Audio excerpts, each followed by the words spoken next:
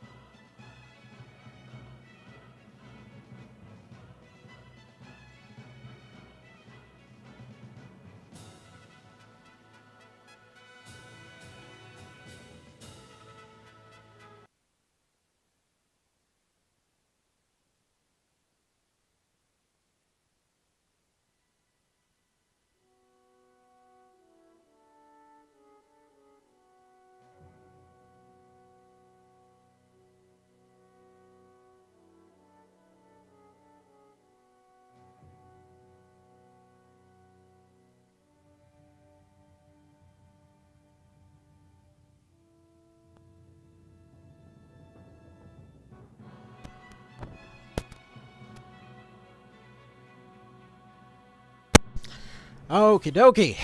Hello, every folks, and welcome to the stream that I never thought was going to happen in a million years. So yeah, long story short, stuff's usually pretty crazy, so these kind of long-form streams and things are not really entirely that possible these days, but here we are. So here's the deal. A while ago, Mr. Vale was asking for a Griffin-only stream, like we did the whole like fairy-only series forever ago. And yeah, so that's kind of what we're doing here. So first things first, I've technically only set up one of these up to this point, just for the purposes of making it a little bit easier, but we're gonna do all these without any kind of cheats or save editors this time around.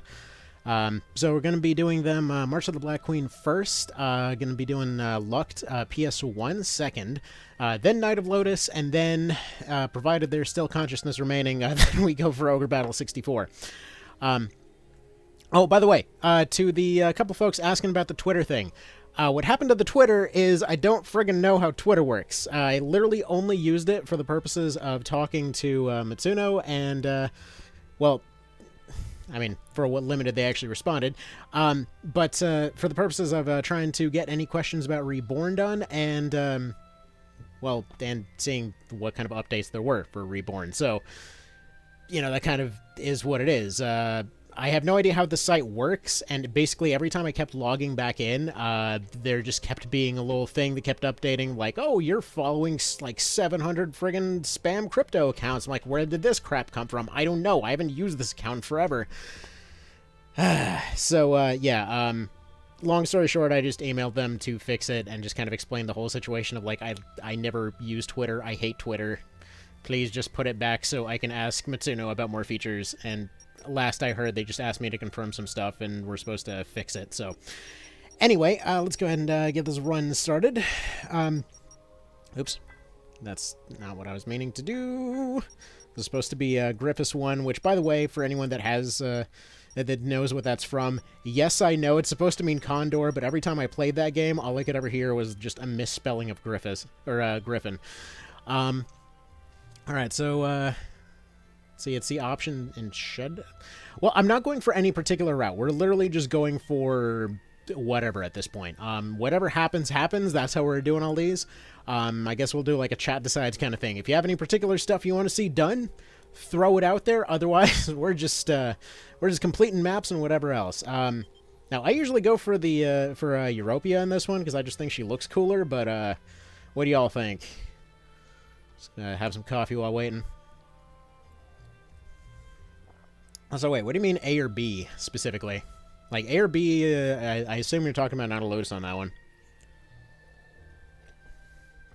Actually, let me double check because I missed a lot of chat here, and there's definitely a delay. Okay, we got one vote for Destin. Actually, well, technically it's the same person voting twice for Destin. Okay, so we got technically we have two of the same people voting for Europia, two of the same people voting for Destin. Let's see. It's been a while since the last stream. How come you're doing it on YouTube instead of Twitch? Because everything that ever happens is on YouTube on this channel side. There's like 6 people following on Twitch. It just made more sense to do it here. Okay, Warren reporting that we need to use Warren for this, which, I mean, I think Europia looks slightly closer to Warren, so we can just go for that, sure. Sounds legit to me. And for... what the hell even is that? The hell? Sorry, for some reason my thing over here decided that it was suddenly going to start disconnecting and reconnecting over and over. What the hell's that about? Okay. Oh, crap. Okay, I see what happened. Sorry for the random noise, by the way. That would have been... Here, let's... How do we fix this one now? Let me see if I can just re-add it real quick. So I got this splitter that kind of made everything work better temporarily. And that thing, there we go. Fixed it! Ignore that it requires you to switch to something else for a second. We'll edit that out later. Alright, let's see. Enjoy the content. Do you think Reborn is going to be the best version of Teolect and worth the money? Yeah. I mean, I think it's going to be the best. Just based off what we've seen, they just seem to care. That's, I mean, that's kind of what we have to do. All right, let's see. What kind of potion do you want to create? Tell you what, why don't we vote on the questions too? What the hell? We're just gonna vote on everything. So, what are we making? Poison, money, or immortality? What does a bird want? Because I mean, like, they're a bird. My immediate reaction is just they're gonna want something shiny. They're gonna want the wealth. So, seems like a pretty obvious one. We'll just go for the first one that comes up here. I think for each of these. I figure this will only happen once per game, so we can afford a little slowdown for that. You know, I think it can work. Say we got one, assuming one agree on. Are we agreeing on the birds like wealth, or are we agreeing on Reborn looking awesome? Because, like, when it comes to Reborn, I just think it looks like every little detail of it, every time that they're asked about it, they always seem to have a story about it, which usually tells me, you know, somebody's giving a shit. It's kind of, we're just going to go with wealth here. I'm going to go ahead and choose to believe that it is wealth being picked there. All right, let's see. After a difficult battle, the army you led is unfortunately defeated. What was the cause of your defeat? It was forgetting the death chicken in Ogre Battle 64. That's what it was. Now, this one I think is pretty obvious, because it's going to be a lack of military strength. We only have birds. Birds do not have organized military. They only have numbers. And in the case of something like Australia, they have a hell of a lot of numbers impacting a lake. Fun note, by the way. Apparently, budgies will commit mass suicide while trying to get some water. I don't really know how they survive either. So you're staring at the the full moon the night before a battle. What are you thinking of? Well, I mean, birds probably wouldn't think of results. They probably don't think about their family much. I mean, they're mostly just thinking about grubs and crap. So, I mean, they're probably thinking about the pretty bird next door. You know, it sounds about right. I don't know how you roleplay a bird, but whatever. Let's see, Australia is where you go when you want to live life on hard mode. Very true. Even games cost more there. It's sad. I like the Reborn will be on Steam. Bought 2 refurbished PSPs just so I could keep playing Locked over the years. Yeah, fair enough.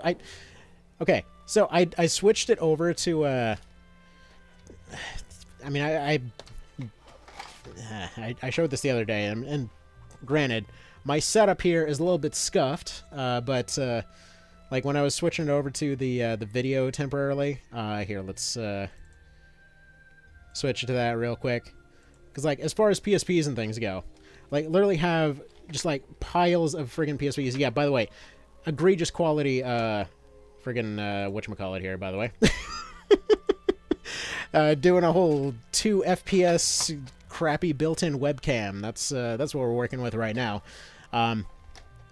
Funnily enough, was considering going the PC route for a little while for Reborn. For a little while. I mean, eventually, once I get my computer fixed up, I will end up probably going PC route, because inevitably we're going to have One Vision on there. That's already confirmed by the One Vision people, so, you know. See, among one of your trusted followers, a traitor is discovered. What do you do? They're a bird. They would kill them. This is not even a question. Like, birds will kill their own friggin', like, chicks for not being born right. I'm pretty sure if somebody betrayed them, they would absolutely peck them to death. I mean, I've seen them break feathers and wings and whatever else just because they didn't like the color of somebody. So, you know, say that what you will about that. Let's see, Australia, you're joking. Coming to Brazil and you'll see. Heard Brazil. No. Oh, right. Yeah, that one actually, okay, that's come up more often than I would have thought as far as just Brazil stuff being super expensive. I think it was something like Reborn was, what was it, like the equivalent for like $120 over there? So you're just afraid the changes will make the game too easy, taking the experience away from your players. So coming from the director's mouth themselves, they specifically said that they expect it to be harder based on the changes that they made. And it sounds like a lot of the changes, like coming from somebody that obsessively, challenge runs the PSP version, a lot of the changes do sound like they would prevent a lot of the more obvious things that happen there. Like, for example, skill stacking under, like, pretty much any situation. If you're limited down to 4, that is immediately going to limit a lot of stuff and would also put a lot more emphasis on the use item effects, which I'm personally really happy about, because I love using use item effects, even if it's less practical to do so. Let's see, a cult started a rebellion. I mean, you send your followers. Birds will absolutely mob on stuff they don't like. Poor here, dude. I mean, yeah, I believe it. Let's just, first time seeing someone play Tactics Ogre. Let's see, we're just gonna pick this card at random, and looking away, and boop. What do we got here? So you got to remove anatomy. I mean, it definitely helps. That's what One Vision did. So video games are a luxury around here. I mean, you got the, what is it? You got the, what was it called? The Weibo or something like that? Zeebo. You got the Zeebo. It's something. It exists. You know? It's not the worst thing in the world. Alright, so we're just going to go ahead and save over the original test file here. So, in order to make a Griffin run work here, we actually have to do a very specific setup at the start. Let's see. Which route will we do? First, Reborn playthrough, Law, Chaos, Neutral. Neutral. 100% neutral. I love me some neutral. Neutral and Lightning Element to answer the immediate follow-up question. Okay, let's see. Follow-up. Let's see. We don't have any Griffins yet. We're just gonna do the intro as you do, and then we get our Griffins, and that's when the run can start properly. I could just do it solo versus Warren, but then that just involves spamming cards, and that's kind of dumb. Let's see. It's already playable already. It's all welcome. It's all viable. So yeah. As far as Terranites, I mean, they already have a lot of viability to them. It's more just a matter of a lot of their viability stuff is not as fun as other things in single player. Let's see, how strong are Griffins? Not particularly, but they're okay. They're like a solid mediocre to okay throughout the entire series. And we're actually just gonna go ahead and set a few waypoints here. We'll put you here. We'll put you over here. Then here. Then here, then here.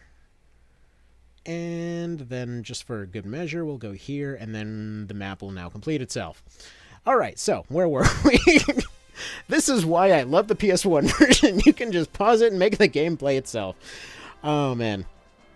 Let's see, sold my Veil shares today, waiting for the FED to raise rates to make the market drop to about...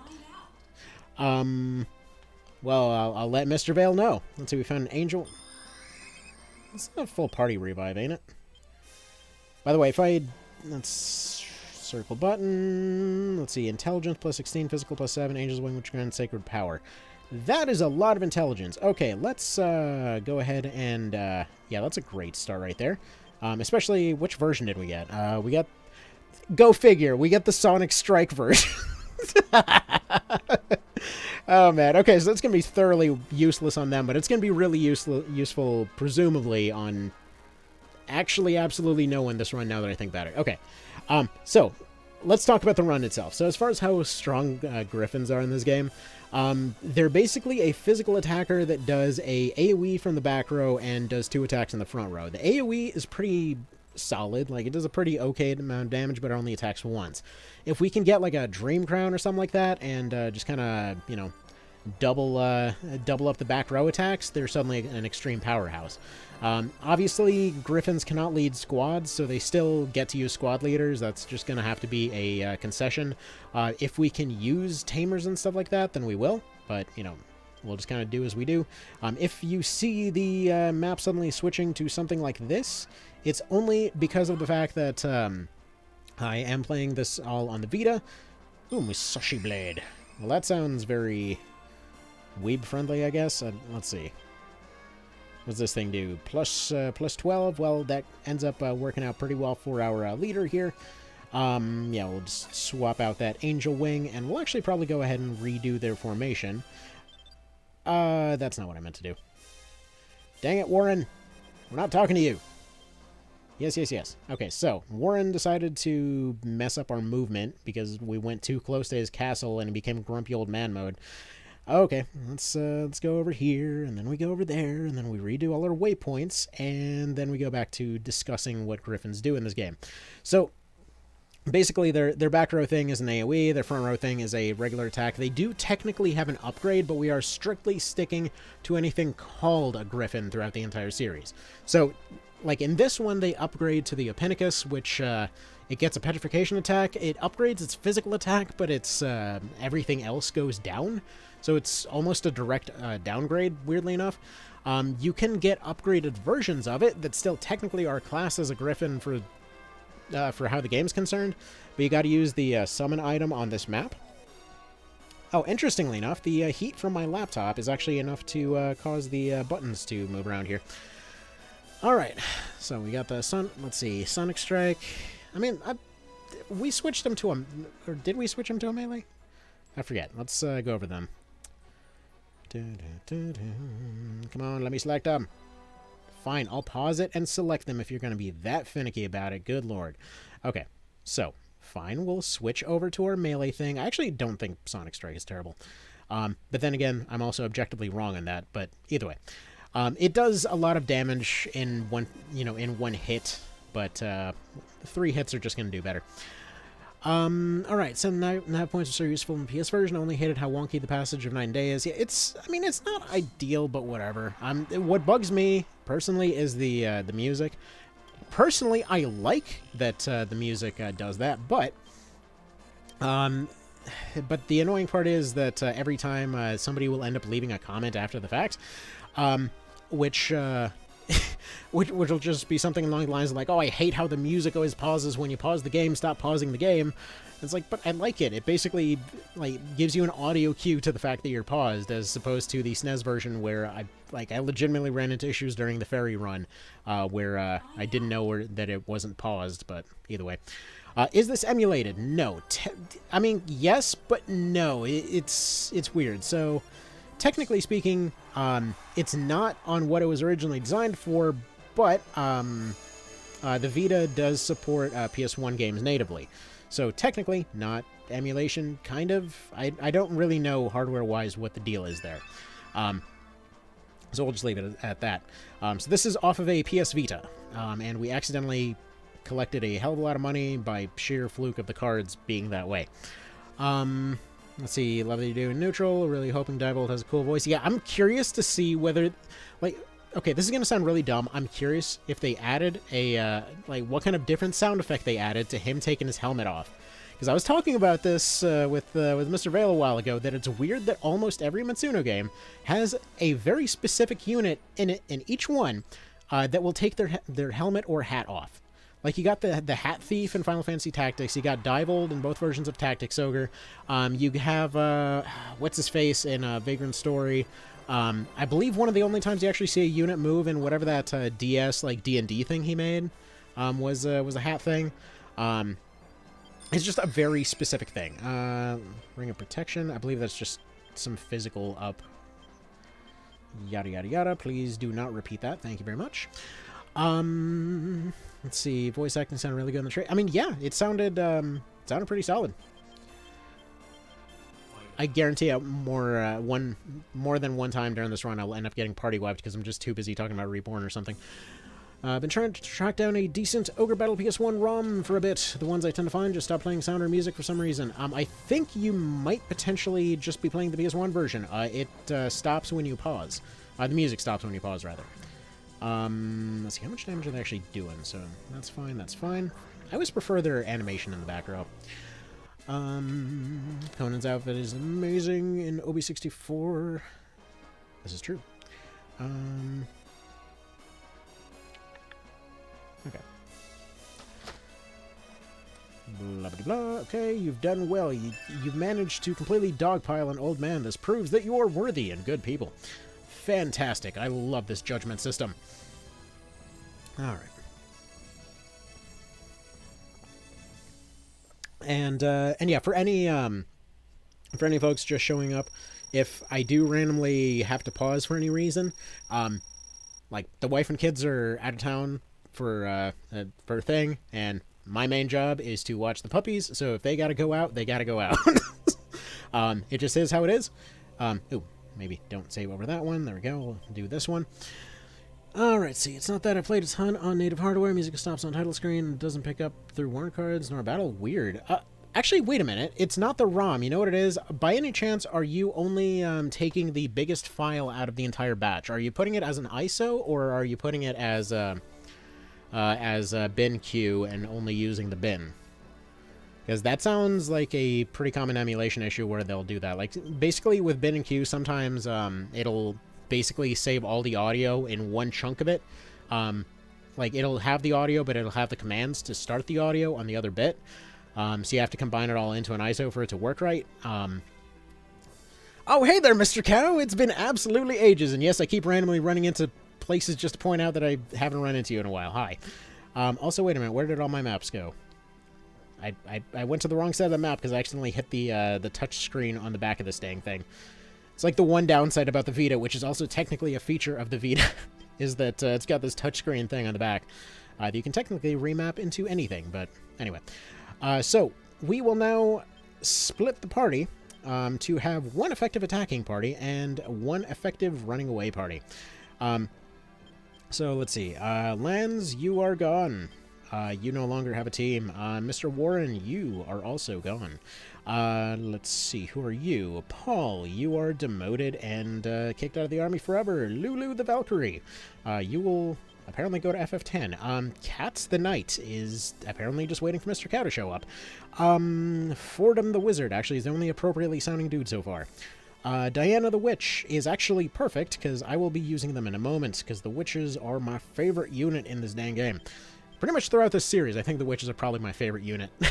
Like, witch plus spear in Knight of Lotus and classic Lucht would probably be my favorite overall.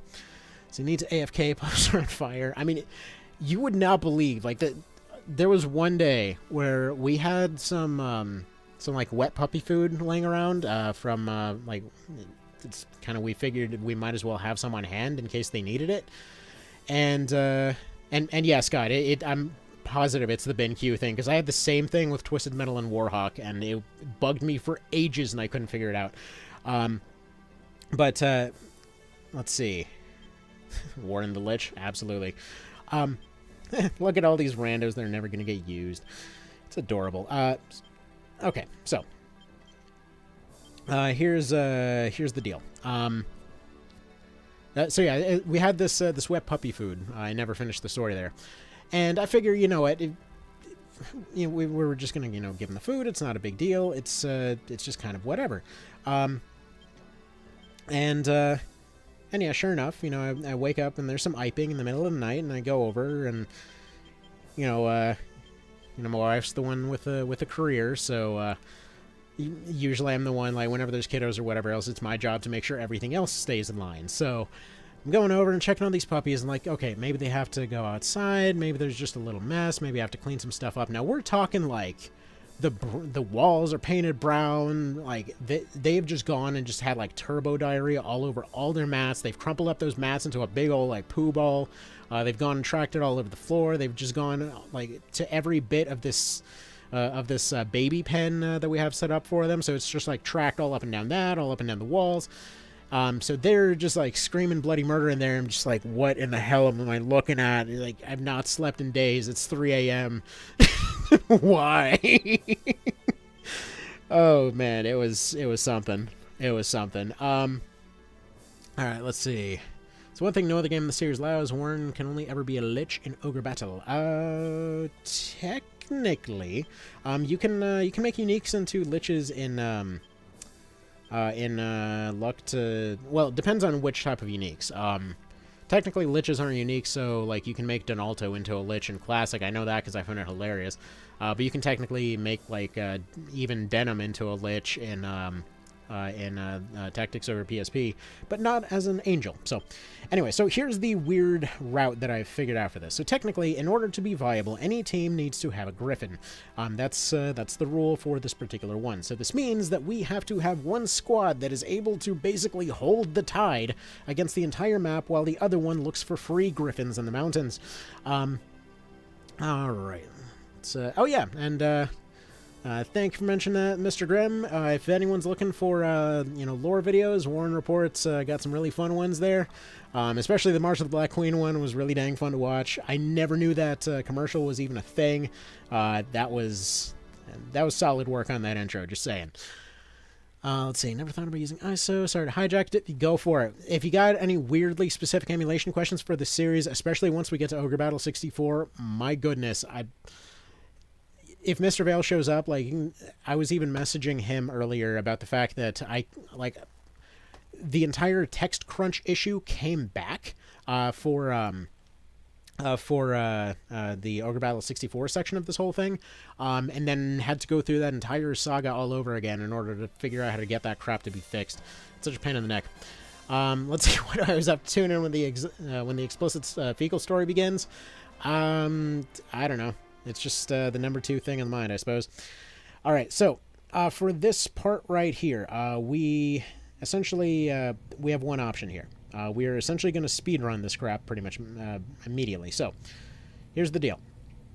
We're going for a 2-pronged strike here. They will take that town. They will go up here. They will collect the hero star. We'll go ahead and put a second waypoint right here in case it decides not to register for some reason. They will then go over here, liberate this town as well as discovering it. They will then go to this section of the map right here, and then they will dive in for the kill right here. This will be their final destination, and we will spam every attack card that we can get along the way. Next up, we will have Diana, who will be assaulting this position right here. We'll then be flying over to this temple right here, and then we'll proceed to patrol up and down this whole region. We will be taking some reputation losses for this, by the way. I do not expect for us to be able to pull off a clean win here. So they're going to be going for a back and forth patrol route kind of situation right there to try and catch anybody going to that base before the end.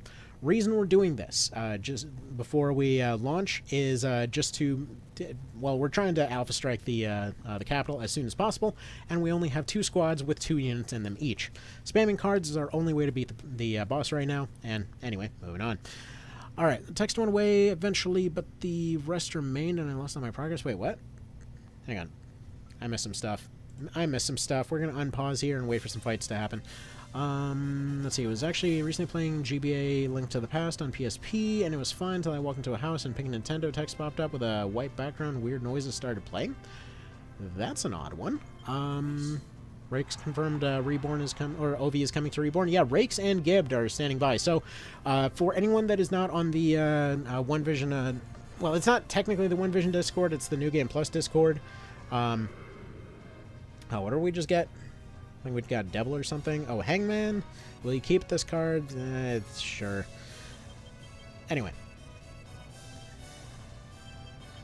Actually, hold on. We'll get back to those stories in just a moment. I just noticed part of the setup that I forgot. We're going to go here real quick, and we are going to buy a thing.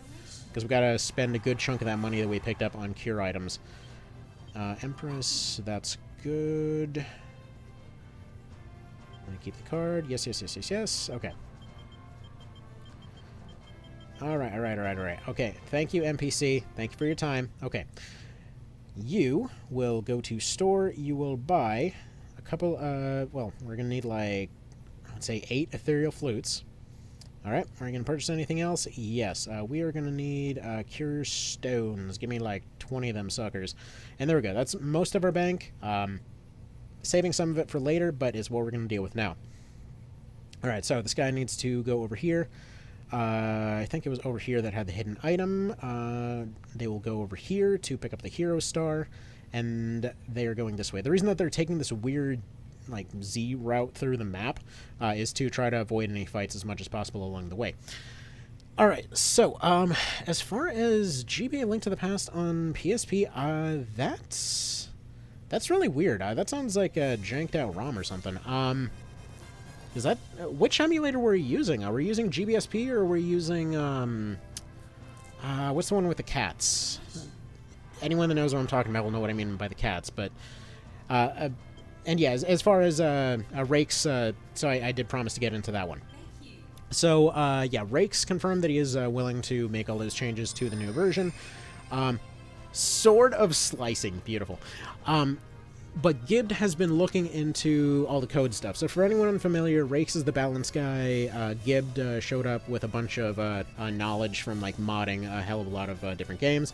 And he's been looking into, like, background, potentially making multiplayer type shenanigans in OV for a while.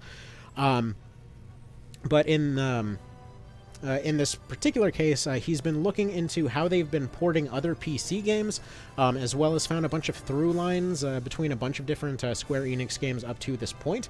So basically, they're confident that they might be able just to pretty much day one Vision. Now, don't exactly quote me on that. It's more complicated than that, but that's more or less what it's looking like. That they will have a far easier time than expected, potentially, if everything is what it looks like, porting it over. As I understand, Tactics Ogre PSP, and I think they said like FF12 or something had some weird coding language similarities, and they just sort of followed the leads through that. Let's see, did anybody else get the tarot cards with the pre-order? If I had the spare funds right now and wasn't freaking out about bills, I 100% would. If by any chance miracles happen by then, 100% getting that. Let's see, Deneb can be a lich and his sister can't be an angel. Seriously, what was the developer trying to say? I mean, if you end up betraying everybody partway through Chapter 2, like if you kill off all of the other Bachram Resistance members, she'll basically show up and just more or less say, you know what, we owed him nothing. Doesn't matter, it's all about us. So, I'm pretty sure she is no angel, despite what anybody says. I love how many possibilities there are for her to show her true colors in that game, even though the majority will never see that. It's great. Say Gamp would be proud of this playthrough. That's the goal. That's the goal. Funnily enough, okay, there's one thing. We'll get into it when we get to Lucked. But when it comes to Gamp, I never realized how good of a reference he is to himself. Because if you didn't know, when it comes to Lucked, in the original classic version, which is the one we're going with because you can pick up Griffins immediately, you can only deploy two Griffin units. He has followed that rule straight into the remake. It's only once you get into the second fight that he actually ends up breaking that rule. It's just wonderful. Let's see. I've been afraid to even try OB64. It seemed fine my initial test, though. I'll poke around, might drop you some questions. Yeah, feel free to do that. Yeah, OB64 is a weird one to get into. I've redone the beginner's guide video on that multiple times, and I've hated it each time because I forgot a million things. Let's see. But no, seriously, liberate all towns with undead units. But we can't make undead griffins.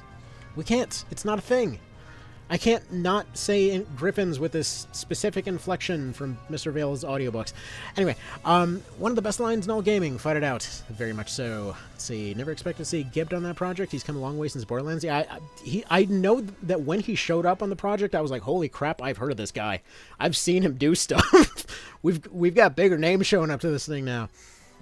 Let's see, recently finished March of the Black Queen after watching your intro. The game is hard. I had a lot of fun, though. We'll do a second playthrough later this year. Yeah, it's one of those ones you just kind of sit down, chill out, and just whatever happens, happens. I just love how absolutely chaotic it is, you know? Like, you can sort of remember some stuff, you completely forget otherwise. Hey, we found the Boreas. Nice. Or the Boleus, as we're going to call it in this one. I guess we might as well just go ahead and add that. What's the sort of slicing? A blade with a point. Neat. Boleas, strength plus 17, axe of the south wind god.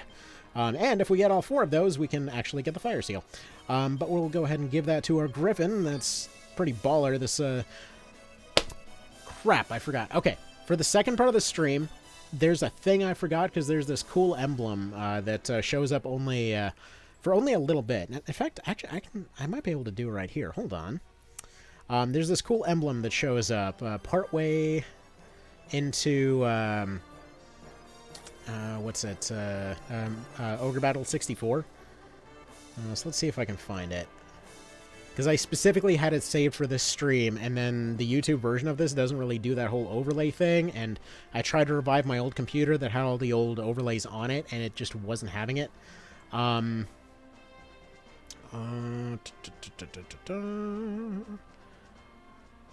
Is it this one? It is not this one. If I can't find it within like a minute, we're just gonna drop this idea until tomorrow. Because yeah, it was a very specific picture. Because there's this like Griffin holding a sword emblem that they use in that one that I meant to have in the background, which is actually funny because like as far as it's not in there. I saved it somewhere else. It's funny because when it comes to this game, and just like all of them in general, how a solid chunk of the characters actually have griffins in their logos, but they never really come up that much in the story, if ever. Alright, let's go ahead and get the hero star, if we decide to somehow do a good reputation playthrough of this. Alright, let's see. Would love to see people streaming these types of games more. For that, I mean, they would have to have a lot more time. Let's see, we keep a card. Yes, okay, apparently we're still not too stacked on cards. That's good. I feel like because of the leader that we got, we actually might have a bit of an easier time, especially if we find Anywhere Jack. Which, by the way, just, there we go. This witch over here is just looking at this mob like, okay, I got this. I got this. Hopefully we have some Fool cards, because otherwise we're going to have a problem. Moon card, that's going to be useless. Are you going to throw one out? You rejected the moon card, yes. Yes, yes, yes. We know we can go back. There's a hidden town on the bottom left that we can't get to, as well as that other town. That witch is just still doing that come-at-me dance. Let's see, a new game after Luck would be amazing. I hope Reborn does that. Yeah, me too. I mean, they did mention that they plan to if they can, but they just couldn't. I'm getting way behind on chat here. By the way, this is why I love witch units and why I specifically wanted to start with one. I had a backup plan if we didn't start with one, but they give you a really, really big advantage in terms of being able to fight while outnumbered. So like in this case, despite the fact that we should just barely win this one, yeah. If RNG rolls in your favor, you can absolutely do wonders with that. We might lose the town, but that's okay. We've almost gotten there. Okay. That's fine. They took Valna as long as she's going back to our HQ. Let's see. Is she able to actually get there on time now is the thing. She should be able to head him off. Because she's on a Griff, so... Yeah, by the way, if you zoom in and out, sometimes your movement speeds will vary. It's kind of strange like that. That's right. We only lost one town. Bow before the Empire. Okay, Bird says yes. Oh... Bird was denied. Alright, let's see. Finished the story of Endwalker in the game. Lost the charm to me. Love the story where it finished. Yeah, truth be told, I have no friggin' clue what the deal is with that game whatsoever. Like, I've, on a few occasions, I've looked at it and was like, hey, look, there's all this Tactics Ogre stuff. This would be kind of neat to potentially look into. And then every single time, it's just kind of been the same thing. Like, I'll be real, I have no time to completely relearn an MMO here. I know RuneScape, that's about it. I've thought about doing, you know, streams and runs and whatever else of that game, but no such luck.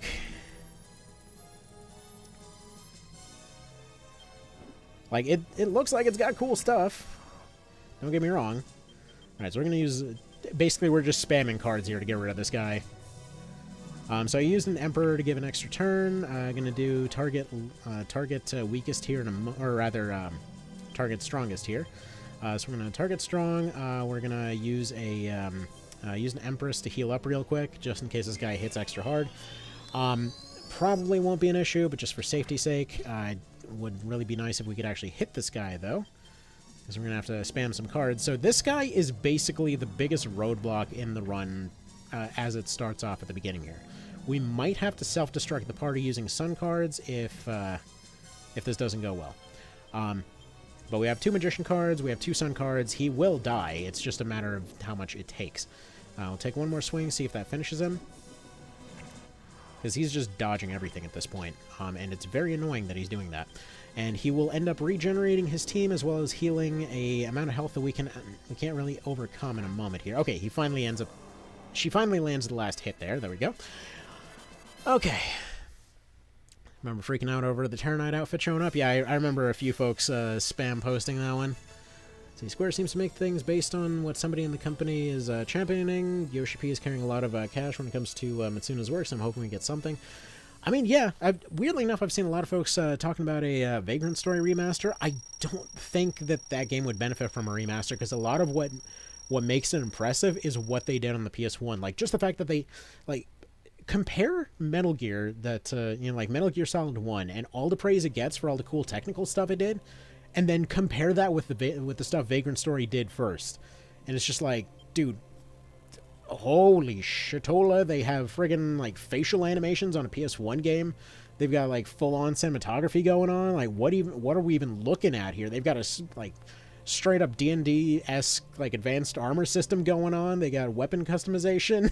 I mean, There's so much going on there. You zoom in, they've got like friggin' Bloodborne levels of detail on stuff. It's insane. It's the only reason I'm excited for FFMMO. I trust Yoshi to deliver quality. And that's actually what's got part of what's got me excited. Apparently the balance team from FFMMO is what's responsible for the rebalancing of Reborn. And I've heard some really good things about their balancing skills. So I'm really excited to see what they do with all of it. Because that game has incredible depth. But yeah, the PSP version definitely had some... Okay, it's interesting because I wouldn't even necessarily call them balancing issues. More like balancing quirks. Because it actually is bizarrely balanced for multiplayer, as odd as that sounds. Like if you go back and you compare everything in multiplayer... like aside from the Damask crossbow, it's actually balanced against itself. Even the most busted items in the game are balanced by the fact that there's only one of them. It's kind of bizarre how that goes. And by the way, for anyone curious, the only reason I'm calling it FFMMO instead of FF16 is simply because every time I look at the XVI, I'm immediately just like mixing up where everything is in my head and just wanting to call it FF14, but I know it's not. So I just call it FFMMO all the time. So yeah, I've been playing Sega Saturn version, getting to where I can unlock some of the new maps. The audio and graphics are slightly better than other versions. Yeah, but the one thing though, the recolored sprites, I feel like whoever, well, I say whoever, the company that's now a mobile game developer that did all of those versions, they have an odd thing in which they didn't think about what recoloring all the units would look like in this kind of context, because right here they are gold and silver to show you what side they're on. When you recolor them, it makes it kind of hard to tell what's where. I mean, granted, you get used to it. I'm just saying, like, at first glance. Let's see, as far as I know, there was possible information about a plot of a next game in the saga. It looked very interesting. Yeah, so Ogre Battle 8 notes. Okay, let me explain what's going on this map real quick, and then we'll get to the notes real quick. So, first of all, on this map, we basically have to have the leader squad managing to hold off... we'll probably get kicked out of this map a couple times, by the way. But we have the leader squad go up here and then immediately retreat because they've got some flying squads that are going to attack. But we want to be able to reclaim some of those cards that we lost last time. So we're going to go claim a couple areas here. And then we are going to claim one extra item, and then we're essentially going to fly back and forth on these mountains here. Now, if my information might be incorrect on this, but supposedly witches have higher luck. Luck determines your random encounter rate. So like right here, their luck is 67 out of 100, so that's not bad. Which, you know, it makes sense. They love to do their cheeky, dirty jokes in this game. You know, the witches get lucky a lot, just like when you use them in OB64, if they get attacked from behind, they're like, ooh, from behind. It's like, oh, okay then. The witches are dirty in the Ogre games, dang it, that's their shtick. But, Yoshi's my favorite Mario Kart character. Oh, fair enough. Hang on, I completely lost my train of thought here. Oh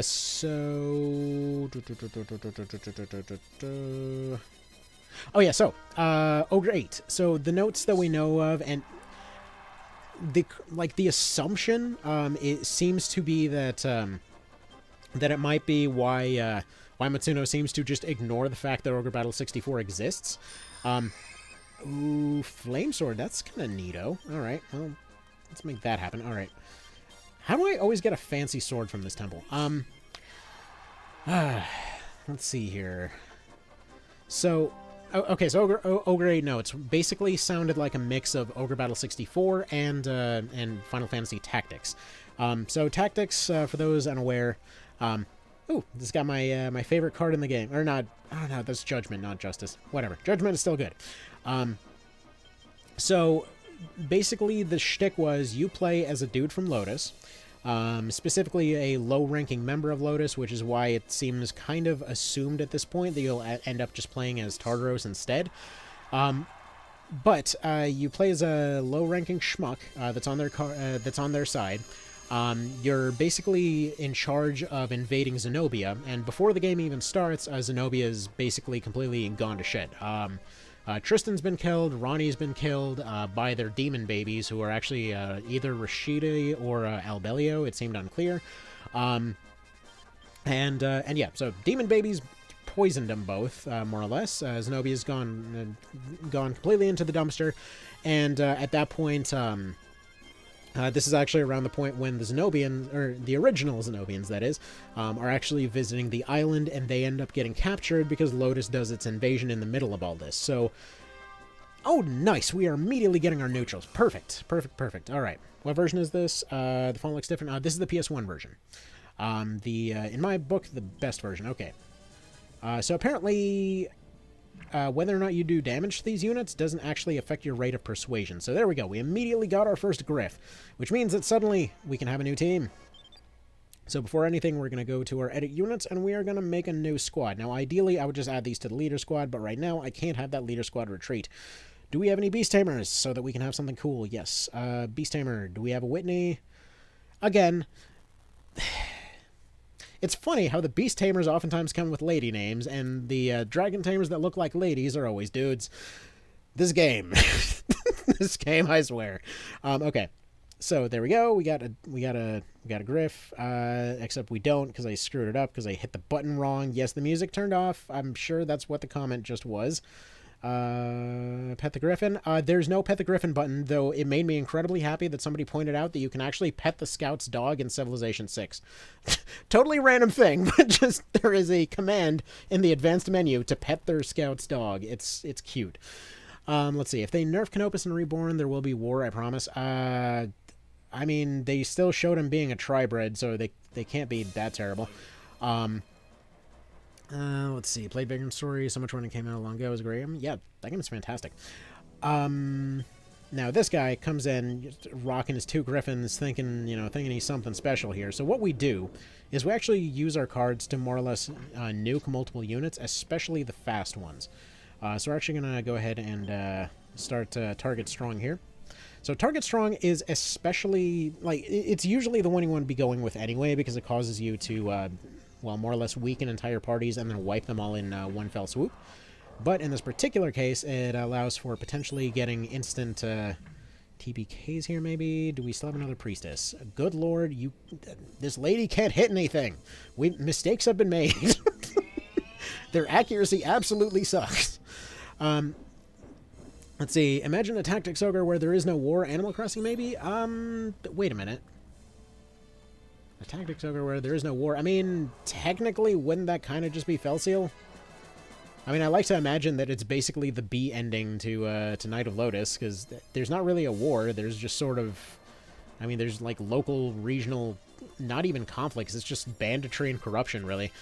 Let's see. Can you still get the best ending with Deneb? Probably. Mr. Vale was telling me that at some point somebody had made a perfect route that supposedly you can recruit every character, including Galf, which I thought you were locked into one of the bad endings with Galf. But supposedly you could recruit every single character and still somehow wind up with a golden ending. Allegedly. I mean, it sounds... I'm sure somebody must have done it. Like, it definitely sounds like something doable. Alright, hold on. Quick pause here. We need to get our new Griff squad out here to potentially try and retake this city. There we go. Send that dude out to go do some stuff. Oh yeah, but anyway, so we were saying about those Ogre 8 notes. So, okay, so we get past the point where like all the original characters are more or less just like captured across the board, and so the idea is that yeah, you're more or less a defector from the Lotus side. Like they more or less, according to the notes, obviously there's Google Translate involved and all that kind of business. My understanding of the way that they put it is that Lotus more or less experiences what Russia's experiencing in Ukraine right now, where they go in super confident and then proceed to have their ass handed to them on a silver platter. So yeah, after eating some humble pie, at that point, they end up, going back. You play as somebody that switches sides, and then, have, you more or less rebuild your team from surviving members of all the parties from throughout the entire series. But yeah. So let's see. Empress, does that only get rid of debuffs? No, it does cure all health, so that'll work in this case. Let's see. Hopefully, will TO Reborn include a remastered version of Ogre Battle? I hope so. I really hope that we get a some kind of compilation of a lot of these games at some point. It should be mentioned that a lot of the ones that were missing that I've never seen a re-release happen to all be on the Atlas side of things, so there is a possibility that there was just some weird Atlas shenanigans we don't know about. So like the PS1 versions of basically all the games, really. So Lucked PS1, MOTBQ PS1, Night of Lotus. Although at the same time, was Atlas? I think Atlas was involved with Ogre Battle 64. That one made it out. So I don't know. Let's see, if you dismiss Galf before the ending, you will still get the best ending. Okay, so I mean that makes sense. By the way, for those that don't know, the reason that you have to dismiss Galf, he's literally like a friggin' mind control demon. And in most of the endings where he's involved, he's just like, hey, Destin's my friggin' soul puppet now. Doesn't Galf require Brunhild? I think, don't you still keep it, but you can join him in one of the routes?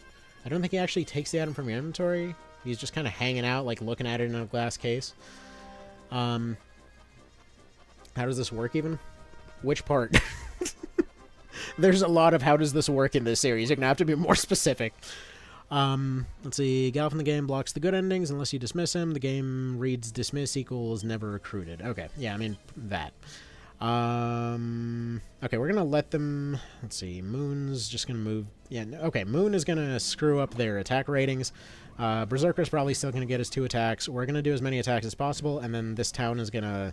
Or this team is going to use a Sun card in order to just kind of get whatever damage they can. Yeah, leader should survive this one way or another.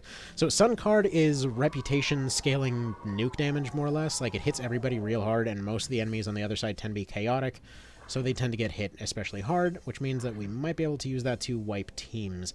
Now, these guys are dramatically weakened. Their leader is now dead. You're still going to take a couple swings. We should be able to live that, and there we go. So now that team will be able to back up. They've gained some experience from killing off their leader. And we can use this little pause moment to bring them back to HQ to heal up. We're going to swap out these guys, have them go forward, and that's when we're going to use those items that we actually picked up earlier to mass heal everybody. And in fact, I just noticed I forgot to actually make use of some of this stuff. Yes, I'm aware I'm having them retreat while healing. Don't worry, there's a reason for this. And come to think about it, I should probably double check to make sure that the witch is still doing her rounds recruiting off in the background there. And also we should probably equip some of these items. So first of all, Ring of Protection on this Griffin up here. Low-level Griffs have friggin' nothing going on defensively, so that's pretty good there. Flame Sword on the other dude. Ignore the fact that he's using a whip. It's fine. Don't worry about it. And then Angel Wing. I feel like we can put that on this one. Maybe it'll do something interesting. Do they already have an item? They don't. Alright, so seems like this lady is still doing her thing. However, I never had her pick up the item. So we're going to go over here, go here, here, here. And then hopefully within no time at all, we can go ahead and pick up a maximum team of Griffs. And then we more or less just speedrun the game from there. Let's see. Now y'all will be making some kick-ass mods. Oh yeah, I can't wait. I mean, it's gonna friggin' roll. I mean, for a game with as many moving parts as Tactics Ogre, holy crap, there's gonna be a lot. Like, there's so much you can do there. I mean, just on letting certain characters survive alone, I mean, there's already a ton there. Now, this is what we call, this is a giant. Now, what you're seeing here is actually something, like, if you didn't notice, that dude just made history. That was a giant that actually managed to hit 2 of its 3 attacks. That never happens. That giant is definitely up for promotion, and or this Beastmaster is asleep, because usually their average is a batting average of like negative 0.5, like out of 7, I would say, something like that. Let's see. Leader of the team should be Peter Griffin.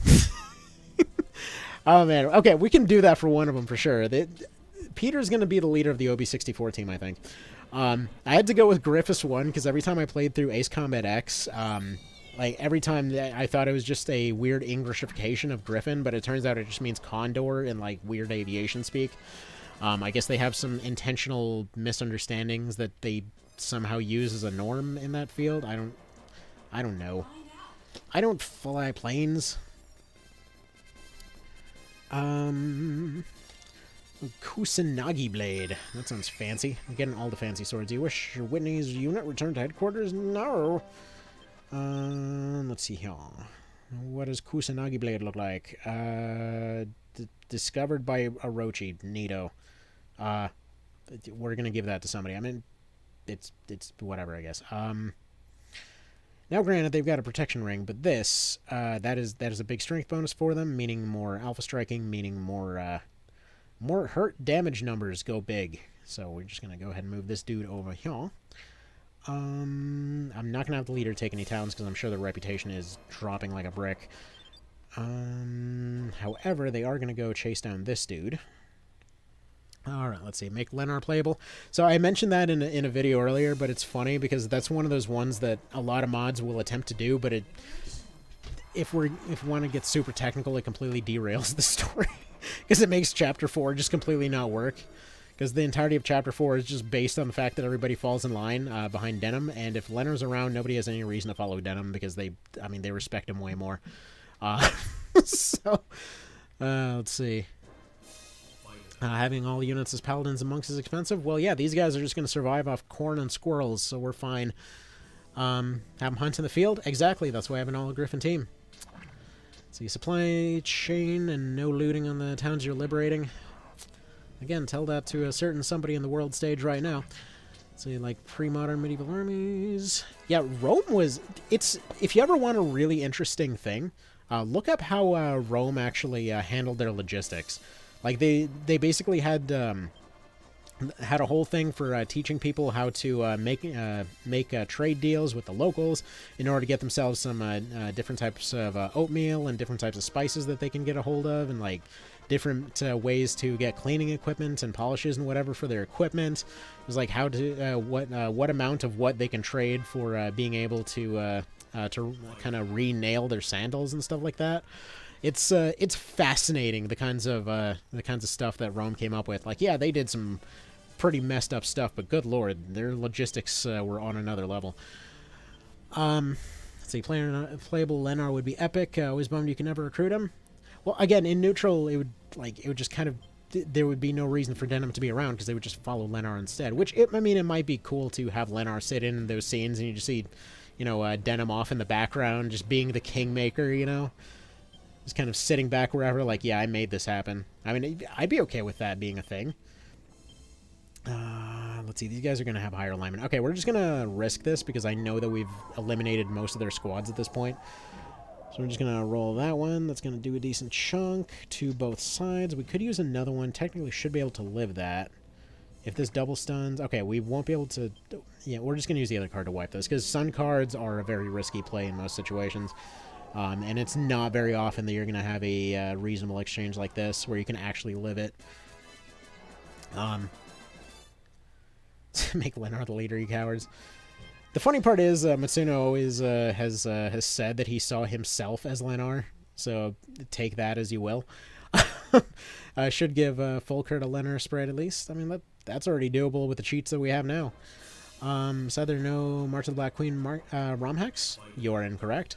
Look up March of the Black Queen hard type, also known as Lap of the Gods. It's a pretty neat mod. Also, quick little pause here. Let me just go do the rounds, go do a puppy check real quick, and I will be right back.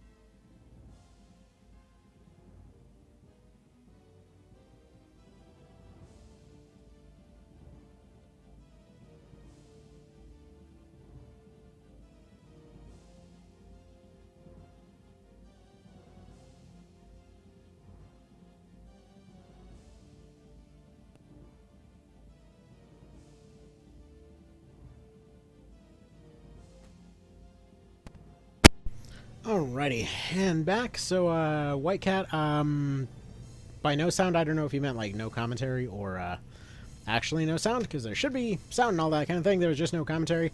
For anyone that missed it earlier, basically, I am watching the puppies right now, so, every hour I have to, double-check to make sure that they're all running around outside and doing their business and all that kind of thing, because, yeah, puppies are quite a thing there.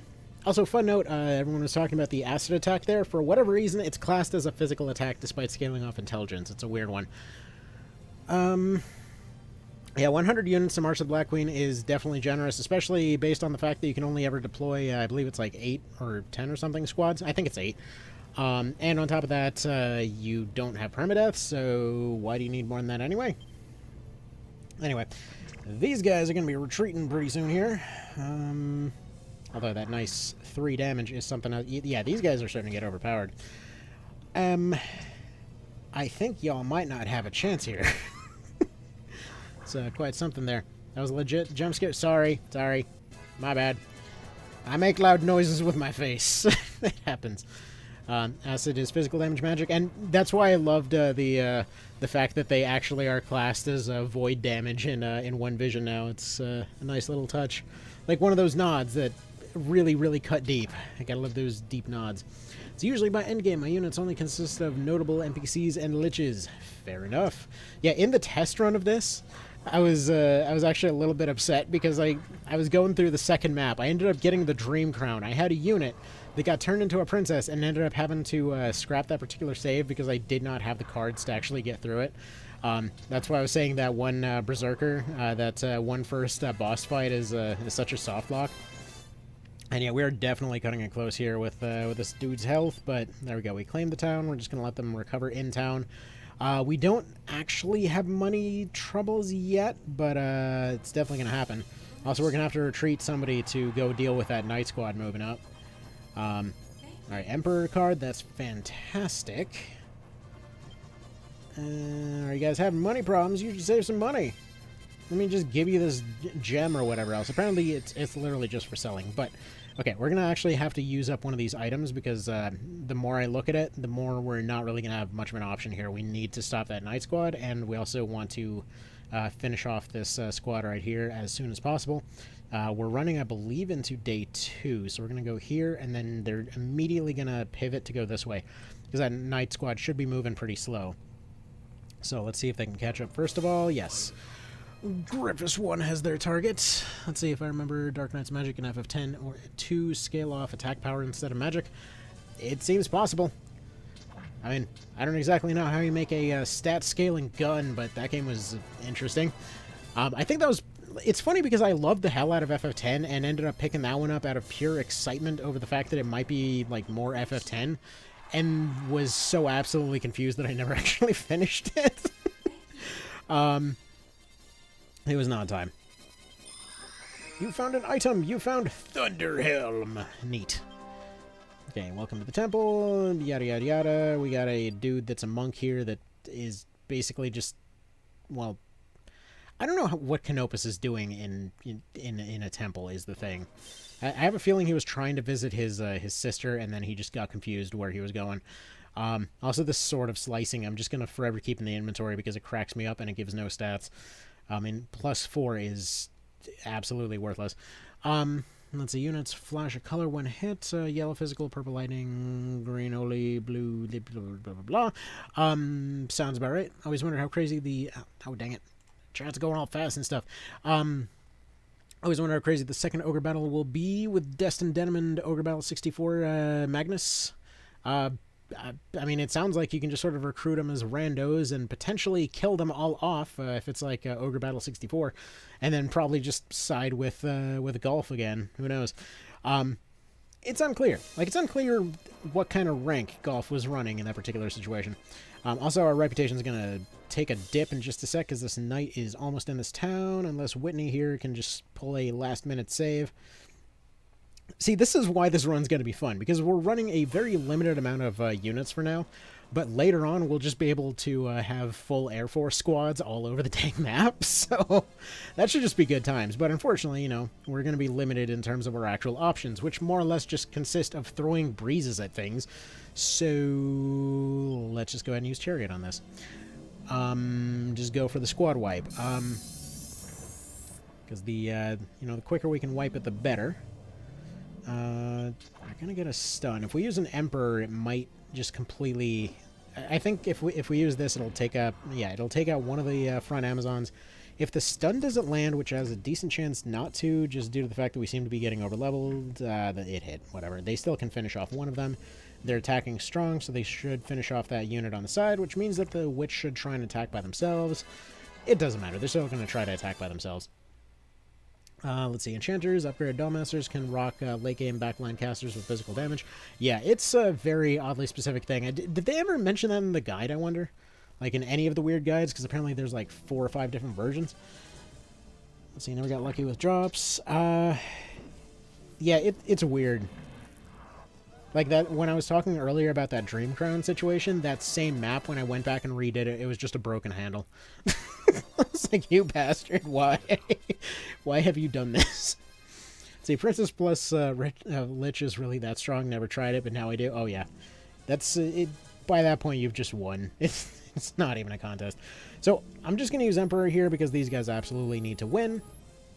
Let's see. Never sold the Moonrose. It can't be repurchased, so my OCD demands it to be there. Yeah. Same here. Oftentimes I just save the Moonrose thinking I forgot something that it's useful for, and I even looked it up on the wiki. It's just for selling, apparently. Let's see. Princess plus Lich is 6 attacks to the highest power, and 2 of them can insta-kill undead. Yep. And if you put the Lich in the front row, apparently the staff attack also kills undead. Fun note. Returned FFX2 after 10 minutes. Guide EB said people were taking back all day. Yeah, it's such a weird game. Like, especially after 10, the tone is just completely different. Like, it's not even... Like, I've heard some mentions of, like, oh, you know, you just don't like the whole, like, girl boss vibes of the thing, which, no, I don't care. I mean, I was a kid that was basically raised on Star Trek Voyager and told I was, you know, like, it was basically always going to be, and it was always supposed to serve, more or less. But it's a long story. But, more or less, let's just say, our mom was a real piece of work, so, long story short, I should technically have a chip on my shoulder about that, but long story short, it's kind of been more of a... What the hell is that? Okay, apparently the other dog has decided to go be a good uncle right now. Anyway, that whole story is a bit of a long story, so we're just gonna, yeah. Alright, so, they might give Lord class a promotion if they remake the game, because Lord is, oh my goodness, the chat keeps going. Lord's no okay class, but you need to feed them and equip them with the best to stand a chance against Diablo for the best end. Oh, dang it, they took a town. You jerks! You can't do that. Let's see, man's got stuff. If they ever remake this, I hope Figaro is recruitable. I don't see why not. It seems like you should be able to. I think it's supposed to be more of like a tragedy thing, because you can only have one of them later. Deneb is a princess to use her massive in. Oh yeah, Deneb princess is absolutely broken. It's kind of hilarious. Not to mention she's a pink princess, which just somehow makes it even more funny. Like on the PS1 version, if for anyone that isn't familiar on the differences, the PS1 version is the first time that they allowed you to. We got a leak. So this is the first version that allowed you to actually go and keep your units kind of individual colorations whenever they switch to a different class. So, for example, like if you switched Deneb into a princess, she'd be like a dark pink. If you switched, I think it was it either Norn or Ronnie? One of them is like this weird hot pink, and they look especially hilarious as a princess because they just look like they came straight out of the Barbie aisle. FFX2 had a fun class system. That it did. It was very... The tone was very confused, is the best way I can put that. See, I feel like FF102 gets more flack than it deserves. Some of the randomness kind of makes sense from a story perspective. You know, I mean, I'm not saying it doesn't make sense. I'm just saying it's like it just feels weird tonally to me personally, because there was kind of a tragedy to pretty much throughout all of FF10. Which, again, I have a friggin' that's another one of those games that I have a 500-hour plus save file for. Like, I loved the setting of that game. Because it was, you know, it was this whole, like, doomed scenario. I love doomed scenarios.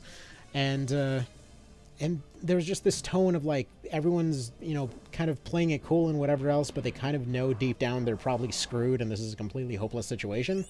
And then 10-2 rolls around and it's like, you know, everybody's kind of living post that, which, yes, it makes sense. You know, life moves on, everyone's just kind of getting back to a normal that they never knew about. From that perspective, it makes sense, and I'm pretty sure if I... Ooh, okay, we just got a vampire. If you go... Like, if I were to go back now, I'm pretty sure I would appreciate it. Like, I've been waiting to pick it up on the Switch whenever there's a bit more leeway money-wise, just to be able to re-experience it, but, like, it always felt tonally bizarre to me. Hold on, I'm trying to catch up on chat here. See, 10-2 should have been a prequel, but they chase after the Trends of Idols. Yeah, that part... The idol thing, I think that was definitely part of it, too. So it isn't a bad game mechanically, but some of the supporting characters' voice acting... Oh, yeah, that too. It was kind of neat that they tied it into FF7, which was never the biggest fan of FF7. It was one of the few games that visually, for some reason, it just made me nauseous to look at it. Like, I don't have anything against the graphics, it's just for some reason, it gave me motion sickness. I wonder what the alignment charisma on your Lord unit is. I don't know, but let's go take a look at that right now. Where is that dude? They're probably over here chasing witches or something. Let's see. Charisma 100, alignment 74. They are so charismatic. I mean, they're rolling up, flying in on a bird. Just like, pretty much epitome of... Well, in this case, I mean, they're kind of a lord. I mean, would they be a lady? They're the lady in shining armor, just like Valkyrie from the sky dropping in on Griffin. Some kind of, like, fancy friggin' katana and all that kind of thing. I mean, of course they've got charisma for days. All right, let's see. 10-2 should have been about Brosco and Inject. See, that prequel I would have loved. Because they have the whole story already set up, and it would be really cool to see that. See, Titus being resurrected and then die from kicking a mine that took a... Oh, man. Where was that? Wasn't that actually one of the things? Like, wasn't that, like, in some kind of, like, attached movie or something that they made? Like, some separate movie for the remakes or something? That was from something. Oh, that's gonna bug me for ages now. I know I heard that story somewhere. I want to say it was, I want to say there was a Carl Smallwood episode about that. Because his playthrough of that, if you wanted to re-experience FF10 and you wanted to find out just all the most bizarre, oddly specific nonsense about it, like the whole like Fact Fiend channel there did a really, really good playthrough of that game. It was just really fun to listen to while doing laundry and stuff. Alright, let's see. Norn makes a good princess. That she does. Or Aisha. See, vampires are great tanks? Yes. And I will absolutely use one as a wall for these vampires, or for these Griffs here. We need vampires and mermaids in TR Reborn. I really want the mermaids back. Yeah. Vampires I don't see happening, but mermaids, come on. They're such a staple in the series. How are they... Like, I know they're supposed to be over here. They're supposed to be in the sea and all that kind of thing. But, you know, the friggin' Valerian Isles are covered in the sea. Where's the damn mermaids? Need tigermen and werewolves? Yeah, were-tigers are vastly missing. No werewolves was my biggest disappointment back in the day. Very true. Let's see. FX canon novel after X2. That's right. Titus gets resurrected in X2, but then dies again. Oh, man. Okay, so that's canon. I love that. That's beautiful. That is just beautiful. That's just some Final Destination stuff right there. Oh, man. Dragoon should be made into a generic unit? Nah, I don't think so.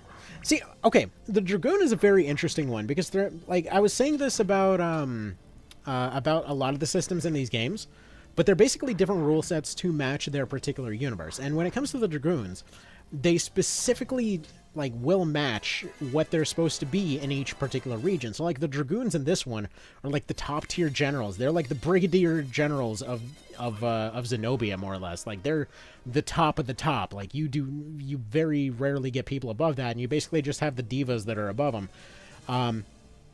Oh, then gets into a relationship with another dude. Well, I mean, it's about time. But no. But like for example in OB64, like the dragoons, they don't really have a top tier like Dragon Slayer or whatever else. Like they were these kind of like, rather than being the top generals or whatever else, they were specialized Dragon Slayers, but they're hey, we found termites! Oh, man. But their actual job was so dang risky that literally the last one got himself eaten by a dragon. So that dude's just kind of off wherever, in the belly of a dragon, and you have to go track down that dragon to go get his sword to become the last dragoon. It's such a... Okay, I appreciate the story behind that side quest, if only it wasn't such a pain in the ass to get the pieces of armor. The sword, excellent. The rest of it, not so much. Or some sort of Lancer unit. I mean, you got a few different options on that. Hang on one quick sec, because the pups are up to something. I will be right back.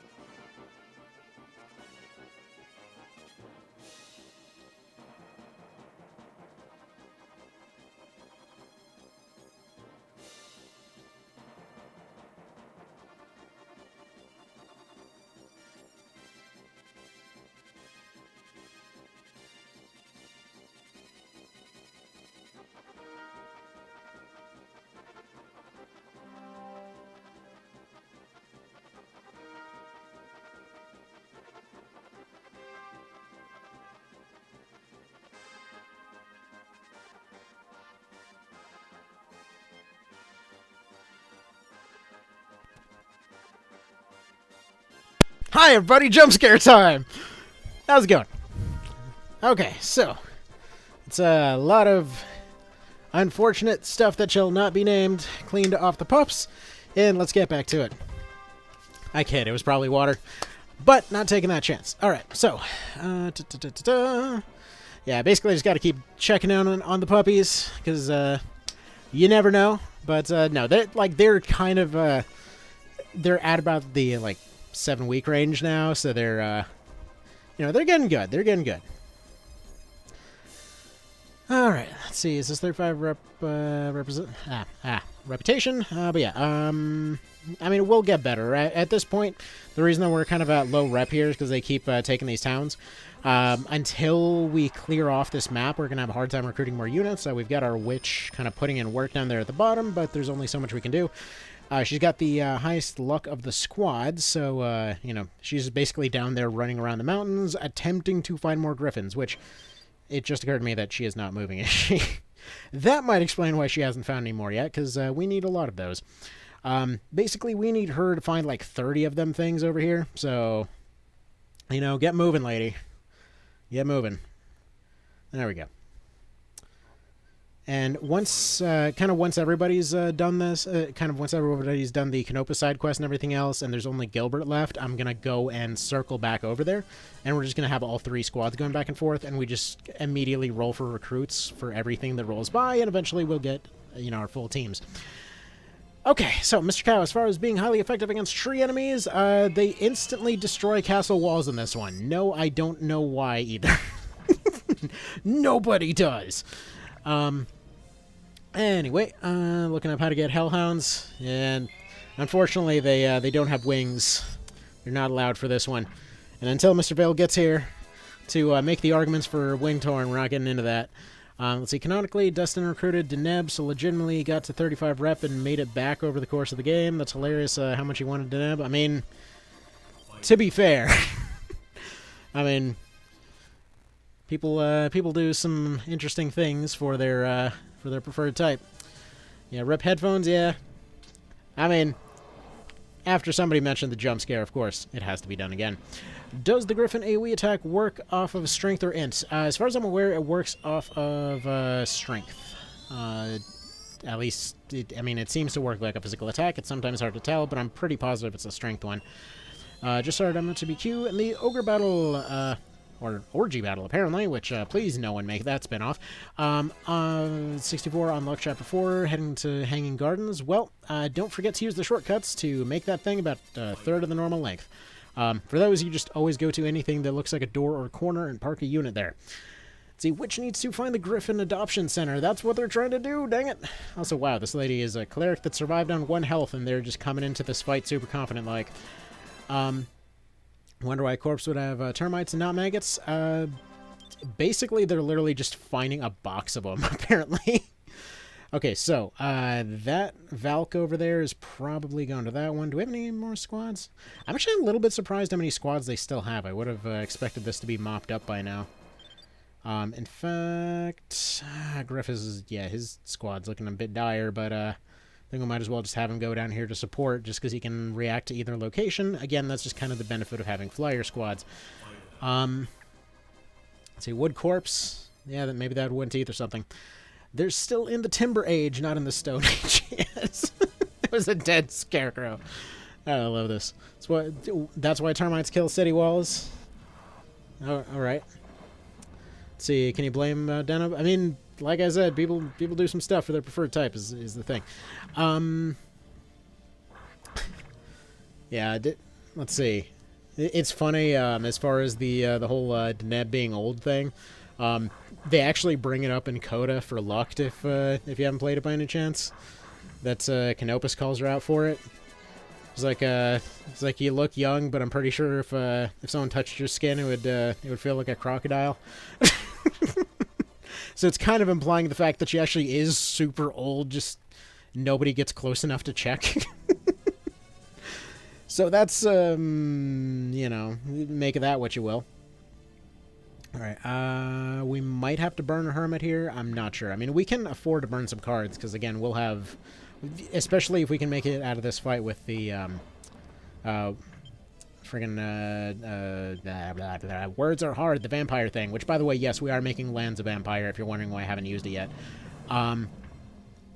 Like whenever I get that thing early, I always use it on lands. It's just funny. Especially if we get the traitor ending, where he backstabs you. He was just hungry. Okay, we might get completely torn up here, actually. Yeah, I don't think we're winning this one. Live it. Come on. Okay, somehow technically a win. Alright, if you say so. Never got Deneb unlocked. Nobody did. Well, I mean, eventually, once they looked up a guy, they did. Nobody naturally did. Is the thing. See, Deneb, let's see, Dessen even hooked Deneb with a comfy government job where she can do her research. Deneb got bored and went to the islands where luck happens. So, as far as I understand it, like, did they actually explain what happens during the ending? Because my understanding was she just sort of, like, not even gets given a job. She just doesn't want to be there and just leaves. She's like, well, this was fun, bye. I mean, in Night of Lotus, she's more or less just there to sell you crap. And then just decides to join you for fun. She's like, yeah, I just decided to go sign up as a mercenary just kind of for the lulz, you know. Why not?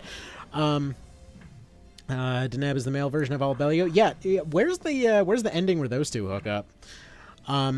Like, they just have a whole Mr. and Mrs. Smith situation that they just end up having a messy divorce and they keep reincarnating to kill each other again. Yeah, I don't know how you're supposed to spell Albelio. I think it's spelled like 4 different ways in the series. Let's see, Night of Lotus, the only way to recruit Deneb is to give her a fresh body to take over. Yep, and then you have her seduce somebody, which just kind of implies if somebody's seductive enough, they might become, they might end up becoming Deneb.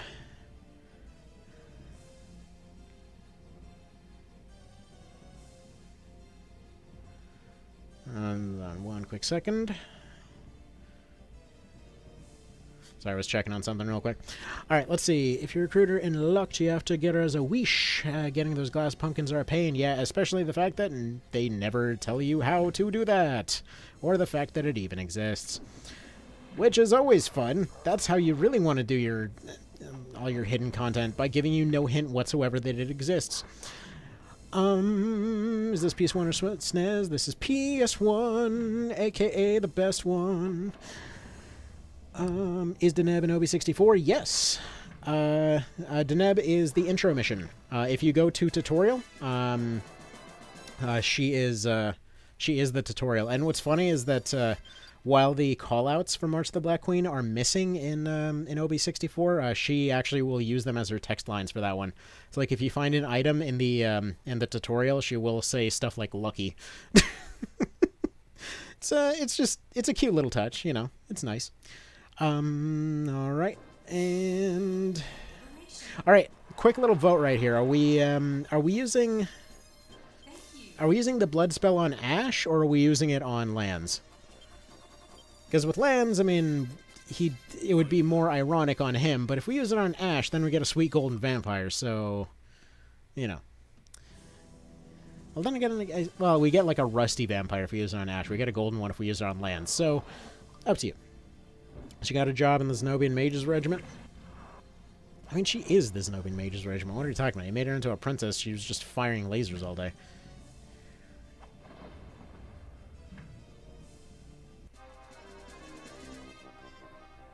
Wait, what? We actually managed to lose something? That's a first. Hold on. Wait. How did we just... I wasn't paying attention. I was looking at my phone. What the hell just happened? Ash is a better name for a vampire? I mean, fair enough. Boo! They took our town. Our reputation is going further down the toilet. On the plus side, we get a new card, so little victories. Yeah. Let's see what we do. And this lady is back with all her dudes. We gotta stop letting her retreat.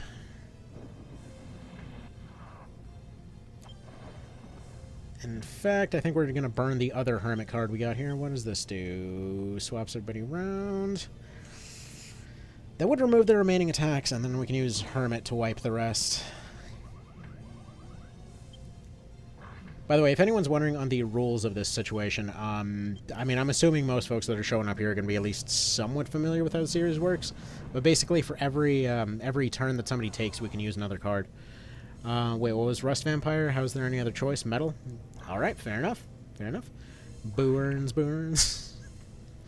Which map is he on? This is Sharam District. Is it Sharam District? I don't know, whatever. It's the Canopus map. So we haven't gotten Canopus or any of that yet. Right now, what we're doing is we're trying to basically set up the team. So we need Griffins. So far, we've gotten one on the team already, but we have to clear the map in order to have a safe place to recruit them, because this is the earliest place you can get them in the game. So what we've done is we've cleared out most of the rest of the map using just our Griff squads and cards. Any team is allowed to be used as long as it has, well, a leader and Griffins. That's all that's allowed. And so, I mean, that's really about it. We just have to have at least one Griffin going on, which right now the current approach is to set up leader squads and then fill them out with birds. So I'm just going to hire all of them on this map. We're just going to pile cards on the leader, and then from there we're going to actually fully reassemble those teams elsewhere. Oh, crap, this thing is getting spoon-fed.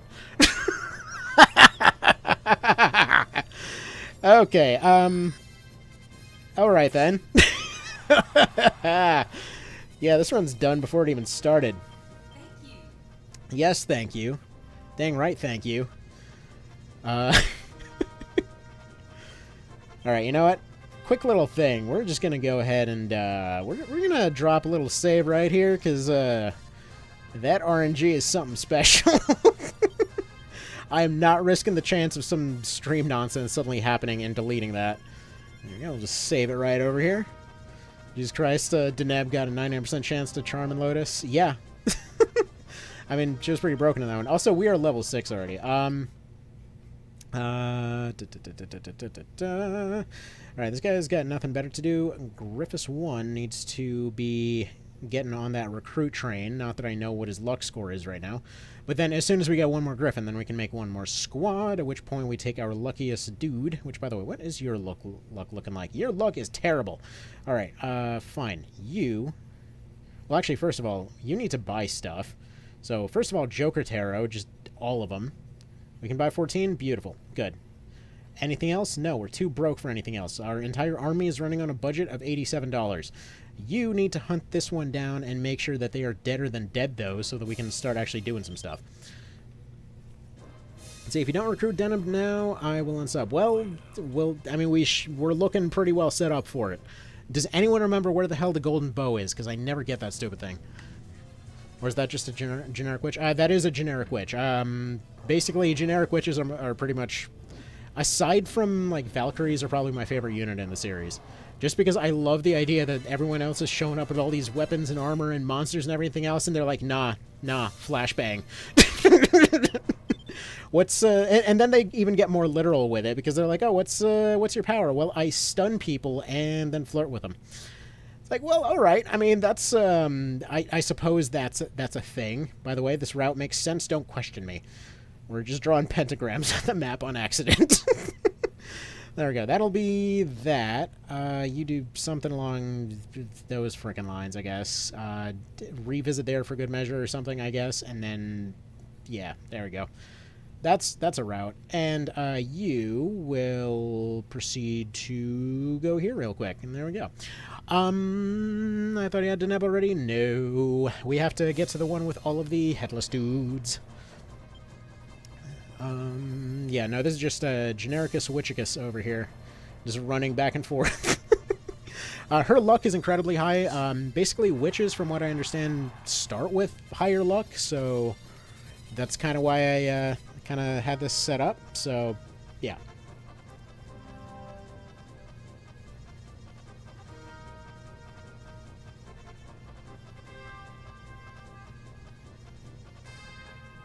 Alrighty, nice. Sorry, just making sure that the wife and kiddos are all good on their trip there.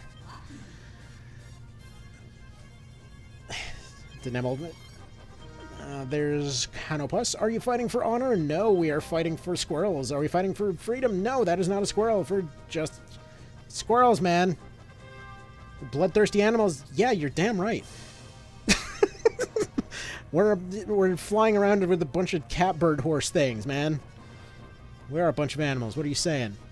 We're standing back to grab this out of Zedagenia, summon Craigslist Demon of Artistic Interpretation. Oh man, you know the Greeks probably had something for that. Demon Hammer? What the hell's the... See, that's another thing. This game has so many random items, I just don't know what half of them are. Okay, Demon Hammer is apparently a staff. Strength 12, Intelligence -4, Hammer made by an evil god. So this is Dagda's. Okay.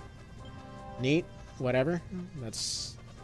Although we can give that to, we can probably give that to our vampire buddy.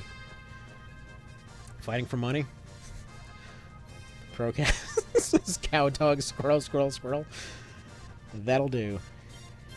Also, we just got paid for this nonsense. Apparently, we've only spent one day doing all this extraordinarily, like, convoluted bullshit. So, there's that. Worship Acrylicus, Lord of Pigments. How long can you stay on the map? You can stay on a map infinitely. You can have infinite money if you want. Basically, past day 3 is when you start seeing reputation losses, but we ended up finding so many sun and moon cards that it just kept resetting the day back and forth, I think is what happened here. So we've more or less been here for one extremely long day, and the people are just really confused. And there we go. Our reputation went up because we picked up a card. You'd think we'd just go buy a pack of these at Walmart, but whatever. So there's Yulia. She's looking way more 80s in this one. So she wants us to do that, and then we go back to, I want to say, the temple over here to find out that they're related. Or maybe it's this dude over here. If you're wondering why I'm having everybody just flying to all kinds of random locations, this is why. Canopus' side quest is basically go to town. You find out where Yulia is, you find out where Canopus is, you talk to some random dude who's like, hey, they're related. There's only 2 bird people here, but they're related. Then everybody talks it out, and they're like, he doesn't want to fight, so that's unfortunate. And so this guy basically says, well, maybe talk to his sister. Maybe she'll convince him to go fight, because we're going out of our way, despite the fact that, you know, it's one dude. How good can they be? Like, oh, it seems Canopus had a sister. I think her name was Yulia. Maybe Yulia knows why Canopus has given up fighting. I mean, he said right there, he's just sick of wars. Can you really blame him? Anyway, so at this point, we will then go this way and then proceed to go back there, and she'll be like, oh man, you people are so great. You will go ahead and get this thing, and then you give it to Canopus, and he'll be like, oh man, I love wars again. Wars are so much fun, you guys. And then he joins you. And, yeah. What about the bird people he killed? We don't talk about those. Yeah, they, I mean, they technically don't exist anymore, so they can't count for the population now, can they? I mean, they're certainly not increasing to their population anymore. You know, lack of heads and all that. Backup singer for Heart? Exactly.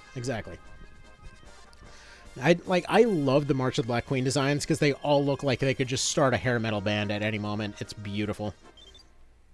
Oh, man. By the way, one of the most heartwarming things is I'll occasionally just have random music while picking up my daughter from school. And the sheer pride at the moment when she heard a bunch of Queen music and she was like, yes, I love this. You should just play this every time when coming home from school. I'm like, yes. My daughter loves One Vision. That's fantastic. It's like, that's what Gilbert wants. He is very proud warrior man. He can't forgive himself for giving yada yada. Okay, yes. Take Wings of Victory. So we're going to go give him his flight badge. Because he didn't want to fly because it wasn't officially registered as a pilot. So now we go back. And now we get Canopus, and he's all like, oh, sweet, I can get my, my airtime certification. They'll finally give me back my wings. And, yeah. Then he joins you. And then he goes slap the Christ out of his friend. And, yeah, then Gilbert joins you. The Wings of Victory! So you met my sister. Again, what are the Wings of Victory? It's a little unclear. I just like to think it's a flight badge. Let me join, sure. Neato! So what I'm going to do is I'm now going to pile every squad over here. And if you're wondering, there is no cooldown on random encounters. It's literally just every frame that they spend on a particular terrain type, it will roll for a chance to encounter something. And yeah, that's basically why I'm having them run up and down mountains, because they can run into griffins and they can run into golems. And by the way, if you're wondering, do you remember the fairy only run? Because I'm not sure many people watch that one, but let's just say the SNES version was the wrong choice for that one, because you can imagine how much of an absolute pain in the ass it is to do this without waypoints. On pretty much, you had to get to Deneb's map for that one, and it was like one section of forest that's around this big, and so every couple of seconds you go into the menu and just redo the same thing. It sucked. It sucked so bad. So yeah, that's a thing.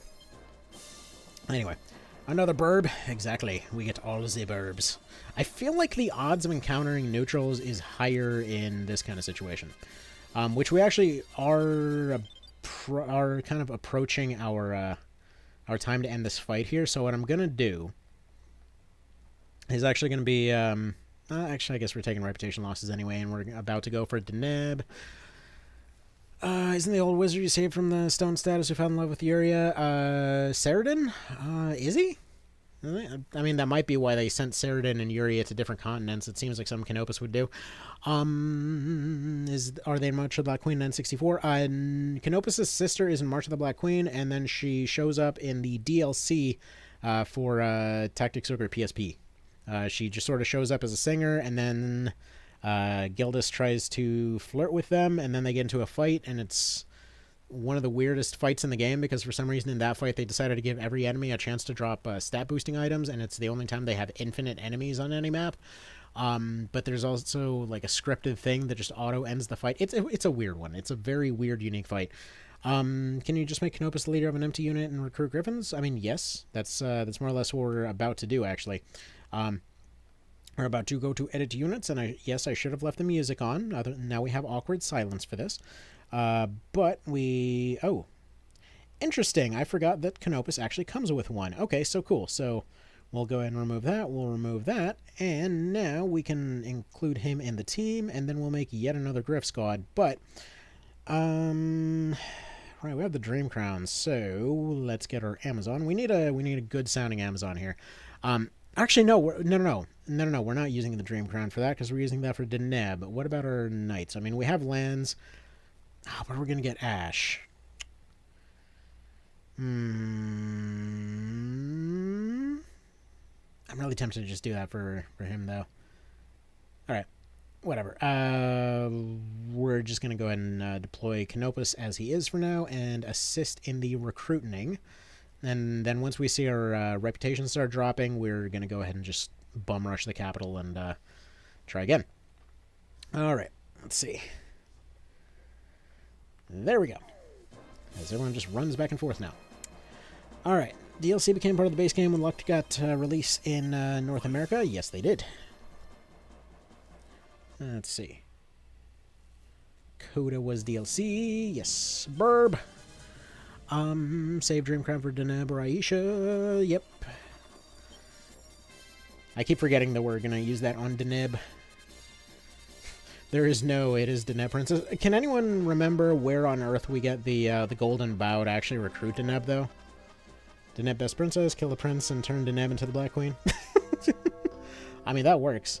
I mean, we're taking reputation losses, but we're also taking some pretty sweet profits, so we're actually getting our Griff squad pretty stacked here.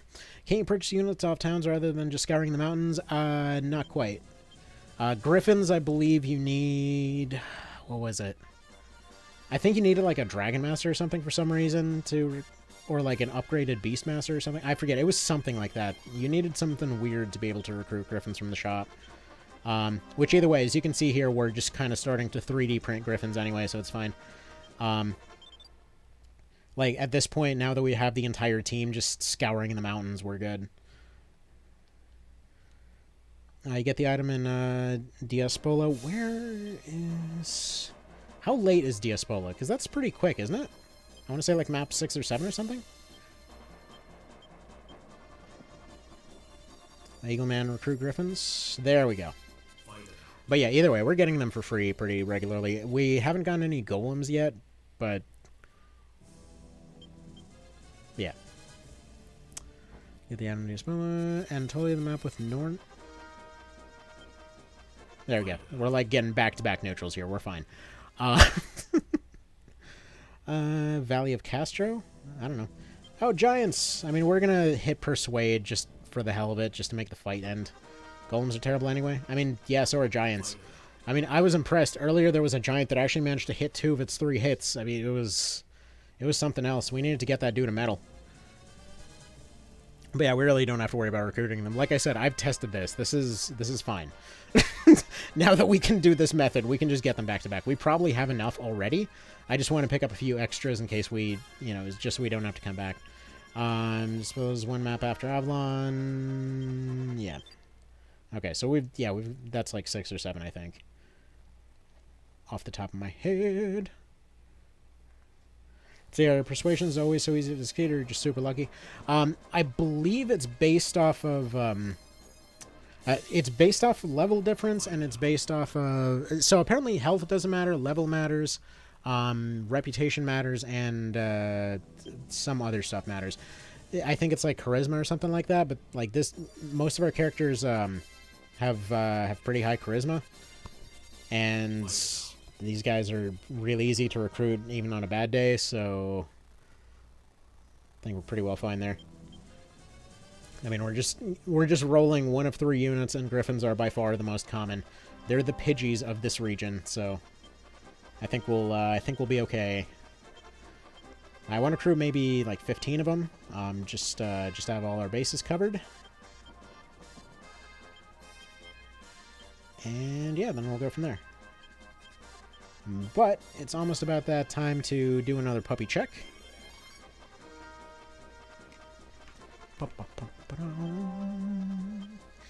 And yeah, Whitney, by the way, is staying with us for the long haul here, because it cracks me up that the dragon tamers are all girls. But the one beast tamer we have has a girl name. Burbsline, exactly. We're just doing the dance, we're just like running around with bags of chicken food. Like, good guys, look, we have corn, we've got feed grains or whatever they're called. Like, check it out, we got all this fiber content.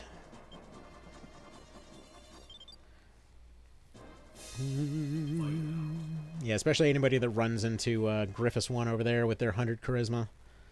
They're just like, oh yes, we definitely went in on this. Persuasion extremely successful. Because yeah, assuming party limit is 8, because that sounds right. I mean, we only should need a few more, realistically. Why do these lions have wings and beaks? Why are you asking so many questions? Does this version have that town that just gives you free money if you are low? Isn't that in all versions? It might be.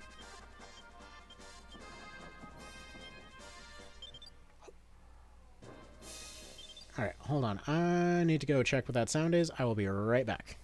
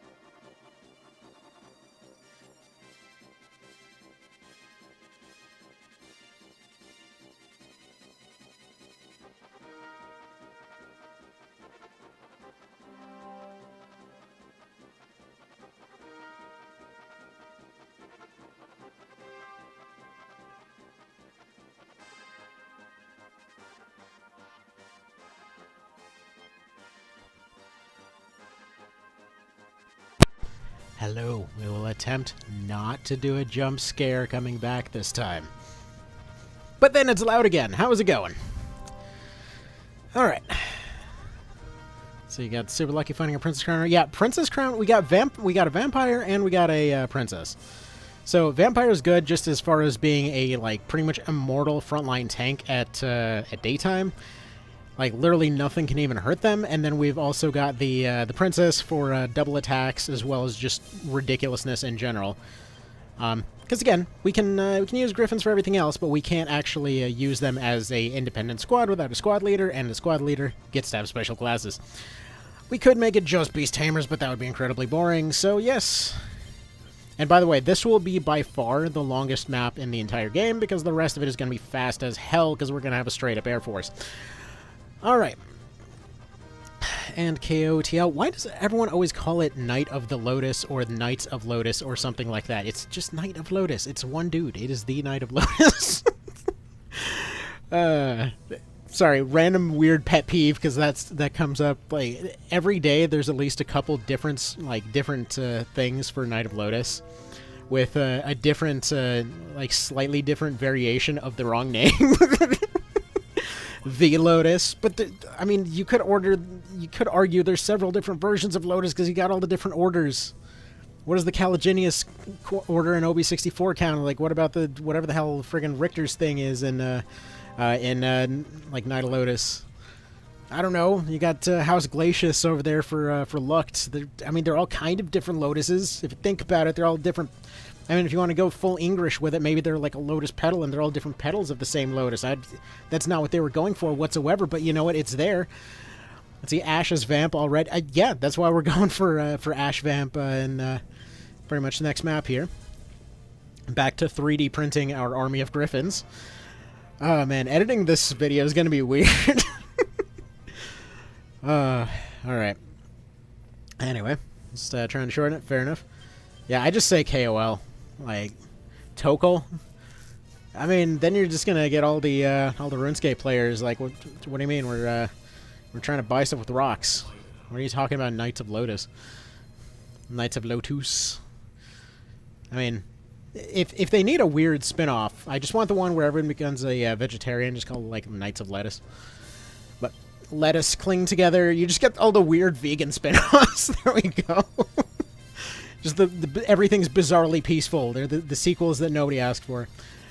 Which, speaking of, a video on a potential pacifist run, I forgot to mention that earlier. So, literally right before doing this, I was doing like a third attempt at a take over the fact that I have a whole route set up to do a pacifist run, but the actual run itself would, at current schedule stuff, take several months to do. So I figured it made more sense just to actually explain how it would work in a video instead, because honestly it would just be boring as hell to watch. Because like, oh, and then we recruited everyone on this map, and then we used flashbangs on these guys, and you know, it's like realistically no one's actually getting the interesting stuff out of that as much as we might as well just do a briefing on the whole thing, you know? Lotus cling together. See, that I would love to see. And actually, one of the things I was hoping for that, I mean, we know it's not going to happen, but it would have been really cool as, like, let's say DLC for Reborn would be like just being able to play as Kashua. I mean, hell, that'd be worth some bucks to me. I'm just saying. I mean, you basically have the pieces there. It would functionally be like if you played Sonic Mania and then you picked up the Plus DLC, it would basically be like that, where it's just like a bunch of minor little cosmetic changes. So you never met a peaceful vegan. Not having cheese makes you mad, I guess. I mean, I don't know. I've had one of my best friends growing up. Like her whole family was vegans, and I completely didn't understand it at the time, but they were really freaking chill people. I did find out later their dad was kind of creepy, apparently, but still, you know what? Overall, very chill folks to play some board games with. And I think that's why I'm partially obsessed with this series, because like literally always just been playing board games, and all this stuff operates on board game logic. I should probably check how many Griffins we're actually up to at this point, because I feel like we're almost at having enough. But I mean, it's kind of obligatory if you are vegan, presumably, to be able to have the knife skills to take out some cabbage. So maybe that's part of it. I don't know. But no, I don't know. I've usually seen pretty chill folks on the vegan front there. So let's see. 1, 2, buckle my shoe. Let's see. 1, 2, 3, 4, 5, 6, 7, 8, 9, 10, 11, 12. Let's, for good measure, get at least 3 more, I think. We've got at least a few full squads. Like, worst case scenario, we end up coming back later. I don't feel like we're really going to need more than that. Because realistically, you only operate so many squads at once. Like, there's not many maps where you need to do full-blown standoffs or anything like that. Usually, especially for something like this, we're just going to be responding en masse to certain things and then having some rest while others advance. And that's more or less just going to be how the rest of this is going to be played out. Alright.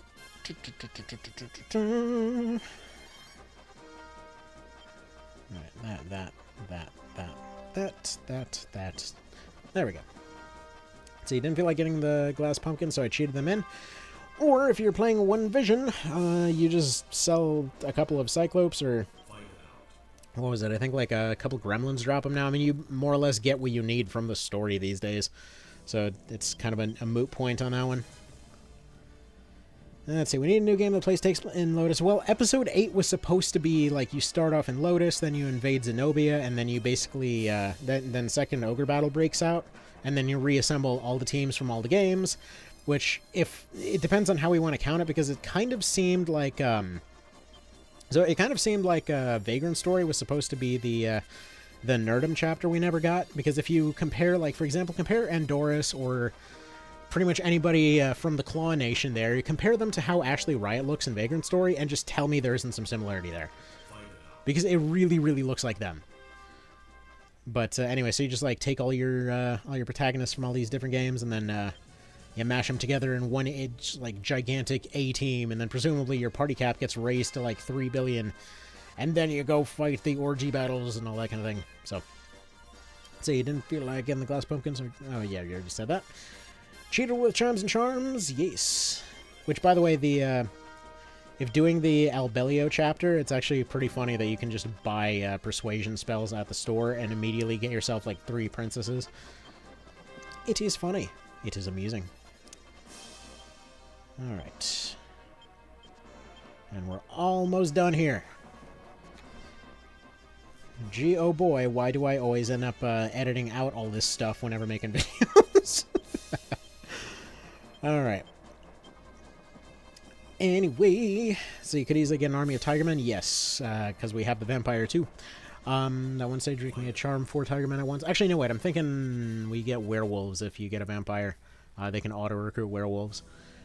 Never played Vagrant Series is good. It is.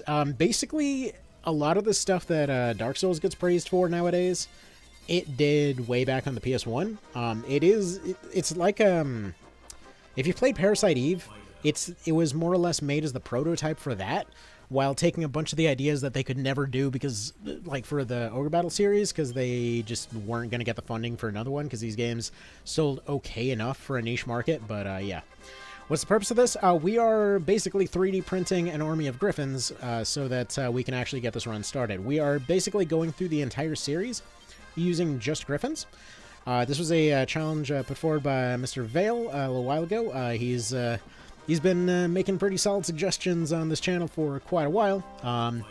If you didn't know, he's actually got a book series.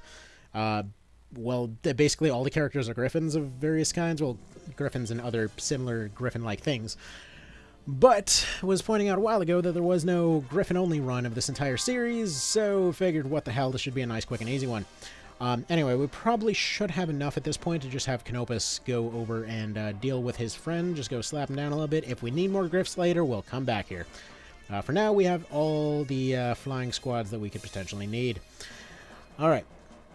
So, say the Mortal Unnest is sort of the first Souls game spiritually. I mean, it's the first, I don't know if it's the first of anything. It's certainly an interesting one. It's basically the entire game is... I mean, I guess they give some hints for stuff, but it's mostly trial and error, hee-hee-ha-ha, look at you, idiot, you just fell down that hole or burned your face off with acid, kind of stuff.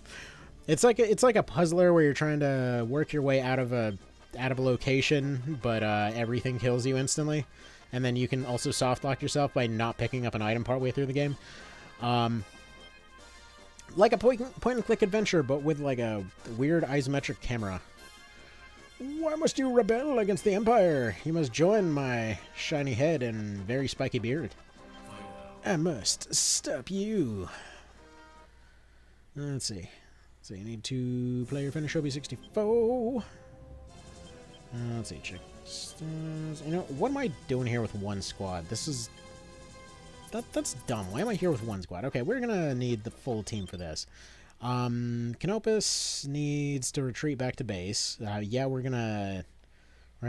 unfortunately, we're gonna waste some money doing this. I feel like which squad's probably pretty, you know, at this point, most of everybody should be headed back to base. In fact, which squad can probably link up with you? They can give their Griffs to him, at which point he can go and deal with what's it over there. At which point Canopus should be circling around with the rest, then we save on deployment costs a little bit. There we go. Even on stamina management, yeah, that was a surprising one. That they had that in there. And we accidentally get another Griffin, potentially. But yeah, the Immortal is a weird one. Surprisingly, that actually recently came out on... I was surprised to see it on the Switch's SNES library. There's a little bit of a unexpected turn there. Alright, so let's go over to our commands here, exchange some characters with you. You give a Griff buddy over here. You exchange characters with you. You give your Griff buddy over here. That's not possible because he's got a full team now. Okay, whatever. In that case, I think you're going to be headed back to base as well. Gonna have our Beast Tamer head back to base because I guess we're just making him walk. Poor bastard. All right, he gets to walk. And I guess we'll have Griffiths maybe attempt to do this. He might actually be able to do it by himself because he is pretty overleveled compared to everybody else. Boy, would that be something if he just went and insta-died now. Alright. So you head this direction because, yeah, we don't currently have any attack cards. Learning from the best. Alright, fair enough. But yeah, no, the reason I'm saying Vagrant Story is like a kind of Dark Souls type experience, it's not just the like hee hee ha ha it's hard kind of thing. It's like specifically the fact that there's so much detail in all the environments, like little details. Like one of the ones that I personally loved was like early on you see a lot of patrols of different knights and things going around. And so, for example, in one of those cases, those knights ended up being stuck in a location that ended up getting overrun. And so you go back to that location later, and you find zombies of those particular knights with their same loadouts and everything. Like, there's just a lot of environmental storytelling. There's that cool thing where, for example, they'll have locations that just don't have any music to it, just to let you kind of experience the ambiance and that kind of thing. It's great. It's just really, really nice. You could tell that it's a very quality game when you're playing it. It's hard to describe it as anything other than that. That's the thing. It's a very hard to describe game. Sorry, I'm trying to run multiple lines of thought through my brain at the same time, and brain's just like, wait a minute. But what about sleep, though? We don't do sleep around here. All right. So, equip items, Ring of Protection. Did we already deploy Canopus? I feel like Canopus is going to need that, because he's already reasonably bulky as it is. Demon Hammer. I feel like if they are getting physical boosts, yeah, we're going to want that on there. Sword of Slicing, as hilarious as that is, no. But Wind Element, that might potentially be boosted by this helmet. I don't know for sure, but either way, we're going to want three of these squads moving in. So you go over here. And then lastly, we're going to deploy Diana, who is, funnily enough, not a Diana. Dianas are not even in this game. However, they are currently in this game. Don't question that logic.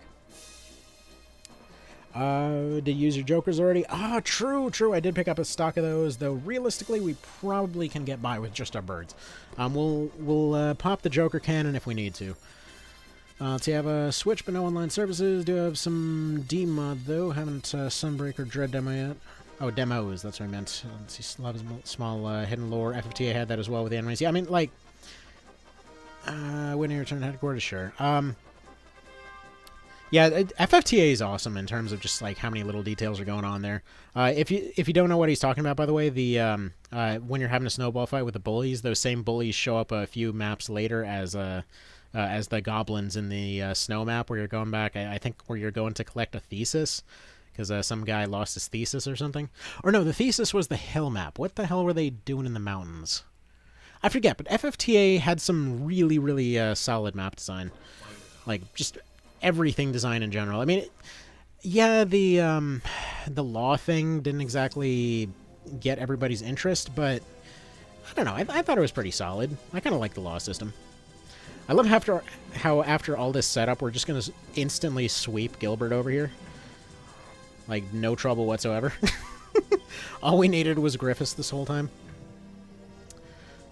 Although, that's a little bit dicey damage. We're going to let them take one swing, and hopefully that'll be enough damage. Not quite. Please don't. Oh, boy.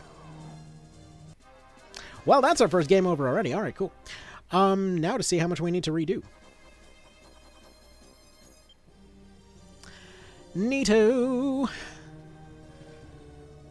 We got pranked. It's okay. This is why I saved after getting the items. They're zombies, I believe. I thought they were they might be zombies. Yeah, Law System growing. Yeah, the Law System has stuff. Honestly, it has stuff. Oh wait, not the no heal run. I didn't mean to load the no heal run. I was trying to skip past the intro because the intro music to every one of these games pisses off copyright something fears.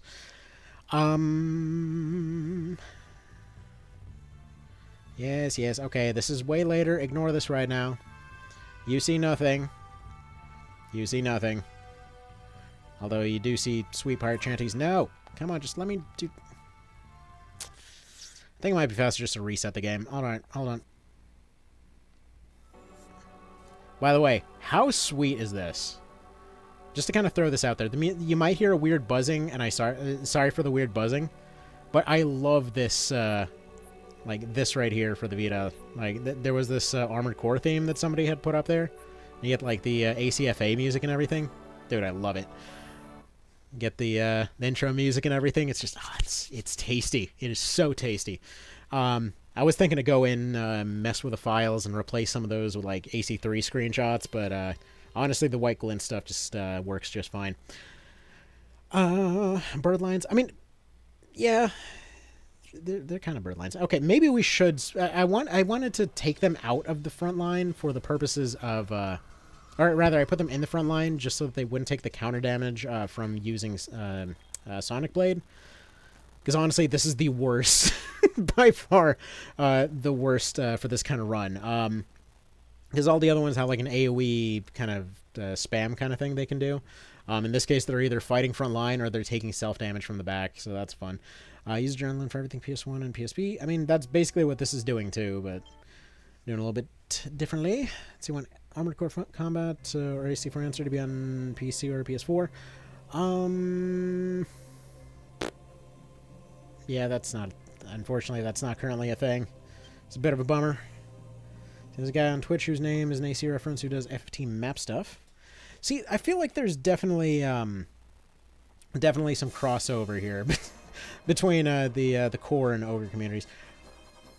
Oh my goodness, we gotta redo all that crap. Well, that's what I get for not saving.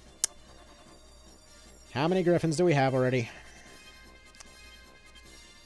Alright. Let's view. Well, damn. Okay, well, that's alright. That's alright. We got this. Okay. Alright, who was it that, did you say Canopus can hire Griffins from the store? Where's our nearest recruitment center?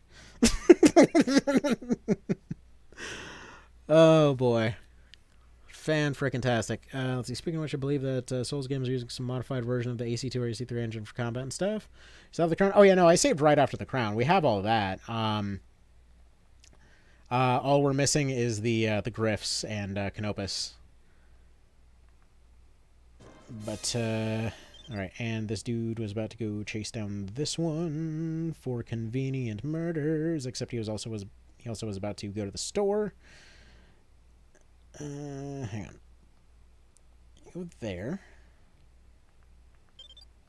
And now that he's technically at the store, we still have money because we need to buy those Joker Taros. Purchase anything else? No. Although, let's see. Replenish. So he can get Hellhounds as a Beastmaster. Okay, so we're going to try to see if Canopus can just hire Gryphs immediately.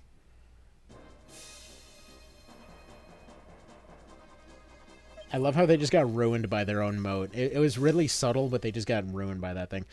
All right. Good night, C4. You have a good one. Thank you for stopping by. I really appreciate it. I mean, this is basically like a once-in-a-never stream kind of situation here, because the time to actually do these is never around at this point. So, Armored Core is made with FromSoft. It's pretty difficult. Yeah, Armored Core rules. I love that series.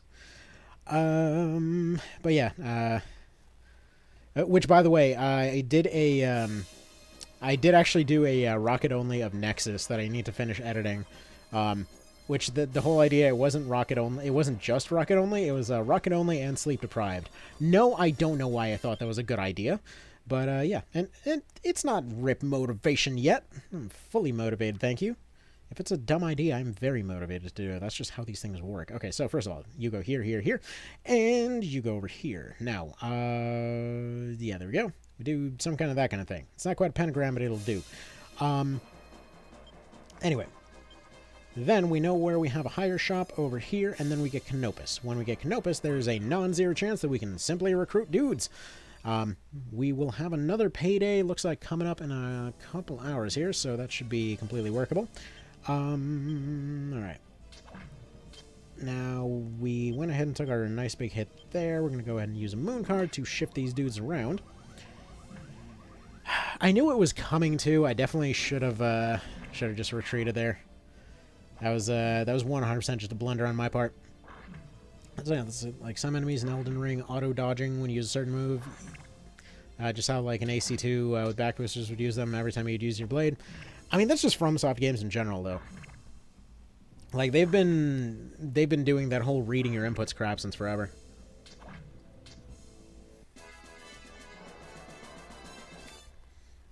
I mean, if I recall correctly, even Shadow Tower has some of that.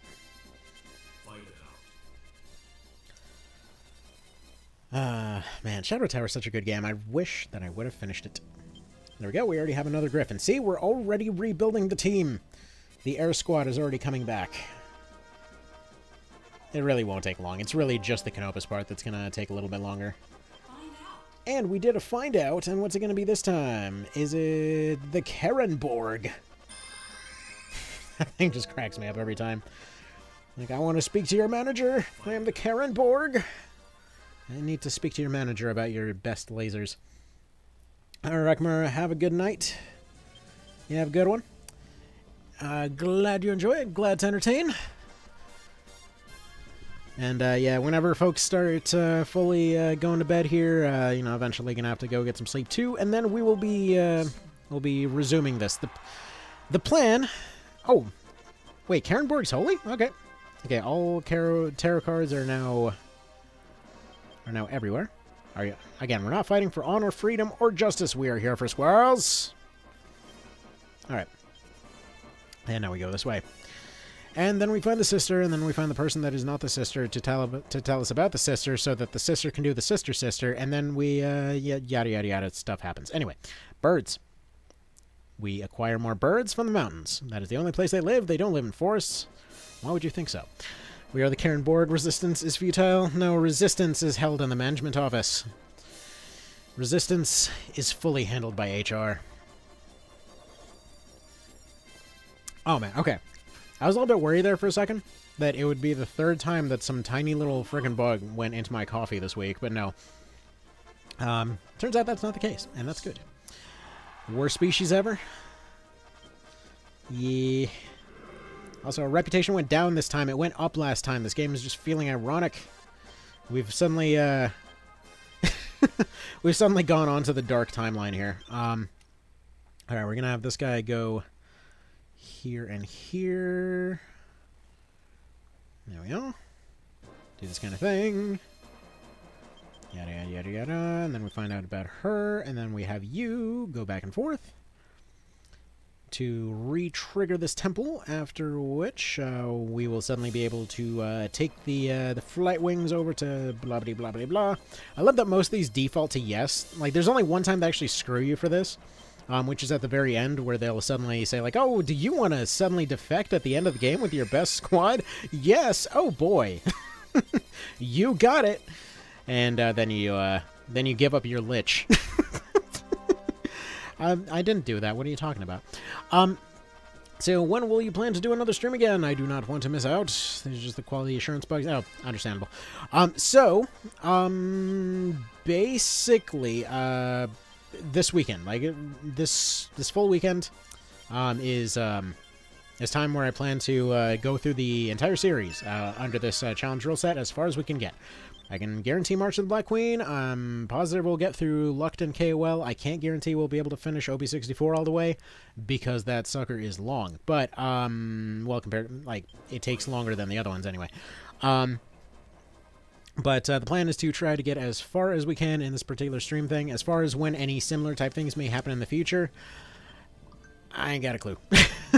Like, this was a once and a never gonna happen type situation to begin with. Because, yeah, I wasn't expecting anything here. Do you get anything special if you do it with Canopus? I think you get some extra lines from Gilbert. Full Moon Stone. I believe that's the werewolf curse. Hold on, one quick sec. Be right back.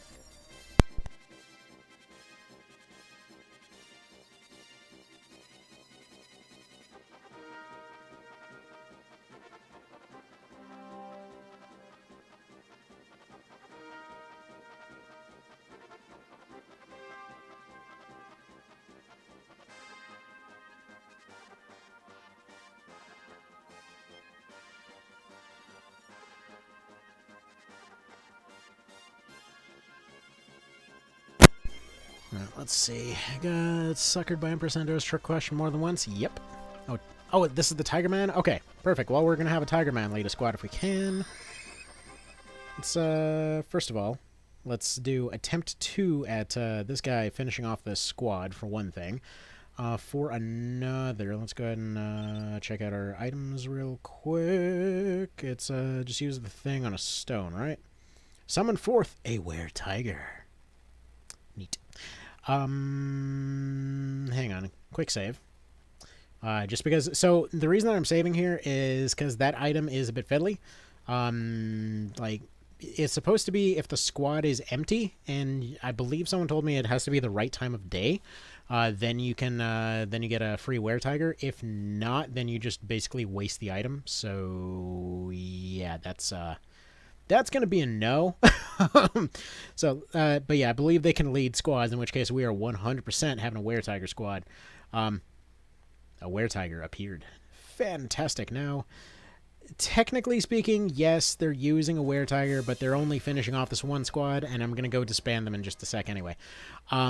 Because I want to see if that were-tiger can lead a squad. Yes. Just because it's hilarious. That's why we're doing this. Cool thing with Windstorm, by the way, since you get a physical bonus from using Attack Strong, it actually does boost it a little bit, I believe. Were-tiger went there, that were-tiger went there. But yeah, were-tigers are pretty darn strong, and especially if we have the Princess and Vampire leading another squad, we just have a full-on horror movie situation right here. Alright. Now you get back to base. We've got new orders for you. We really don't even need to do very much to have Griffiths complete this map here. So since we know that now, we're just going to go ahead and go back to 3D printing Griffins real quick, and then we'll get back to it. Additionally, since we ended up getting a free Griffin with Canopus' team, we're going to go ahead and remove a couple of these Hawkmen. And we're going to deploy him. Let's go ahead and add a Griff to you. One Griff there. There we go. How many Griffs do we have in stock right now? Okay, we only have one extra in stock right now. Whatever. We'll deal with that. And then we'll have you run back and forth.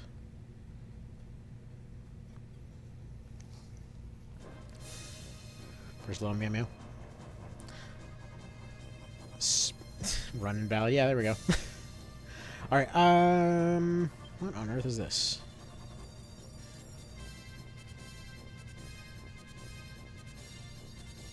Oh, hang on. Give me like 2 minutes here. Need to say goodnight to the kiddos real quick. Be right back.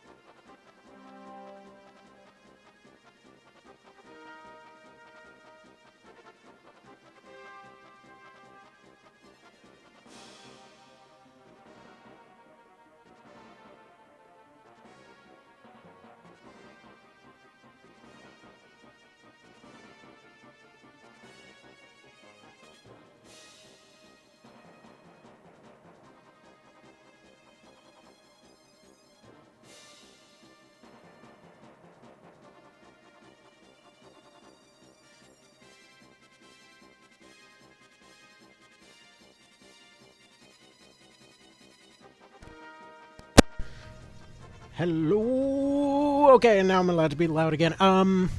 Rock auto ad. What? Oh yeah. Okay, I should probably move my mouse off that, huh? So okay. technically earlier, like when I was going for the longer one, I had the like the add button, because apparently the way you're supposed to do this is you press the button that does the thing, and then suddenly the algorithm likes you more or something. I don't know. That's just the thing you're supposed to do, right? So, at any rate, I had my mouse sitting over the ad, and I apparently dropped my Vita right on the button. So that one was an accident. The one before that was not. I don't know what it shows, but it probably shows something. Alright. Anyways. Yeah, we're just doing a couple of these. Oh yeah, I meant to send Canopus out, didn't I? This is not meant to just send these dudes back and forth. So let's send Canopus. Actually, wait. Crap, hold on. Okay, hold on. Here's what I do. Alright, so we need to remove characters from this dude. Pascal the Were-Tiger, neato. Wait, isn't Pascal an OB64 Were-Tiger? Or, Tiger or something? Okay, so, now we're... No, because we need... Okay. We still got this. We're deploy Whitney. We don't give him a destination. We do the squad swap between the two, so that Canopus does not have 2 Griffins on him, so we send these 2 over to this dude, who does that kind of deal. Alright, so we did that. Now Canopus can move over to the shop, which is going to be over here. And now the other guy can go take his birds and go over this type direction. Yes, only giving him 1 would have been cheaper, but whatever, minor differences. We're getting money from being on this map anyway. Let's see, he was off for a bit. Did you end up trying to see if the Eagleman led by the unit can buy Griffs? That's what I'm doing right now. And if Canopus can get them, then yeah, we can just do that wherever, and we probably shouldn't do that on this map because they would be a lower level here, presumably. Let's see, I have beef with Rock Auto ever since one of their ads specifically said they don't sell Caterpillar toys. What the hell? Okay, that feels like there's a story, and I would like to know what that story is. Why Caterpillar toys? And for that matter, how do you make a toy for a caterpillar? It just doesn't seem like the kind of creature that would, you know, have fun is the thing. Alright, so we got 80 grand, so I guess... Yes! Okay, we can just buy Griffs. Okay. So, we buy 1 Griff there, we buy 1 Griff there. And... then we need to have him, I guess, just go back to base, and then we buy more. Okay, we can mass-produce Griffins. Perfect. As if we weren't getting them for free already. So there we go. They're 300 a pop. We can do this.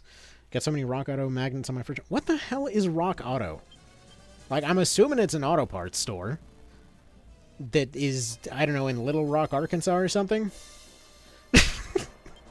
I mean, usually the ones that we have over here are current. Like we've got some elections going on, so it's, I mean, it's exactly what you would expect, namely extraordinarily heavy amounts of cringe every time that an ad pops up. Like, dude, you know this one guy that's affiliated with this party will do stuff that party does? Oh my god. You don't say.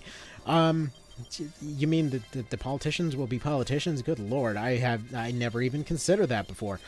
Alright, so the question is, can everybody else 3D print Griffins faster, or will Canopus take the cake here? That's the real question. So now we send Canopus out. Like, he's... I guess that's the other question. Can he burn through money faster than we can replenish it just sitting here? Which profit margin's gonna win the day here? Actually, wait, it was Whitney that just got stopped, wasn't it? Oh, well. That's fine. That's fine, whatever. Doop-de-doop-de-doo. And yeah, as a bit of a reminder, for anyone curious, yes, it is luck that determines how often you run into random encounters. That's why this witch was the first one down here, because witches are lucky. Because they get lucky a lot. Har har, dirty jokes. Let's see. You might not need a shop to recruit characters. Anytown works. Let's see, gonna miss the slide dance. I mean, you still got the slide dance. I mean, now it's just kind of like turning into a circus, because you got some dancing over there. You got the kind of, like, I guess just cash show over here. I guess Canopus is just turning into a clown car. I don't know. I guess it's less a clown car. He's just slowly getting more Griffs. And just to make sure that we have some, we're going to go ahead and just spend like 42 grand on Joker Taros. Because I have a feeling the money's going to be our superpower this time around. I just want to load up now while we're here. I mean, we're probably going to completely bottom out our reputation as soon as we end up going for Deneb anyway. But then we need to have a whole lot of cash for that, and then at that point we can start rebuilding. You need to start moving again. I guess, yeah, just having... I could technically just deploy all the Hawkman squads and then probably have them go recruit the Griffs, and it would be the fastest way to do it, but we're just going to use these guys for the sake of getting freebies, and then move on from there. Fair enough? Fair enough. Alright. And away we go. Alright, let's see. The political ads get kind of silly sometimes when they tried to paint someone in a negative light because they once said they liked someone's tone. I mean, I guess... Okay, the last few years definitely shifted some stuff around in that regard. Like, I will say there's some cases where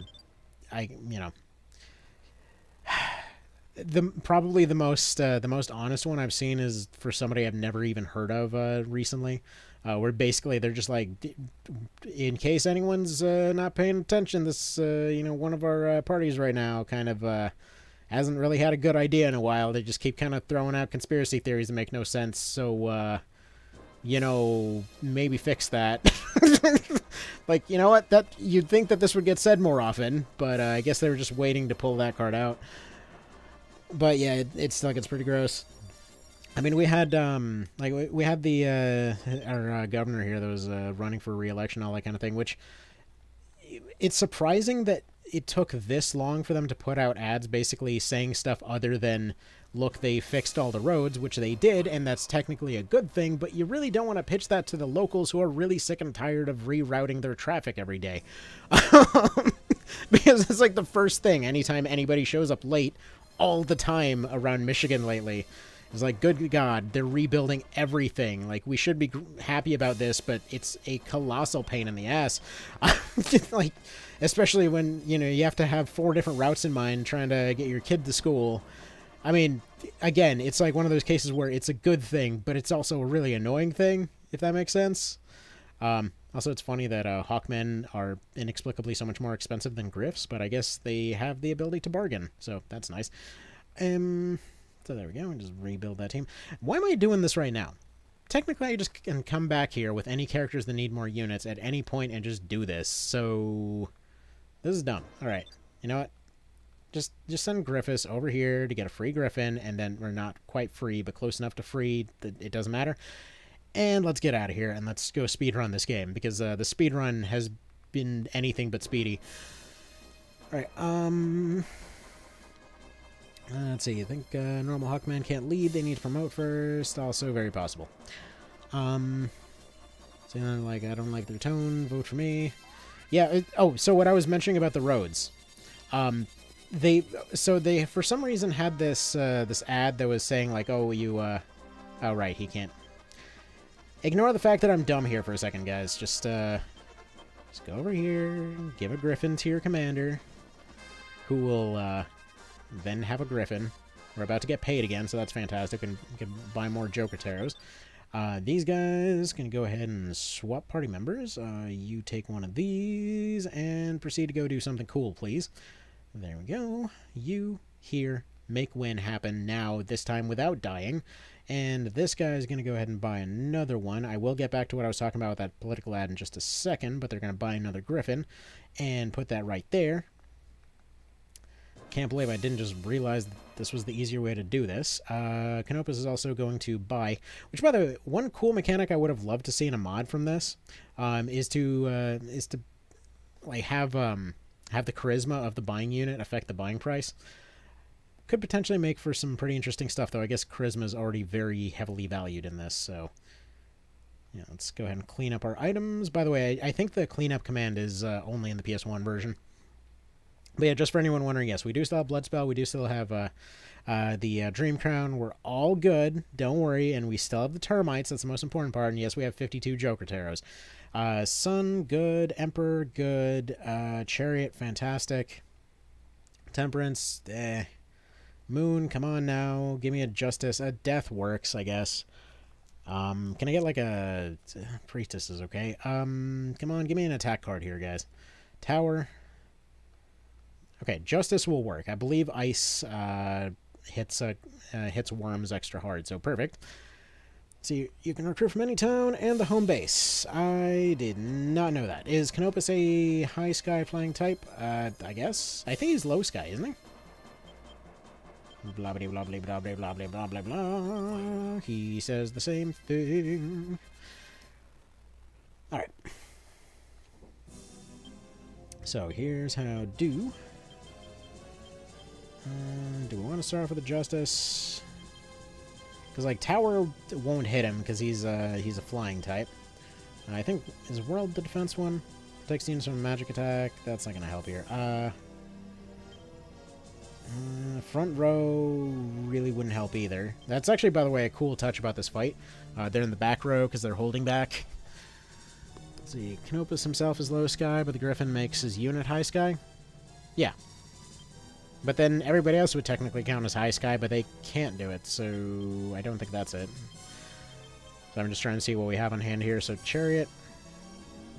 I was looking for a defense lowering, but I think that's Hangman. Oof, that's hitting like a truck. Alright. Beautiful. And, you know what, just... Okay.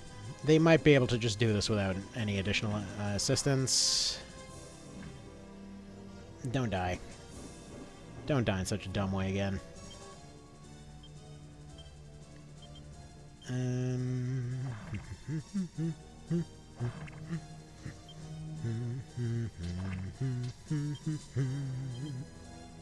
Should be targeting leader here. Sorry, haven't really worried about Gilbert in a while.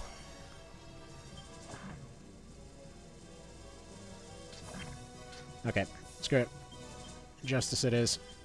By the way, my favorite pun of the game, because Justice is just ice.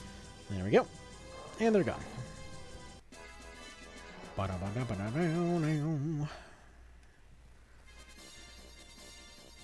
You've liberated Percival. Yay. Alright, so now we do Deneb's Garden.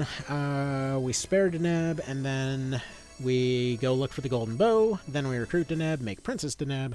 Then we get Ash along the way, turn him into a rusty vampire. And anybody else have any oddly specific requests?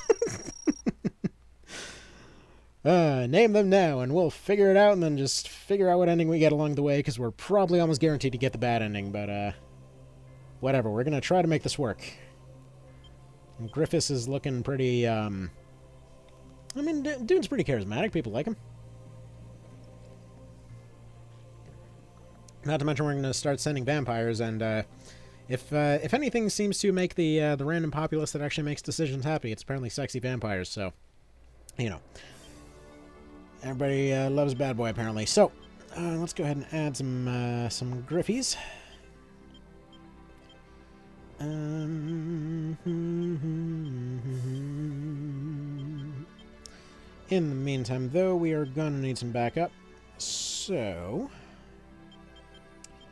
how are we training these Griffies? We've got 3 more potential squads on hand. Cleric squad, I don't think so. We want them to be heavily attack-orientated, and I want a Muse down the road. So I'm going to put Lulu the Valkyrie as one of them. Again, we'll figure out what our final teams are. For now, these guys are just... I just want a bunch of AoE squads, basically. So we got one there. Wizard... I mean, a wizard into a sorcerer, maybe... So we don't have any other beast tamers. That'd be pretty handy.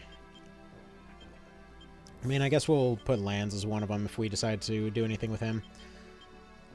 I kind of want to have Mercury leading a squad if he could, but he can't. Just he's a dude in Lucked, that's why.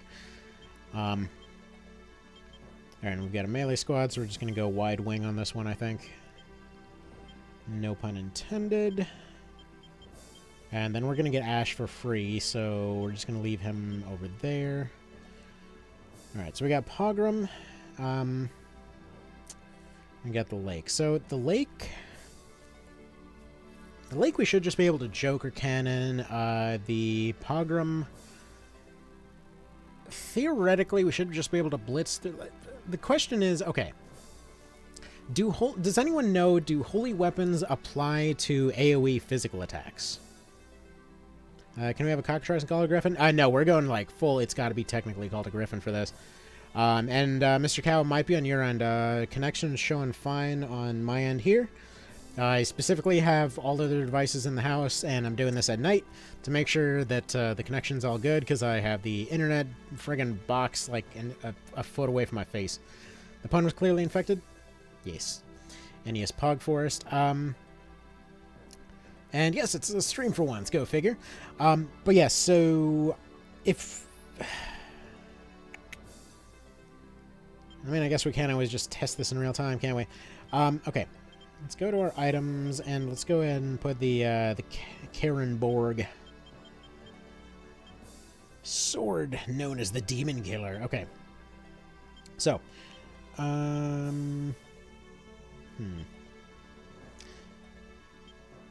Though isn't the Musashi technically a holy weapon as well? Whatever. We have a Griff doing that.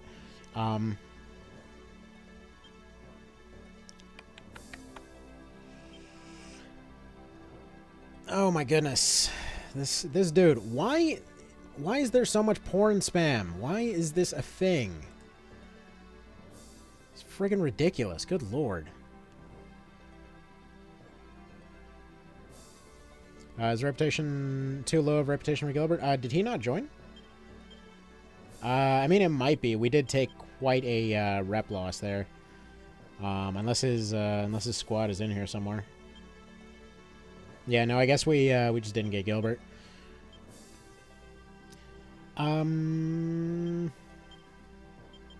Which happens. Apparently, yeah. Either way, we got the Griffs we came for. Listening in the background, thanks a lot for streaming. Absolutely. Been, it's been requested a whole bunch, so, glad to be able to finally do one of these for once. But yeah, I don't know why there's, and I'm sure others have seen this on other places too, but they are ridiculously everywhere, and I'm assuming they're mostly just kind of picking wherever, because it's very oddly specific. It's like, it's either crypto crap or porn, and they just show up in droves like there's a friggin' roving internet mob. It sucks. Sort of slicing turns out to be hilarious. Wait. I'm pretty sure you're joking, but that would be hilarious if it was true. Now, I want to test this, so we are going to go ahead and redo formation here. And put that dude over there, put you over here, put you over here. Basically, what I want to test is if doing a wedge squad, if we can basically AoE wipe with a Karenborg. If like, it can do the holy boom thing. But yeah. To answer that question earlier, yeah, that's basically spam bots are what happened to the Twitter thing too, which yeah, that'll be fixed at some point. It's already fixed in progress. Just a bit of a pain in the neck. It happens. All right. So here's what do. Technically, we actually are pretty reasonably set up to do wipes without actually having to worry about, actually, I think we can just mass pile the capital here, just from all different directions. So that's going to be the idea here. We're going to use the Joker Cannon. We're going to mass pile the capital, just from everywhere at once. Then we go back and reclaim the maps. So you go this way. I think Griff is just going to do like a little zigzag going through all of it. They're going to take a more direct route. Everybody else is just kind of like going to zip-zap-zoop all over the dang map. And then, yeah, whoever gets there first spams their cards, and, yeah, looks real cool in the process. That's the deal here. You are going to go like this, this, this. For some reason, you're just going to do like a little loop-de-loop over here, and then you're going to go there. And then Canopus is feeling like a bit of a rebel, so he's going to go here, but then he's going to change his mind. So he's going to go there. here, and I think there's like a hidden item here, possibly here. He just likes the mountains, so he's going to go that way, and then kind of wind up around there. And then finally, we're going to have our main leader squad go down. I am aware we have 2 Griffins in reserve. That's fine. So you're just going to go straight here. He's just going in. He's the main character. She, I guess, is the main character. They're just going straight in here. And, away we go. And then we find out if the Karenborg wind tunnel is potentially holy enough to do some nonsense. Probably not. Hey, we got us a ghost. Neat.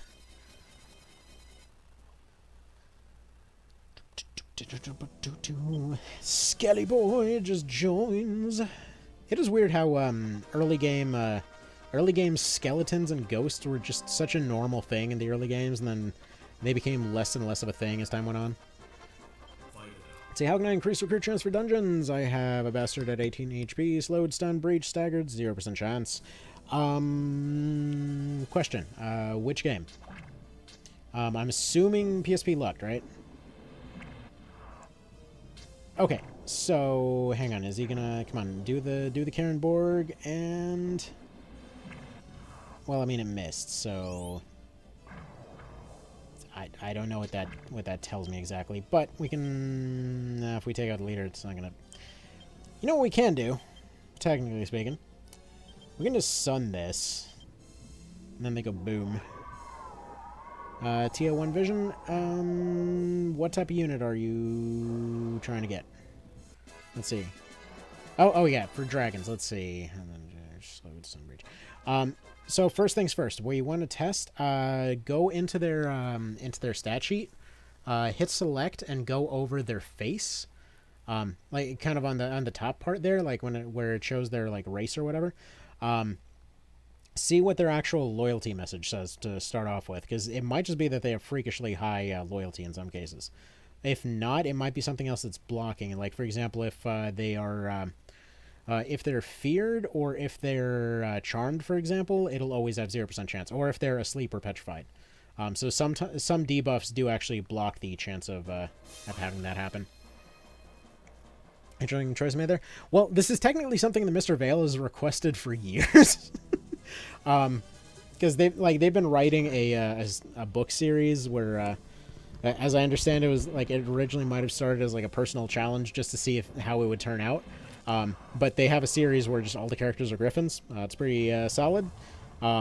Which that's actually once we get to Lucked, it's a save file I already have set up because it just was a whole lot of buying. There wasn't really a whole lot of setup for that one. So that's why it's called the Order of Sponge Force. It's not an actual thing in the books. I mean, the names are. I just mean, like, I feel like of any of the characters in those ones that would have gotten an army named after them, it just seemed the funniest in my head. They're just a character that shows up. They're a source of water that travels around. It's one of those you kind of gotta read it to get the deal. Kind of situations. But yeah, Griffins are fun. They're consistently just a fun unit throughout this series.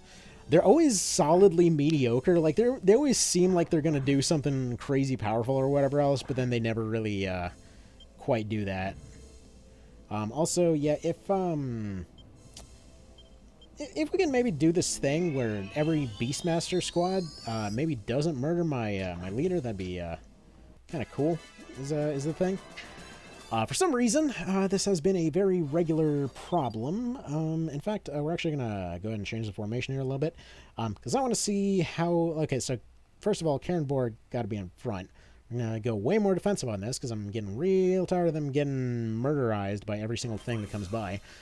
Because they're DPS, despite the Swordmaster variant being considered the strongest...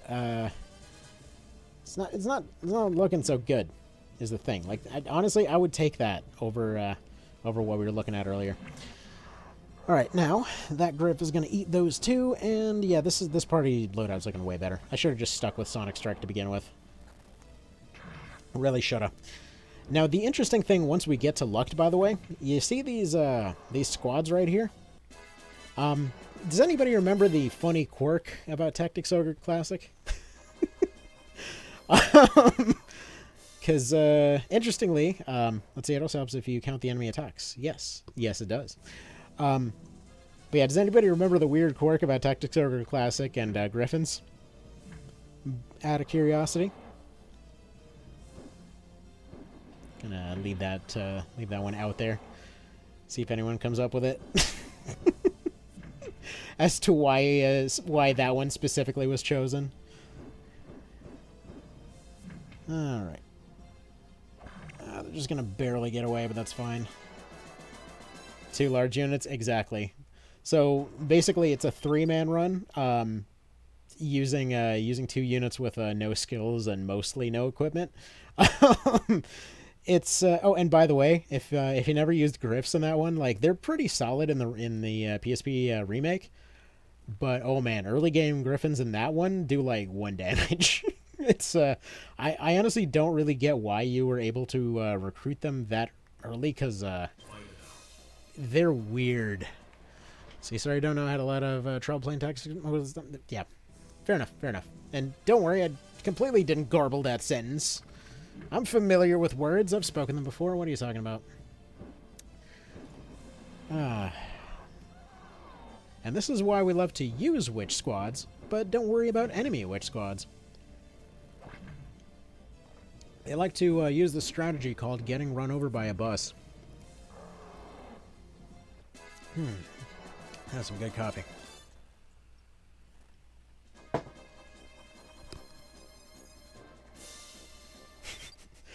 Oh man, this is hilarious. I just got Griffiths just like violently chasing down this one worm over here.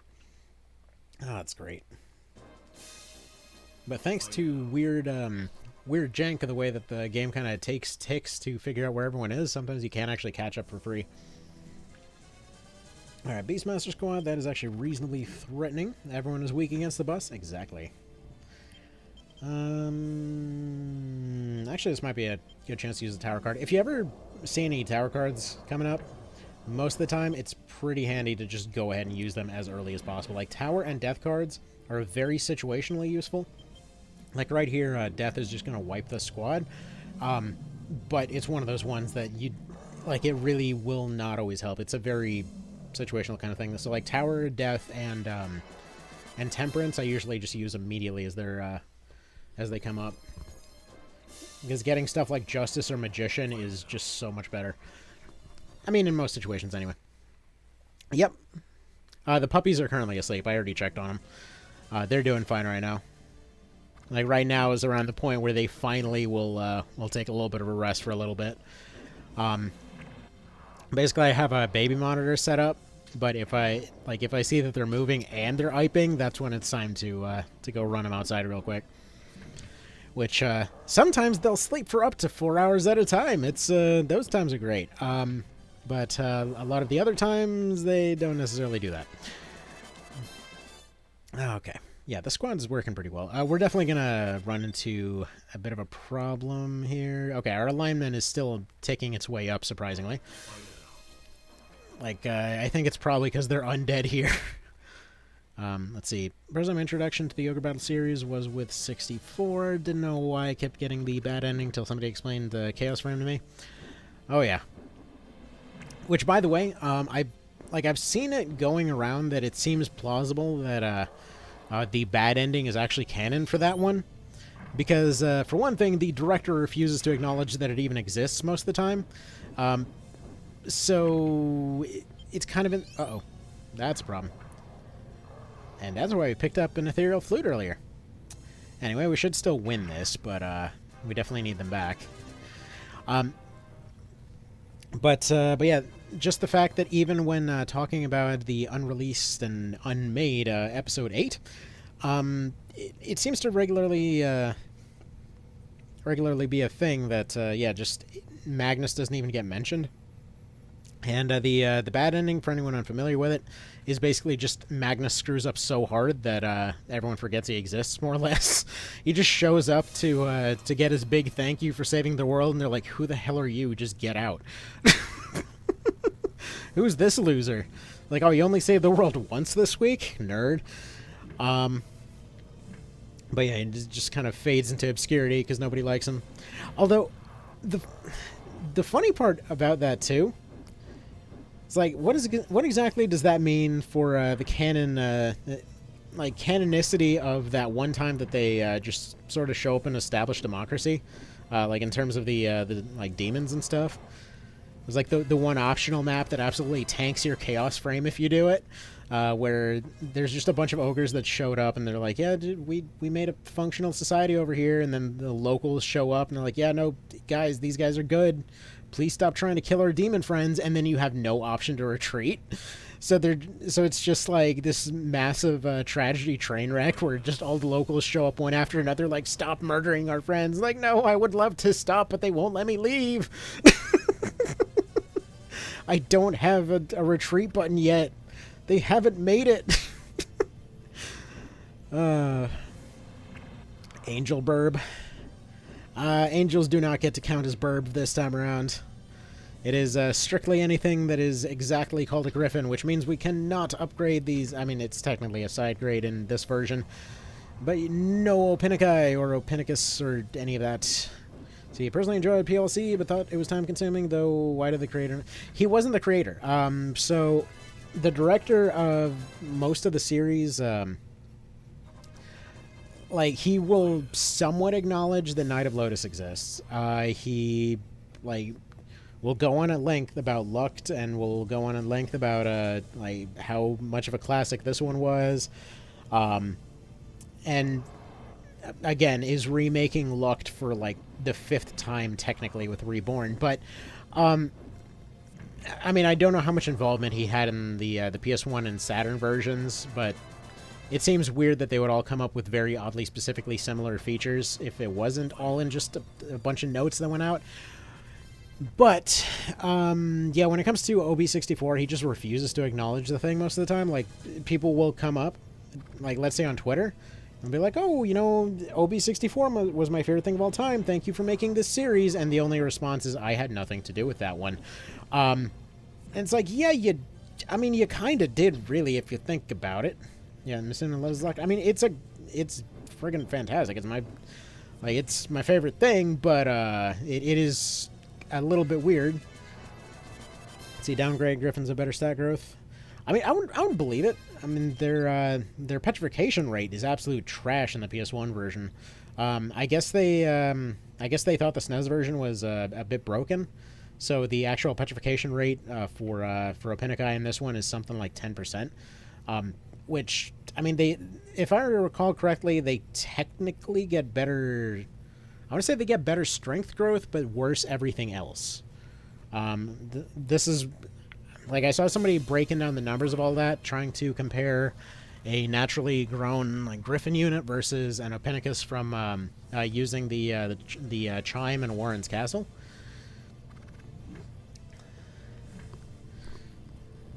Not as cringe together. What? Oh, that game's dandy. What are you talking about?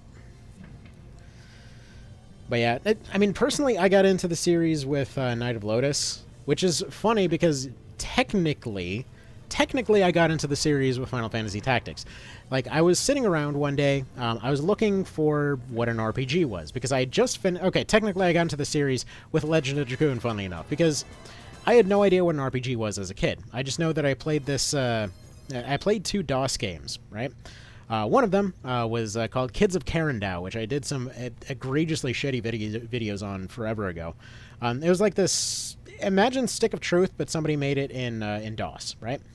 And so, it was a pretty neat game, had some pretty neat ideas, and actually, surprisingly, the developers still exist as a studio and still regularly do podcasts about that sequel that they're still planning to make like 2 decades later. And then at that point, had played another game called Avalon, and it was fairly basic but really, really good music. Again, another DOS game, and I really liked those, and had played this BattleTech, although they called it Robotech, I believe at the time, Crescent Hawk's Inception, and loved the hell out of that one. And I still have no idea what any of these games were called. This was just like a random disc of random stuff that my brother had gotten for me off of the internet. Because again, this was like early 90s. Stuff was just different back then. And so at that point, we had gotten our PS1 and we had gotten Legend of Dragoon because one of his friends was playing it at their house one day, and we saw this and I was like, holy crap! There's like all this crazy sword fighting combos and all this other crazy nonsense going on. This is awesome, and so you know, we ended up finding it on sale or something. Like pretty much anything we ever got was just because it was on sale, and so. Finally, I play through this thing, and I'm looking at its classification later, like, how do I find more games like this? And they're like, this is called an RPG. I was like, damn, this is fantastic. I want more of this RPG. How do I get more of these? And so then, hang on one quick sec. I need to get a friggin' drink of something or other here. So anyways, at that point, it comes up with similar games. I think it was like on GameFAQs or something. And it was like, oh, you should try Chrono Cross. And I look it up. I'm like, well, this game is available exactly nowhere. So that doesn't end up happening. Which, by the way, looking back at it now, that game looks pretty darn cool. I still have yet to play it. But up on the list also, I'm looking at the side of my screen, and I see a screenshot for Night of Lotus. Like, this looks cool as hell. I want to try it out.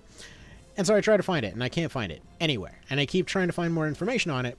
Can't find it. It looks super vibrant and pretty and everything else, and I just cannot find this thing. But then there's another one that's like, oh, there's FFT here. This is another one that's also pretty good, and you should try it and like it and everything else. It's okay, end up going and looking for that one. It's like, oh, that one I can actually play. And funnily enough, despite the fact that it was only on PS1, it also was my first mobile game that I played in the car, because my brother.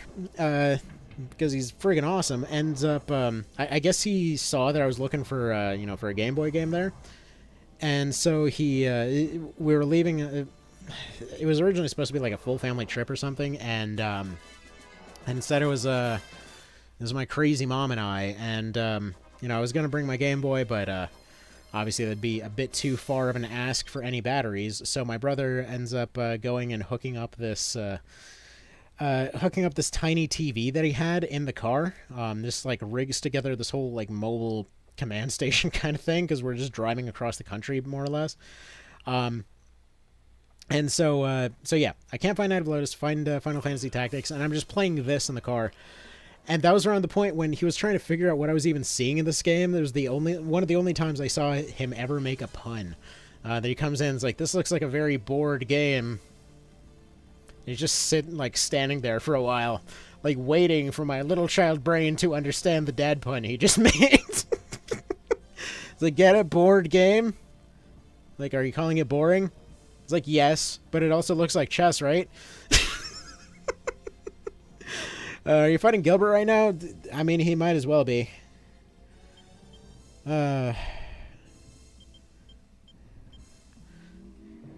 don't know. We're just going to card nuke this guy.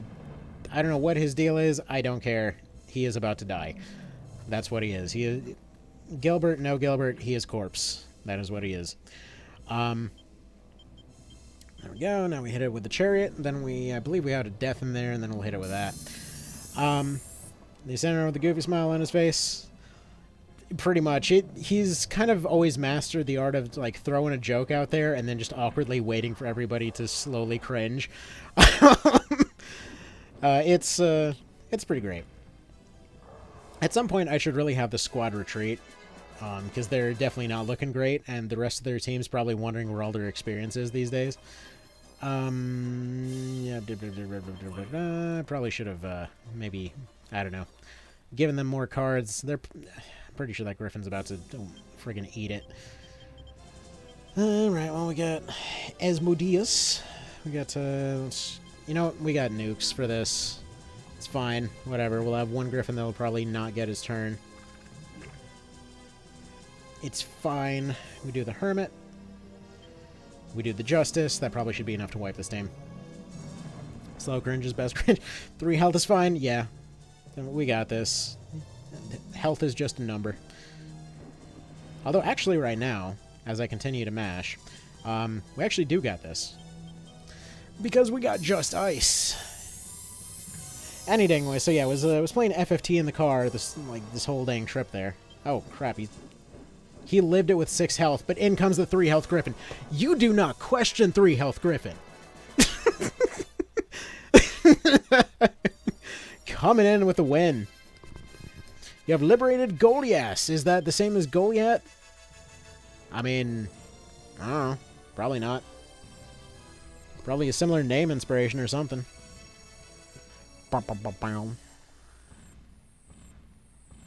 3 health is better than 6 health? Exactly. Griffin clutch. Exactly. And he's the holy Griffin too. He's the one with the Karen Borg. Oh man, I really should get that picture. All right. First of all, we gotta remember this dude's name. Let's go ahead and save it here. All right.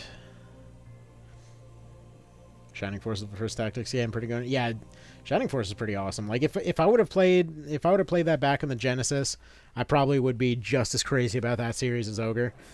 Because yeah, after playing FFT and everything else, like after finding out what this magical thing called an RPG was,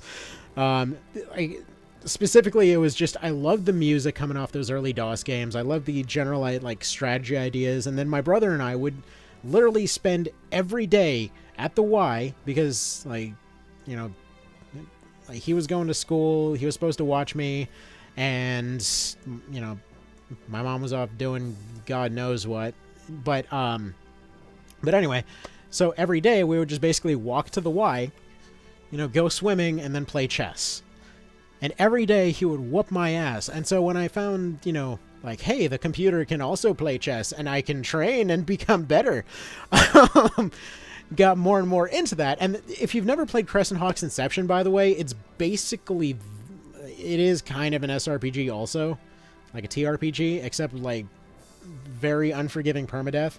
Like imagine a story game where you can completely derail your entire campaign because you have 4 party members and one of them is a traitor and you've let 2 of them get stepped on by a mech and they're just permadead, and your other good buddy is the traitor who tries to kill you, and now you're suddenly running a solo of a game that has no solo win condition because 2 of them needed codes that needed to be passed on to some spies or some crap in order to get some spaceship.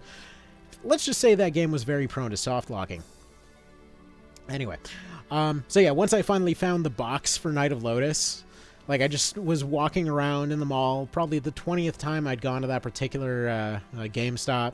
Not even GameStop, it was an EB Games. And I just saw the box there and was like, oh my god, I just hit gold over here. Finally find this box and was very confused at the sudden change of music between FFT and that one. Yeah, eventually, like, hell, I must have spent hundreds of hours in that game. Anyways, so, Lake Genesia, if we want to head down the werewolf route, or we got the slums of Zenobia. I feel like Genesia is going to be our next port of call here. Yeah, let's just do that.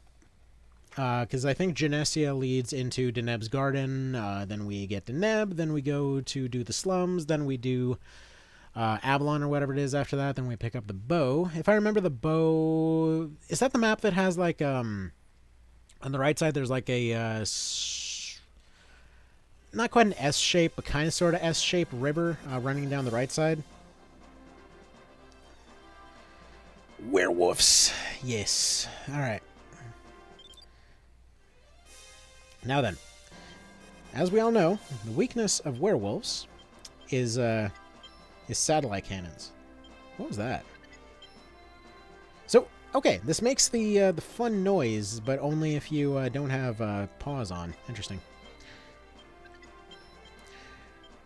By the way,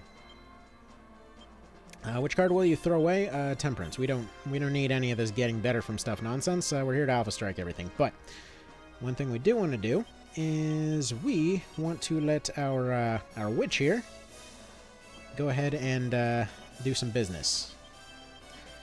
So we're gonna deploy the rest to just kind of defend our base here. We're not gonna bother taking any towns. Because we're going to need to do some major reputation rebuilding, what I want to do is actually get the bow and get Deneb Then we're going to circle back to all of these previous maps, and then we're going to go... I'm going to go get some serious liberation gains. So right now, the locals hate us. So we're going to do this one simple trick, and then make the old Zenobians hate us. Alright. Well, I'm assuming that's a compliment there, Roldo, so thank you. Really appreciated. And we're going to go this way. That one's a hidden town. It's not going to count for anything. I believe there's an item over here. I believe there's one over here, and then we go over here, and then we end his entire career. And there we go. That should be the entire map complete. So now we read chat. Let's see. First RPG I played was Dragon Warrior 7 on the PlayStation. Remember, I'm asking my folks, so where's 1 to 6? About that, can you read Nintendo? Let's see. Matsuno named him Deneb because that fabric symbolized freedom to him. Which, by the way, it sounds silly, but one of those things that I would regularly hear from from my crazy mom there. For a bit of context, they came from the old USSR. All right, and they never let anyone forget it. They're like, oh, we survived the Russians and all that kind of thing. So, like, this whole laughing at Russia getting its ass kicked recently is just kind of ingrained in everyone that was, like, that had parents like that, just so you know. You heard all the stories about their tanks running over weddings. Like, I mean, everyone knows they're assholes. Anyway, so, point being from all this stuff, you would regularly hear stories of just like that one time that they ended up finding a rock CD or something like that, or getting some genes, and it was just this weird kind of transcendent experience for people to get that stuff, because it's like, this came from America, the freedom land, and you know, it's interesting to think kind of think how all that stuff ended up playing out, you know. But that's just, it's when somebody's coming from that kind of environment, it absolutely makes sense. Don't pause for head. What do you mean? I don't know what you're talking about. Pause killing the sounds is my main PS1 version of Grab. I'm sure somebody must have made a mod for it. It's one of those things where, like, I know personally it definitely gets on my nerves whenever playing it on stream or whatever else, but for the purposes of quality of life, I kind of get why they did it. Because in this game, knowing when something is paused or not definitely helps. So I find it funny that the speedrun for this game is like barely over an hour. Yeah, because for the most part, you're doing essentially what we're starting to do now, except with a lot less Griffins. Because we needed a full squad, and then we needed to suddenly reroute to pick up Deneb, and then we needed to get the golden bow, and then we need to get Ash, and then... we're making a princess, and we're making a vampire squad, and yeah. Stuff's getting funky. We keep a card. You have too many cards. What do you throw away? Probably Tower. Now we're gonna get rid of Moon. We don't need that Moon card. He's the wolf. He's not human. It's okay, buddy. We already got a. Okay, we got the Rune Axe, which I love how the Rune Axe. Like, it's fun to see how some of these items transformed as the series went on. Like, the Rune Axe, you just get it in this one immediately. This becomes an endgame item for the rest of the series. However, at the same time, you get the Heavy Axe in the remake, like the PSP remake. You get the Heavy Axe pretty much just right into Chapter 2 from the store, but it's a Palace of the Dead item in the original. Plus, also, a lot of the fact that we're almost like 4 hours in here and we've barely made it past the first few maps is the fact that we just keep stopping and talking about random stuff. As it should be. Yeah, this dude's squad is entirely backwards. This is simply not okay. I think what we're going to do is just force this squad to retreat, because I want to make some space for cards, and yeah. So, we're going to get rid of most of them. And then they can just pile on the leader here. Griffin zoomies. Exactly. They're really dang fun. It's like just slapping a Griffin on every squad in the game is just the way to play it. I can't believe that I didn't know about Canopus being able to recruit them.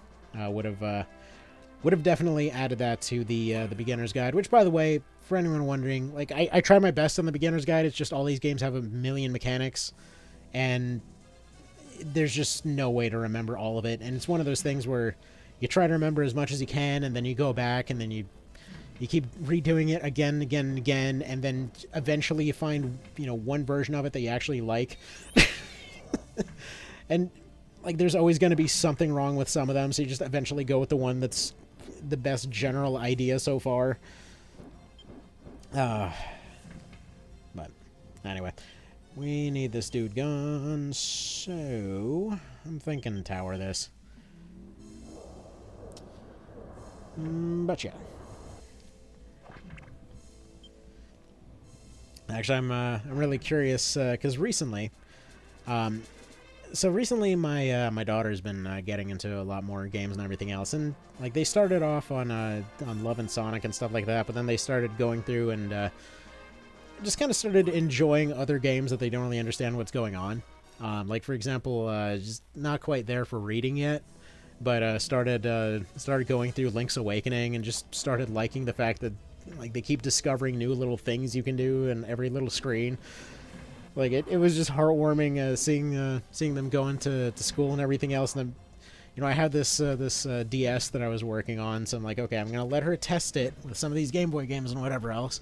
And because the thing's modded and all that, so I'm like, okay, here, try this out, see if you like this game. And like they end up loving the thing, and just keeps calling back like, Dad, I just found out you can cut the little trees, and I can cut the grass.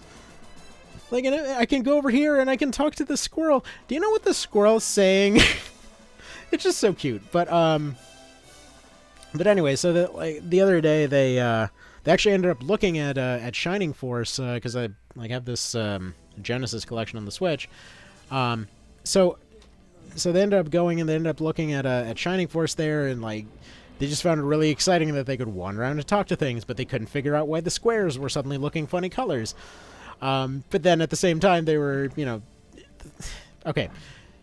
It's funny to see their reaction sometimes, because her first reaction to the fact that, she had to move her people that way was like, I need to be able to run faster. Like, Dad, can you get me the dinosaur fighting game? And which basically translates to, oh, sorry for hitting the mic there, which translates to Golden Axe 2. Because they wanted to be able to move faster and get to go beat up the bad guys faster.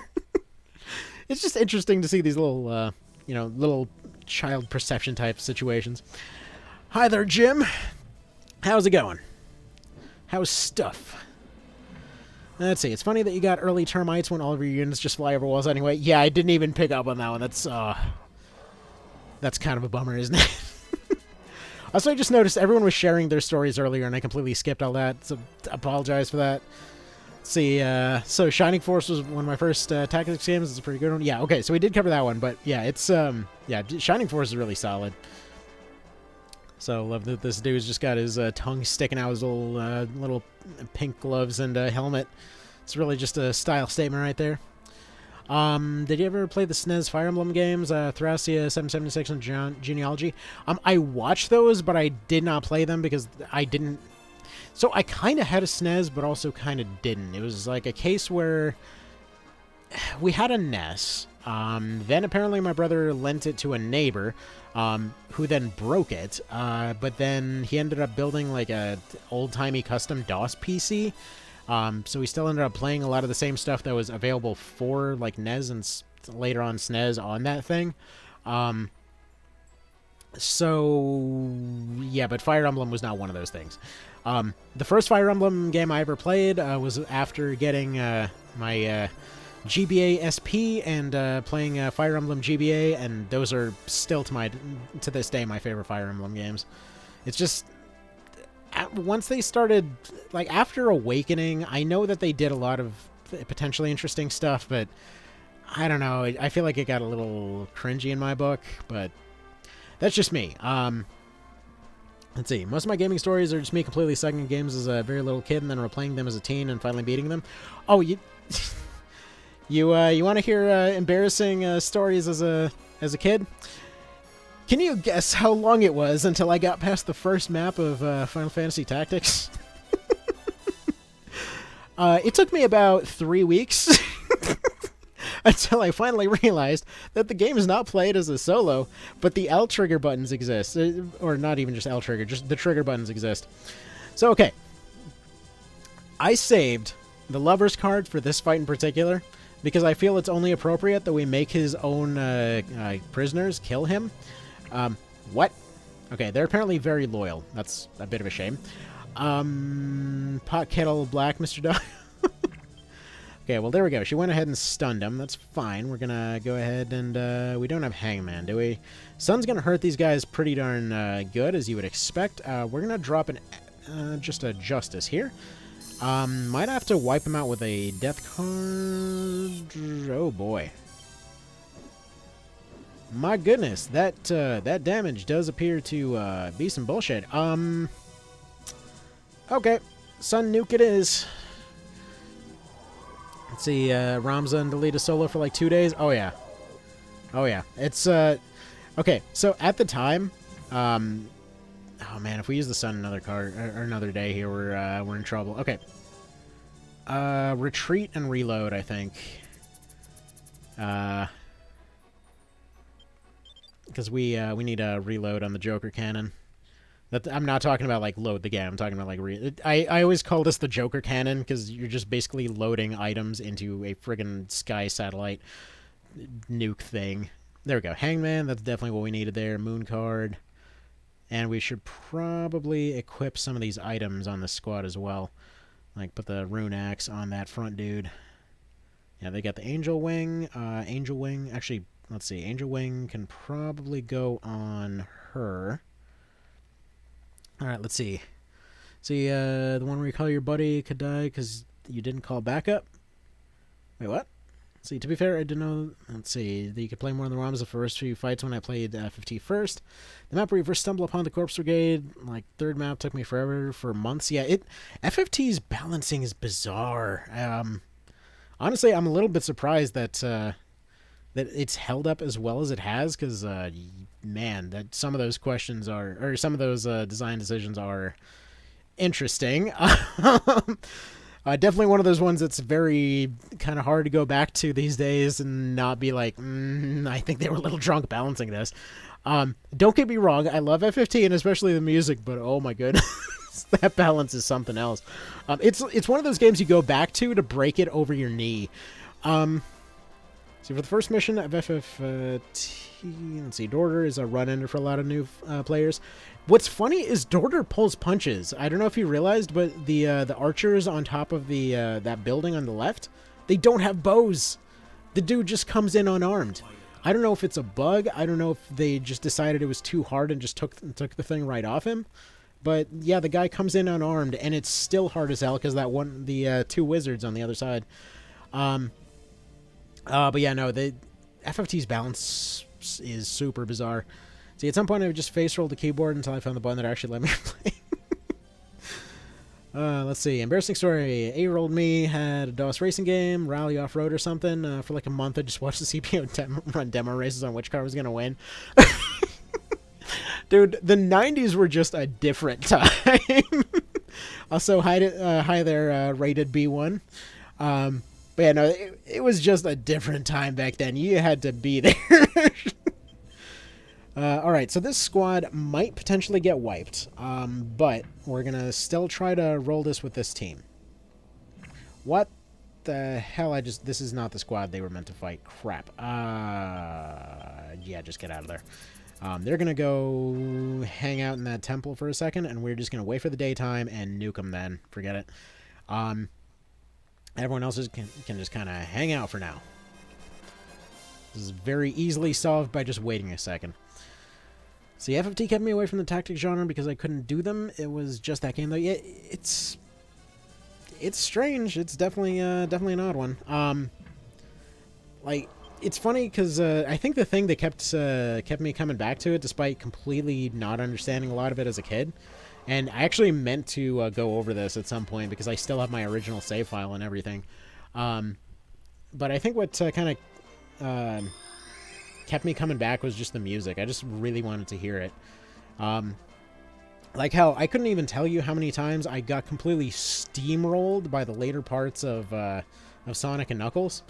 And I think I was just one of those weirdos that always preferred playing Sonic and Knuckles over Sonic 3 and Knuckles, despite the fact that my friend gave me Sonic 3 for free.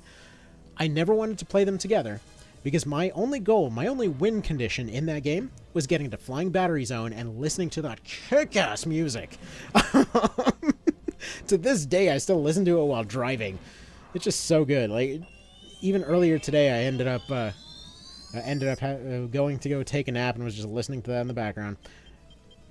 Oh boy. Okay, looks like the puppers are up real quick. Let me go take them outside, and then we will continue this discussion. So just a sec.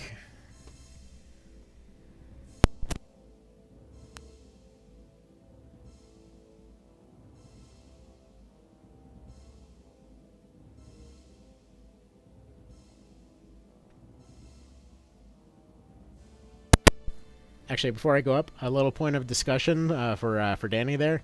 By any chance, was Secret Agent Man a syndicate in other regions? Just out of curiosity. All right, be right back.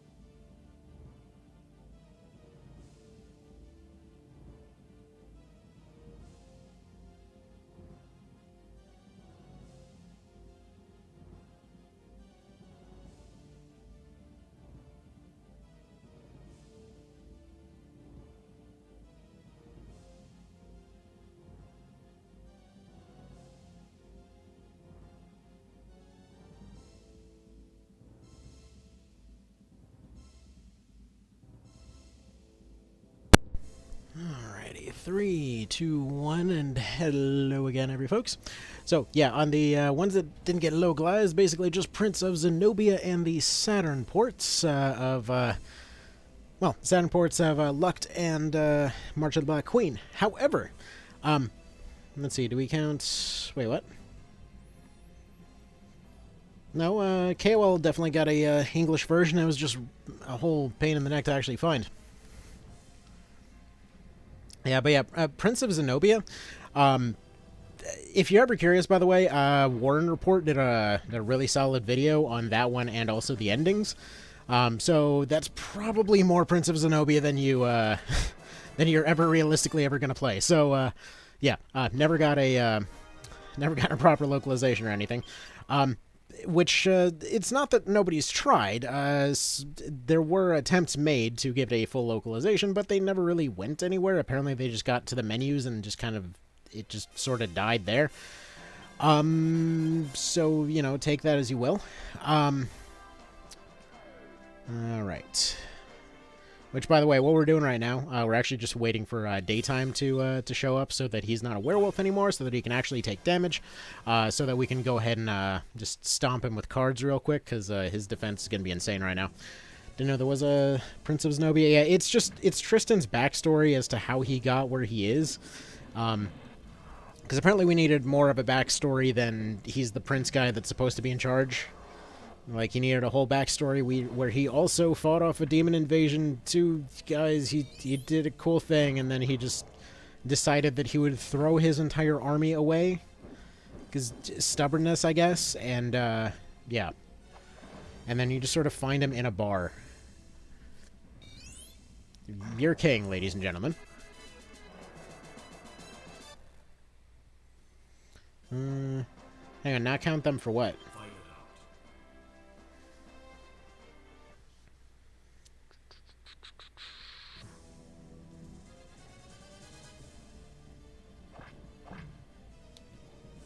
I don't know what's going on there.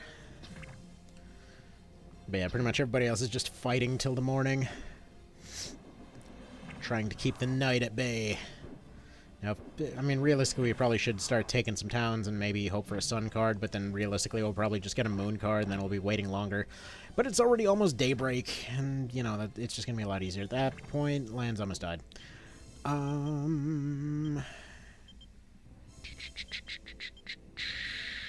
I think we're just gonna... I think they're just gonna retreat. And we're done here. Nah, probably the best bet is just to start sending in Griffiths at this point, just to start mopping up this mob. Let all the lobies go about their business, clearing up the towns. See, I felt Tristan was a good enough character without the need for a whole game. Yeah, Prince of Zenobia does feel kind of unnecessary. I mean, I'm glad it exists. It's just sort of weird that it does. Like, I mean, if it didn't, I don't think I'd really feel any different about it. I mean, like it was already mentioned in chat, most of the time we kind of forget it even exists to begin with, so... Again, I don't think much would change. What's weird is they actually added some unique sprites for that one. And it actually technically had unique mechanics to some degree as well, but, you know, it is what it is, I suppose. But, yes, I am a little bit surprised that we don't see, like, more, Knight of Lotus mechanics floating around, though. Like, the emblem mechanic is by far one of the coolest features of the series. Like, it's just... It's basically a better version of the Fallout perk system. Like, Fallout's been trying to figure out a way to make their perks more natural for such a long time, and, like, here's this random Game Boy game of a series nobody's heard of that managed to actually pull it off, you know, absolutely ages ago. And for some reason that just doesn't get copied. So I don't know. I don't know what that's all about, but either way, it is an absolutely fantastic game, though. I know I personally love going back to it pretty much regularly. But yeah, does anybody else ever have, like, their original, like, let's say Knight of Lotus cart, and you just keep going back, and you'll play, like, an hour or two on that save file, but then you'll always feel bad about ever overwriting that save file, so you never really get anywhere? Like, if anyone here saw the video reviewing the Retroid, that's why I had 3 copies of the game on there, because I just couldn't bring myself to overwrite any of the save files. Even though one of them is literally just a dumb crossbow-only run. But yeah. I mean, like, it's the same reason that I have probably, like, 6 different versions of my original save file for PSP locked. Because I'll just keep starting it and attempting to, attempt to go anywhere, and then I go back and, like, I don't know if this was genuine to the way that I did it originally. Let me just go redo it a different way. I don't know, but I'm looking forward to reliving that experience on ye old wide Game Boy. And actually, it's funny. For a while, I couldn't figure out why, like, for example, Fell Seal was giving me Night of Lotus vibes. And then I just noticed the other day how much rubber banding there is in that game, and that's probably why. It's like, it's very difficult to actually screw yourself. I mean, you definitely can far easier than Night of Lotus, don't get me wrong. It's just, you know, the rubber banding type deal is very familiar feeling, is the deal. See, my GBA SP has issues wanting to charge, otherwise I'd be going to FFT because the first SRPG I owned and played a lot. Yeah, that's absolutely fair. And funnily enough, even though my original FFTA cart ended up getting run over by a car, yeah, it's not actually a long story. It's just a really dumb story. But I don't know. I found it really fun to go back and replay that one on a phone. The nice thing about Night of Lotus and FFTA is just because the input lag doesn't matter very much, they're very pleasant to replay on a phone. Not to mention because they're only running Game Boy emulators, they don't really have the battery issue, so like for anything Game Boy related, phones are just absolutely fantastic. Well, for the most part. Anything strategy-wise on a phone is fantastic. Some of the other ones, not so much. Like trying to play through old Zelda games on a phone is a great way to get frustrated, because for some reason they don't like to register combined button inputs. So, like, for example, like the bomb arrows and Link's Awakening and stuff like that, just plain do not want to work. Or if you're playing, like, a Pokemon Crystal Clear and you want to activate Nuzlocke mode, you can't, because you can't hit Select and A at the same time.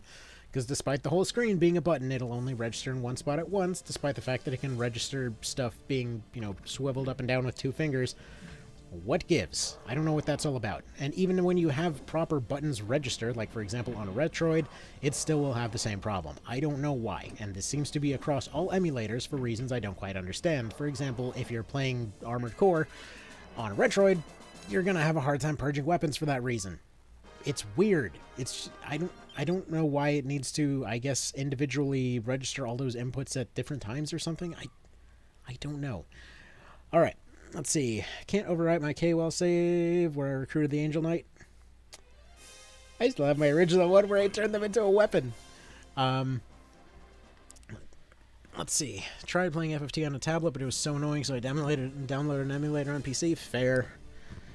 That is absolutely fair. Though I will say the iOS version is pretty alright. This squad is about to get chunked. I just realized. Let's see. Why don't we just tell these guys to go away, I think. Because the squad's already going to retreat anyway. They're going to be easy to deal with later. Griffiths 1 needs to just hang out on this tile for a moment. Do a little bit of the old healing. Although they're going to get run into anyway. Of course they will. Dang it. Let's see. How old are you? I don't know. Take a guess. I'm just curious. If you were to guess, what's your guess? 3 kiddos, more jobs than I can think of, but not quite geriatric yet. Surprisingly close, actually.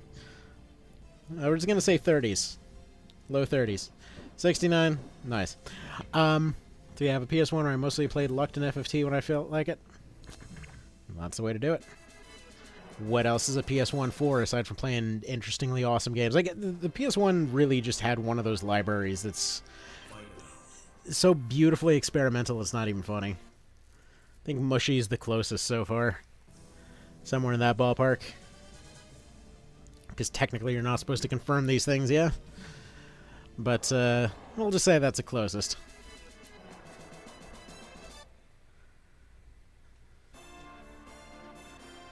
Alright. What's this map looking like? Yeah, they're going to try to take this temple, apparently. Which is fine. We don't really have to worry about them taking said temple. Because it's now daytime, so we can now just go ahead and have them escape. Go down that way. Go that way. See, too much 90s kid vibes not being in your 30s? Oh, yeah. Yeah, no, the 90s were just such a weird and beautiful, crazy time of stuff that made no sense to exist in any human word, or any human world whatsoever. Yeah, it's weird because in many ways a lot of the same stuff from the 90s is happening again now. Like you got a lot of the same weird experimental nonsense. You know, the weird visuals and stuff like that of people coming back. A lot of the like interesting 90s kind of not quite raggedy but kind of frumpy styles coming back, which personally it's not even a nostalgia thing. I just think that like that look looks good. It's very cozy. Let's see, Ogre Saga full series. What is this supposed to be an endurance stream until Reborn releases or what? No, so this is going to be as many games as I can get through during one of the only opportunities I have to stream ever, because it's basically just I have to stay in one place and every hour or so check on our puppies, and everyone else has just gone and gone off for more or less like a family party for the weekend. So it's just me and the fur babies basically. So so yeah, I just figured you know, Mr. Vale has been asking for an all Griffin run for a while. So a few years ago, I had done a video series of getting through the whole series with just fairies. Now, it was basically a no-death kind of run at the time. Now, in this case, we've already screwed up said no-death run pretty much immediately due to the fact that I wasn't paying attention, and Griffith's one here got iced by Gilbert. But that being said, yeah, the whole idea is just kind of like just romp through the entire game and just kind of see what happens if we do it with just Griffins. So March of the Black Queen here is going to be the fastest and was the easiest one to route out, because after we got the initial Griffin setup, which was most of the the beginning part of this whole thing, after we got this done, like right now we're just still doing some dumb setup just for the hell of it. Like we're going to pick up Deneb, we're going to pick up the Golden Bow, and we are going to then use Deneb as the princess of the team. We're going to go pick up Ash. We're going to make him into a vampire. And, ooh, Holy Fang. We're just getting all the holy weapons. What the hell? I mean, I'm not going to say no. That's pretty awesome. And so, yeah, then yeah, after all this, we just more or less speedrun and Tarot Stomp the rest of the game. Yeah, we got a boo-boo, unfortunately. Such is the case. As you can tell, we're not exactly having a super difficult time. It's really just a matter of setup right now. This is going pretty solidly. But yeah, there are some interesting bits here. So from this, we're doing this one tonight. Then the plan is to do Lucked tomorrow, as well as Night of Lotus, hopefully, and then see if by the end of the weekend it's possible to do Ogre Battle 64. I can't promise getting very far in Ogre Battle 64. I mean, that game is very, very long by comparison. Like, I love OB64, but, why do you come back tonight? No. Just a bunch of bullies. Yeah, this is basically the Eastern Europe conflict in a nutshell right now. Like, oh, you guys are such bullies. How dare you not let me just take your stuff? So mean. Oh my goodness. Biggest problem with the game is how easy it is. Tarot cards trivialize the game. I don't know if they trivialize it. I think they're an interesting little strategy thing, because you really can't really control. You can't really control which ones you get. You're limited in how many you can. I mean, granted, yeah, you can sit there and get infinite money. That part's not ideal, but technically you're also paying for that as a resource, because you have to go rebuild your reputation from there. It's a very interesting kind of fluid strategy, this whole game, because you're constantly shifting between needing more time, needing more money, needing more cards, needing more soldiers. It's interesting. Like, it has an interesting flow to it, and that's why I love coming back to this one as just like a kind of chill out game, more or less, because every time it's like, well, what kind of interesting stuff can we run into this time, you know? See, I like to save my cards as much as I can, not use them as much as I can. Same here, but in this particular case, I mean, we kind of need them. Like right now, we're just doing a really dumb setup. We'll eventually get through this. I find it very interesting that for some reason the guy that is an evil werewolf is immune to the sun card, but apparently super weak to the devil card. What is that about? See, money's too easy to come by. I don't know if it's... Okay, it's theoretically infinite. It's easy to come by, but again, you're paying for it. Like, you do have to pay for it. Managing your reputation is just a weird and interesting system. I don't really think it's to anything. It is designed by a board game. It is designed to be fun. Wait, did I just say designed by a board game? Man. Yeah, the hour of the day is certainly starting to show. Anyway. Now, we're almost done with our setup so that we can quickly continue curb stomping. Let's not really just spend the money and then go to showroom and get free 30k. Yeah, I always forget that's a thing, but either way. Either way, it's only 30k, it's only 15 cards. Man, I missed those OB64 sprites from Quest. Yep. Alright, there's Deneb's garden. Okay, we can start doing some shenanigans. Deneb, easy. Young and alluring witch lives in blah blah blah blah blah something something decapitating the locals, and we want this as our friend. Beautiful. And by the way, for anyone wondering, the reason that we're leaving all those towns unconquered is because we want to go back and liberate the ever-loving everything out of them. So this one I'm going to have Griffis handle. He's going to go over here, he's going to go over here. I want to say the other hidden item is over here, but and then they're circling back over here. And there we go. So they're going to nuke Deneb. The other team, by the way, Fairy Run is just this friggin' forest running back and forth on the SNES version forever. It was dire. It was very dire. All right. We're gonna set up a defensive perimeter with our squads in a bubble, and then we'll go from there. All right. Yeah, Princess. Exactly. Exactly. We are getting our Deneb this time around. Maybe you can give your leader's bird to a different leader to even out the levels. Why are you trying to make sense over there? We're not making sense over here. Not about that thinking and strategizing. We're here to...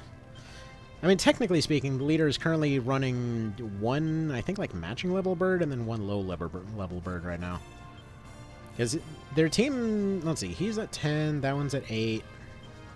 That one is at 8. Okay, so I guess those have kind of normalized. But I know Diana's been in about as many fights. She's at, wait, she's 3? Really?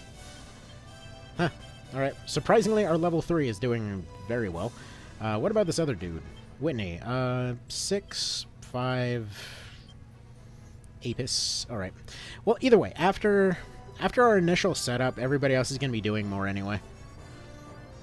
Because right now we're not in our final teams, we don't have everything set up, we're just kind of, we're getting Deneb, Golden Bow, and then Ash, and then finally we can start actually balancing these teams out. So you're going for recruiting all canon characters? Oh, hell no. We're just going for whatever dumb nonsense we happen to run into along the way, and then we are, we're just blazing through this thing. Too late on Gilbert. Missed him. Oh, no. We didn't miss him. It's more like our reputation dropped so hard doing the initial setup that he decided that we suck. Diana isn't a class in this game? Oh, it doesn't matter. Diana's our witch. She has her own class. She's in a class of her own, apparently at level 3, doing just fine next to the level 10s.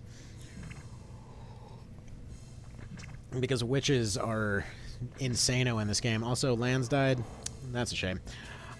He just said no to Gilbert. I mean, again, I'm not really entirely sure what happened there. Basically, I was mashing buttons. We got the whole setup for everything because we have Canopus. And yeah, at some point, we were meant to get Gilbert, and then at some point, we also did this thing where we didn't get Gilbert. So, you know, yeah.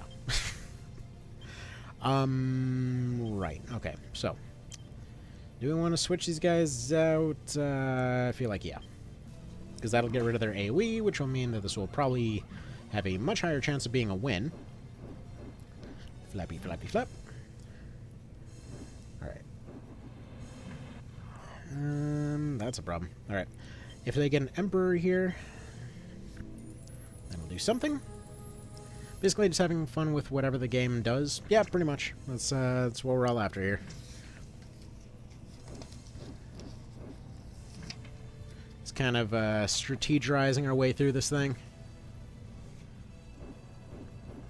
Whatever happens, happens. That Griffy went splat. Alright,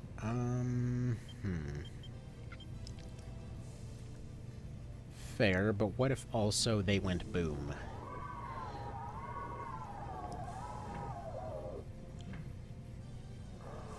There we go. Sounds good. No levels, but you know what? That's alright. I got something out of that. Meanwhile, we will begin to deploy the Joker Cannon. So you get Charm against Witchcraft. I feel like we probably should be using that, to be fair. Joker Tarot. Okay, Judgment, good. Tower, I believe that'll actually work on this one. Star, kind of worthless for this. Fortune. Yeah, Sun's alright. Come on. Give me like a Justice or something. Magician will do. Alright. Our cannon is loaded and we're good to go. Eventually, because I forgot they're taking the scenic route. See, a lot of your guys are low level because you finished too many units with tarot cards. It goes to your opinion later. Yeah, I know. I know. It's fine. Don't worry about it. Black Bow. Out of curiosity, which one's that going to be in later games? Strength +2, Int +2. Bow forged within the flames of hell. Okay, so there we go. It's the brimstone, not the actual black bow. Whatever.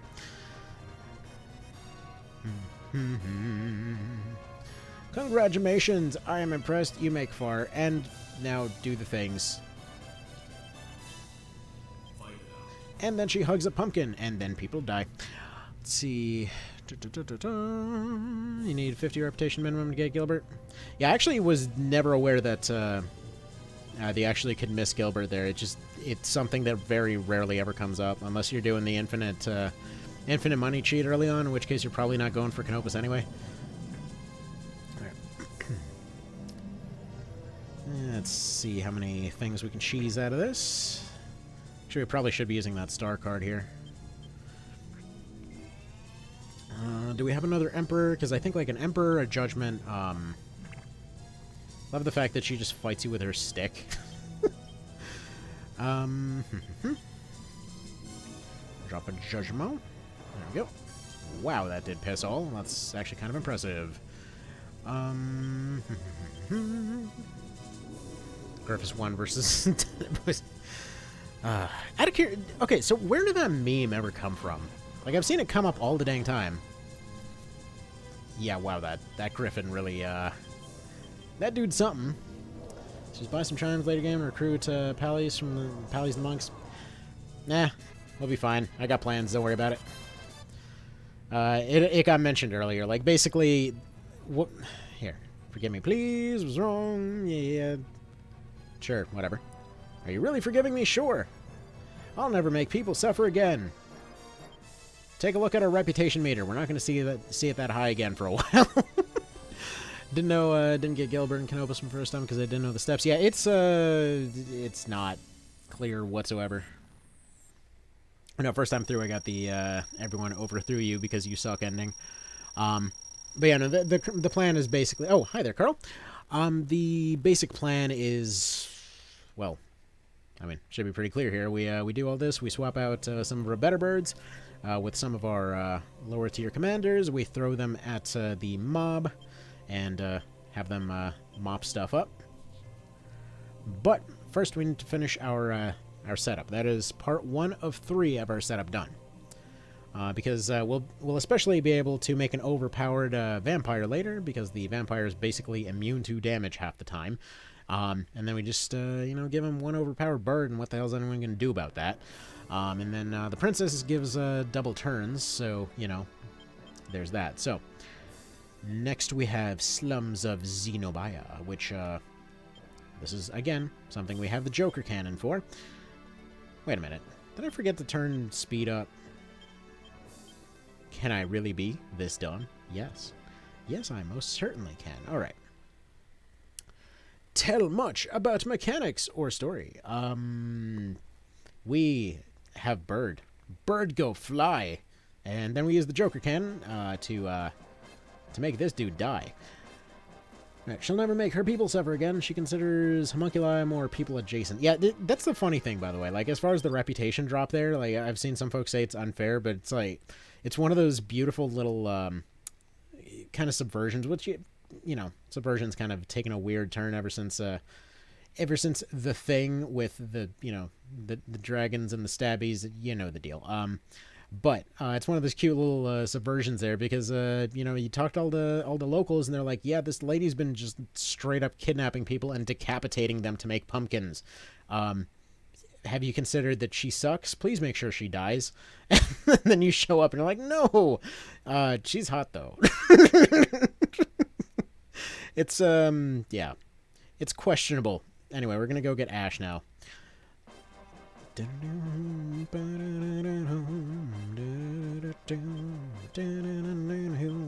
love this music. And somebody else apparently agrees with me. Hi there, Hugo, with the very solid take there. Alright, let's see. Apparently, despite losing reputation for forgiving, Deneb actually gained alignment for the opinion leader. Interesting. I mean, I guess that makes sense. Best music of the game here. Impregnable defense. Yes, it rules. Reject humanity, return to Burb. Exactly. The Burbs, they do not care about the heads being removed, because you know what? They do it themselves if they could. My name is Ash. I'm an old knight waiting to die. Wait a minute. You caught me on my way out to my grave. Why don't you let me join you? Okay. Speaking of being on your way to the grave, sir, about that. I got a thing for you. It'll totally help you feel better. We're just gonna pretend it's grape juice, It's all right. Totally just grape juice, man. Just yeah. There we go. There you go. Good job. And there's nothing here. Okay, all right, fair enough. So let's go ahead and give the holy thing to the undead guy. What could possibly go wrong? Beautiful. Now let's give the sword of slicing to, I guess, let's give that to his birds. There you go. Throw one of those over there. Swordy slicing. Give a whatchamadealy ring of protection or black bow, whatever, to his other burb. All right. Ash took a nap. Exactly. Autumn Sky best intro. I don't know. I mean, we're all missing the obvious one here. I mean, if we want to talk about the best theme in the game, it's not any of these themes whatsoever. It is Reminiscence in the bad ending to Lucked. Now, as the kids say, that shit is my jam. See, I beat Tactics Ogre PSP with just Griffins. Never did that with this game. Yeah, so Tactics Ogre PSP, it's funny because that's the one I've by far played the most. But in this particular case, when we're doing Lucked for this one, we're actually going to be doing the classic version, just because they suck so hard in that one. In through most of the series, they're like a solid A to B tier. And then for some reason, when it comes to that one in particular, they literally do 1 damage when you get them out of the store. It's very strange. Out of curiosity, I might be misremembering this. In the SNES version, doesn't Ash come to you solo? I was pretty sure he did. Also, let's see. Do we want to go backline on him or frontline? I think we want to go frontline triangle, actually. Because he does health steal in the front, he does charm from the back. Charm is good, but he's already got AoE and spades, so... Alright. Let's go ahead and save that there in case anything goes wrong on this map. We already did that part. We're always going to redo that part. That part is done. It's non-negotiable. Does the level of the unit to replenish in town depend on the town or the level of the leader? It is 2 levels lower than the unit leader. Yeah, that's what I was saying earlier. We probably should have waited on recruiting all these Griffins, but, you know, we got what we needed. It's whatever. But now we deploy Sinor Ash to, kick, plenty of ass. And there we go. Will the coffin fly? This is what we're about to find out. It appears that is a flying coffin. Beautiful. Man, could you just imagine just like debonaires looking out of the castle walls? There's just griffins carrying just a coffin through the air at his castle. Like, sir, I'm not sure how to explain this. In hindsight, the optimal strategy was probably killing everything with Canopus in the first field. Yeah, I mean, maybe, but whatever. That's the thing. You could optimize forever with these games, and you'll never be fully optimized. Like, that's why I always recommend just play it as it lays. Whatever happens, happens. I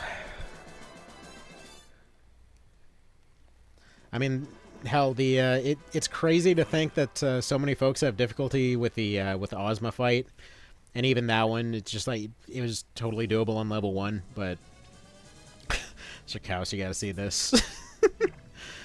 Yeah, they can never decide on the spelling of any of these names. He's Koss or Klaus or Quas. He's something. He's some name somewhere. I don't know. We have to look at the credits of the L'Oreal commercial he came from. Oh, crap. The porn spammer's back. All right. Oh, come on. Seriously? Really bad Europe war puns from them? What the hell is this now? Not sure. Really? This is like 6 messages, dude? Really?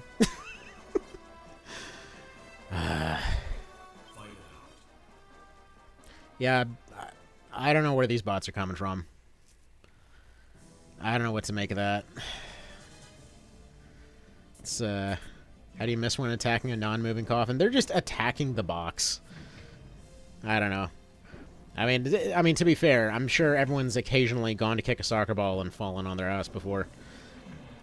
Only want to Deneb. They come from Russia. Yeah, I mean, just add to the pile of reasons to hate them, I guess. Spam is only good with spicy ramen for breakfast. Is Russia doing that bad? They are getting curb stomped, and it is hilarious. Like, it's just... Okay, so for a little bit of context, for anyone that likes to watch historical stuff, there has been this annoying trend for a very long time of people absolutely filleting, like, all this borderline magical stuff that Russia can totally beat the rest of the world with. And it's just funny how now that it finally got all put to the test, they're just getting slapped by everything. And everyone's just testing all their new cool toys over there. Like, friggin' Estonia sent over a robot that they wanted to test out. They're like... You know, it's technically used just for medevacing people, but, you know, I mean, technically we could just put a bunch of machine guns all over it and see what happens. And they're like, yeah. Pretty much. So immediately, like, Russia had put out this this whole bounty and whatever on this friggin'... It's straight up the Shiv from XCOM. That's what this thing is. I mean, it's just... I don't know. It's just weirdly funny to see. Also, I never realized that the coffin actually has, like, a knocking sound when they're doing their attack. That's pretty cute. Also, yes, good morning. I mean, yeah, FFT fans too. We're mostly an Ogre community, but, you know, same difference. They're all the same series. I mean, eventually that'll be official, but, yeah. Japan needs to send over a test Gundam. I mean, they're probably one step away from doing so. Everyone's just, at this point, they're just grabbing the popcorn. They're like, okay, who's got cool stuff we want to test here? Like, let's see. At this moment, like, on the US side, like, apparently we wanted to test some kind of, like, automatic, and it's some kind of, like, missile that apparently attaches to jets that will automatically seek out any radar that can see them at the moment or something. So they were testing that up. That's apparently been going astoundingly well. They're like, oh, let's do this, the HIMARS dealie. That's going very well. The UK sent over some kind of cars and tanks that they wanted tested out. Like I said, people are sending their crazy drone and robot designs that they wanted. They were all experimental. Just everyone is just at this point. It's just a testing ground. They don't have a chance. I don't know why they're still in it. Like, it's the strangest thing that they're still trying. Because yeah, they do not have a horse left in this race. It's that horse is just basically being butchered for meat at this point. But they're still trying to convince their people they're winning somehow. Anyway, got to see Vamp Ash wake up before I go to bed. Well, there you go. We got Rusty Vampire right there. And he's doing great. Doing a hell of a lot better than Russia. I mean, okay. Part of the reason that I find it so funny, again, I mentioned before that there were just people like hyping up all this crap that they clearly couldn't do for a long time.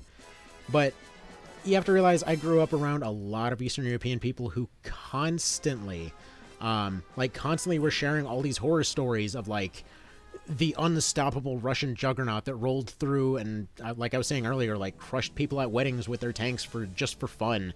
And all of this stuff immediately started coming out the first week of that war. Because they were doing literally that exact same thing. Like, I don't know if you guys saw the video of just this dude that's going about his day, and they run him over with a tank for no reason, and he's just looking up from what's left of his car like, how the hell did I just survive that? But, I mean, they've been doing just straight-up war crimes everywhere for a long time, so, yeah, it's, honestly, to me, it's funny to see them get their ass whooped so hard to the point that everyone just seems to be having fun by this point. I mean, obviously, people are fighting for their country and all that kind of thing, but I mean, like, to see this supposedly unkillable thing that could never stop filleting itself get destroyed this hard, this publicly, it's just cathartic, So yeah, this tough image of Russians in my head in my childhood, now it's all turned upside down. Yeah, they're okay. I saw this interview earlier. There was one of the dudes that got captured there, and they're like, "You were in a tank. Why did you not shoot at us?" And he's like, "Well, our tank's cannon stopped working weeks ago, and we don't have mechanics to fix it. Like, we don't know how to fix it. We don't have mechanics to fix it." And they're like, "Well, what about the other tanks? We saw tanks shooting. Like, those ones can't move because they don't have oil, but their cannons work." I mean, it's crazy. And yeah, the reason that one's all white, those are Apenikai. Those are the ones that petrify with the pretty much no % chance to hit because this is the PS1 version. So I remember playing this for the first time when I was 10 in 93. Keeping that rep meter up was the hardest part. Oh, yeah. Are you from an ex-Soviet state? Yes, technically. I don't know much about it, but I did grow up, I'm, like, technically from there. But, yeah, I spent my whole life in the States, but,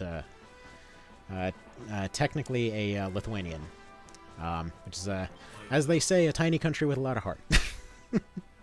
But that's partially where the potato of my name comes from. That's always going on about my potato foods, and always drinking coffee. And one day my wife came up and said, "You're quite a coffee potato over there." I'm like, okay, that's. I was looking for a username. That's gonna work. See, logistics and supplies are so crucial for a war. Crazy Russia ignored this. Not even that. They've had... obviously it's part of it, but it's wild the degree to which they ignored it. Like, early on, their problems were that they had all this supposedly advanced stuff, and then they never maintained it. Like the anti-missile armor on their tanks technically exists, but it doesn't work. Because in a lot of cases, the corruption was so bad, they were taking these things that were supposed to be full of, like, reactive armor and stuff like that, and they found them filled with cardboard. And then, obviously, they had defections out the wazoo, like, for months now. They had all these, like, weird-looking helicopters that they were hyping up as invincible for the longest time, getting shot down by farmers. I mean, yeah. Let's see. Yeah, selling all the parts to Rand's here. Yeah, pretty much. I mean, I don't know if anyone heard, they recently apparently ran so low on all their artillery stuff that they're buying back the stuff that they sold to North Korea in, like, the 70s and stuff now. It's, again, I don't know why. Just at what point do you say good enough, bye, you know? It's all this death and destruction for absolutely no reason for anybody. Nobody benefits. Well, I mean, I guess technically we benefit, but yeah. That is to say the U.S. I mean, at this point, everybody's just getting to test out their toys over there. I guess they expected fast and quick, like other stuff with Georgia and Crimea, it all went wrong. It's weird how they expected that, though, because it's a country that they've been actively at war with for going on 2 decades now. Like, they knew they would fight back. They knew they'd been working with the entire West. They knew that, you know, bad stuff would happen. I mean, yeah. Yeah, I would not give a particularly high chance of Mr. Putin and the Ritz over there lasting a week past the war ending, that's for sure. But, you know, as unto tyrants and all that. See, on paper they had tons of stuff, but apparently the generals just pilfered funds that were supposed to go to the military for their own personal use. Yeah, it's crazy.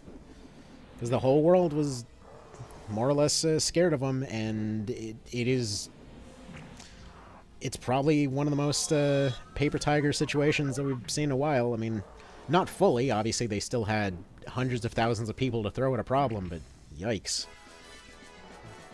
I mean, in some cases, it seems that they're using equipment from the 1800s at this point. Like, what the hell is even that? But either way, I love how he's telling Ash's story to Ash right now. By the way, it's like I think his name was Ash. He was a good guy that was impersonated by somebody else. Shows up as a vampire. Contemplates while in his coffin. Let's see, sadly, there's still a lot of weird us against them mentality over there. West is bad, we're good, especially from old-timers. Yeah, man, they had one of their propaganda segments that folks were translating that basically was saying that they were arguing that they were trying to save the soul of Ukraine or something. And, okay, the nukes, I'm going to bet right now that they don't have any left, that they don't work. Like, pretty much everything else. I mean, if their basic infantry stuff doesn't work, actually I found it interesting that there was this breakdown that somebody was doing a while ago over all the stuff that they should have and all the stuff they didn't have, and somebody was pointing out that yeah, they had sold off the optics of their rifles. Like they don't have sights on their guns, they don't have night vision stuff, which was a huge problem for them. They don't have radios. Like, we have random militias hanging out in the forest better armed and equipped than they are. It's crazy. And they're over there announcing like they're going to go take over the U.S. at some point. Like, how? How are you touching all the insane that goes on over here? So you want to know what... See, most people want him gone, but his successor replacement won't necessarily be any different. Yeah, they got a history of that, that's for sure. Bizarrely enough, it's strange that this is weirdly relevant to this series, considering it's largely based off a lot of the crap that goes on over there.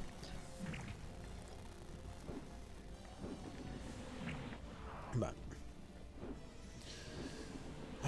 yeah, this has turned into, largely into Ash Destroys the Universe right now. And, occasionally everybody else gets a shot. Let's see. Do we have a heal card for these guys or something to help them out a little bit? I feel like the Fool card, maybe? Yeah, that might do it. Let's see. To be fair, I joked about the nukes that they have not working also. This footage is causing low hit rate nightmares. Yeah. What are you gonna do, right? But that's why they're all just over there as a mob to slowly tickle anything that goes nearby the HQ, while we have one unit actually sort out the map. Because apparently nobody can touch this immortal bastard. But yeah, no, I like on the whole war thing, the logic behind the nukes not working, for anyone unfamiliar, by the way, is just because those things are insanely expensive to keep running, and then they just stop working if they, don't keep them running.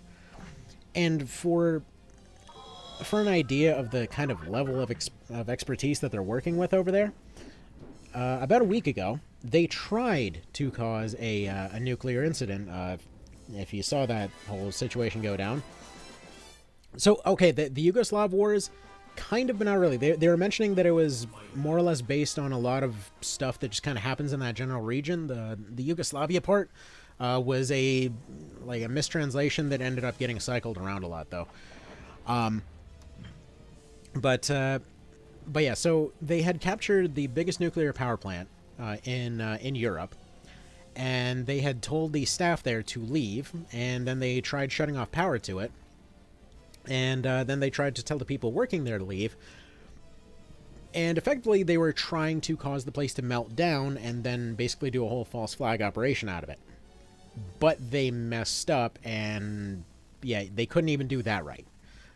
Literally a thing the people were terrified would happen on its own, they managed to even screw that up. But yeah, Ulster equals the Bosnians, Gargastan equals the Serbians, Bakram are the Croats. I mean, yeah, but again, it was apparently, they specifically were mentioning that it was a, it was just a mistranslation that ended up, more or less, it was supposed to be like that, plus combined with a bunch of other things is what they were getting at. But again, I don't remember the exact wording, and it is also 1:30 in the friggin' morning, so brain no work so excellent right now, as it were. But coffee can only do so much. So we'll have SE to put out the next gen Ogre Battle combining all 3 continents. I mean, that's what Ogre Battle 8 is supposed to be, if it ever happens. See, Russia's also storing military equipment inside the largest nuclear power plant. Yeah, they were hoping that somebody would go bomb it and they can blame it on somebody else, but nobody else appears as dumb as they are, so yeah. I mean, it's definitely going in the history books as one of the most pointless wars ever, that's for sure.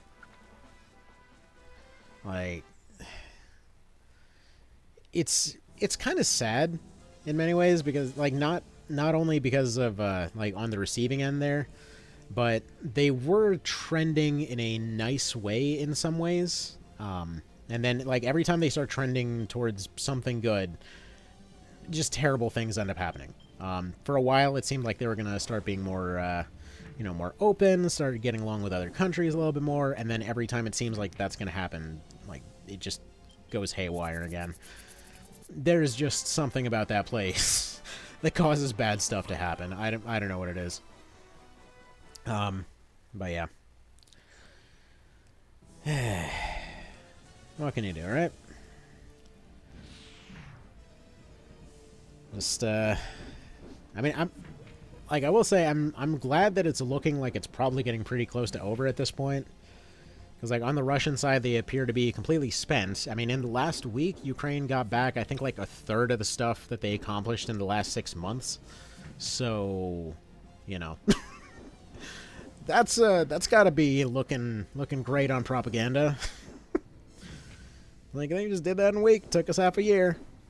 Don't worry, we're totally doing great, you guys. I mean, if you ever want a good laugh, look up on Twitter. There's an account called Darth Putin. It's like a sarcastic take on absolutely everything they do. It's like, oh, managed to lose 50,000 people already, and going for the high score. Don't worry, I remain a master strategist or something like that.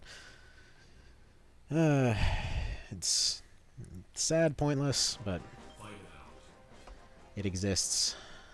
So you watch that Samurai Unit PS1 pathing AI is smarter than the SNES version? Oh yeah, I know. I know, they're gonna do stuff.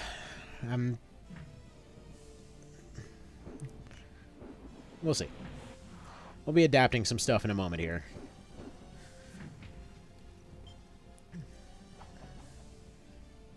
Right now I'm just hoping to see this this squad here maybe accomplish something. See, this is why originally I was joking about using just all witch squads. So that guy's over there. That guy's gonna try to circle around the side is what he's getting at. So we can more or less have Lanza's squad attempt to cut them off here. And then we can... Don't we have one more to deploy at this point? I guess not. Doesn't matter. Which squad is kind of our ace on that side? See, Carcaphron is falling apart, it looks like. Oh, yeah. No, I mean, they basically just cut straight down the middle to the point where it seems like nobody on any side was expecting that to go that well. Like, yeah, they cut off all their supplies. They cut their army in half. They more or less tricked them into sending what's left of remotely competent, parts of their military in the completely wrong direction. Pretty much, there's been one section where they have been repeatedly attempting to build pontoon bridges and cross and getting blown up repeatedly for weeks. Why even bother? They know it's going to keep happening. They did, like, early on, they did this with an airport. I think the thing got hit, like, 27 times in a row. And they kept losing commanders there. And they're like, I wonder why this keeps going wrong. And then they do it again. And it's like, come on. Surely the giant holes in the ground would clue you in at some point. But yeah. Could potentially recapture those. I mean, it's looking that way. So... yeah, it's it's pretty cathartic. It's pretty cathartic to see Russia getting slapped so hard, because they like, granted, I'm not talking about specifically everybody from there, but I mean, like, as a whole, it's been coming. Like, can't exactly be getting away with that. I mean, from what I hear. There was actually even a dramatic speech at the UN that the representative for Ukraine basically showed up and said, yeah, we're taking everything back, even going back to the stuff that was lost in 2014. Like, Crimea is getting taken back, all of it's getting taken back. Surrender and leave, or, unfortunate things happen, basically. I mean, it was pretty clearly a we pretty much got you by the short hairs now kind of speech. So yeah, I mean, more power to them. It's, for those kind of unfamiliar, by the way, as to why the whole Crimea deal was important, basically, Ukraine found that they had a whole bunch of gas, and Russia felt threatened because they wanted to be the dude with all the gas. So, I mean, they basically... So, like, Ukraine had made a deal with the U.S., I think it was, like, Chevron and all that, to go in and help them deal with the gas because they didn't have the infrastructure, so the deal was they split it all up somehow. Russia decided that they wanted their market share, so they went in and they took over, and they've been attempting to supply water to the place for a long time now, like over a decade. Is it over? No, it's not over a decade, what am I saying? But almost a decade.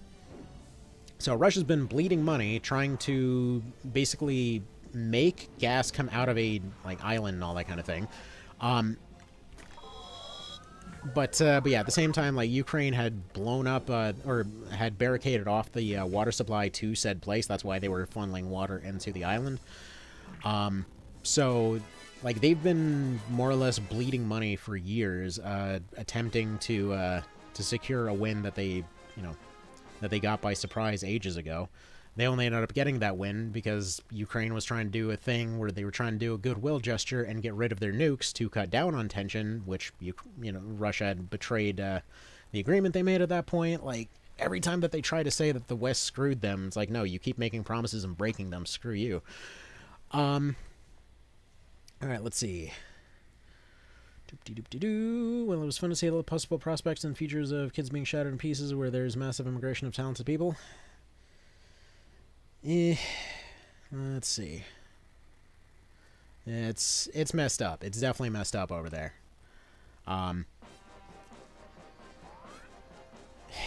There's really no other words for it, frankly. Crimea also has strategic importance for Russia. It's not just an economic area for them. It's the only warm water, ice-free port. Yeah, that too. Like, that's the thing. That's the thing, though. They had agreed specifically... Like, everything was more or less doing, at least trending towards something decent. And then, again, Ukraine agreed to get rid of its nukes, basically saying, hey, look, guys, if we can all agree that nobody's going to war, we don't want these things. We don't want to be, a nuclear power and all that kind of thing. And then, Russia did a Russia, and yeah. It's grim. Which, by the way, if you ever want to see some TV that aged like old milk, there's this show called Madam Secretary on Netflix, which like we had occasionally watched because it was just an interesting political drama. But they had the literal exact opposite scenario happening in that one, where instead it was Ukraine that started the conflict, and then like everybody's all intervening to try and stop everybody from killing each other, and then it all works out fine. But it was so weird because that was the thing that Netflix just randomly put on as the as the war was going on. It was like, man, this has not aged well at all. It was I mean, it's a pretty good show otherwise, but definitely not the most accurate kind of guess of the future there. All right, it's one samurai squad just coming in for more and more punishment here.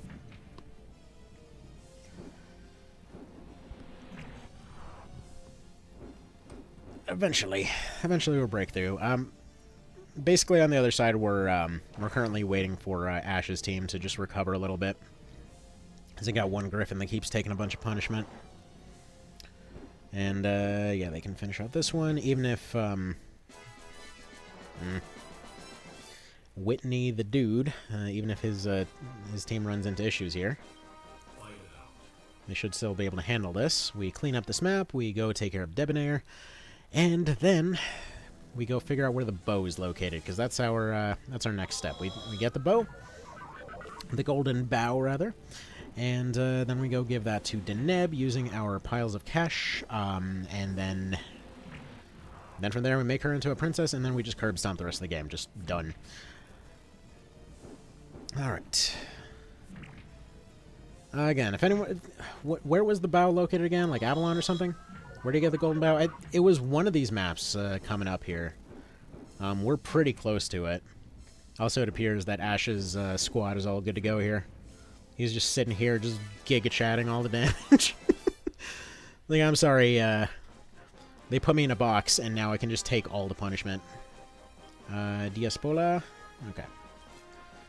Sorry, for a second there, I was thinking I was playing OB64, because I was testing it earlier, and I was looking for the Enter Town command to go talk to somebody. Diaspola! Alright.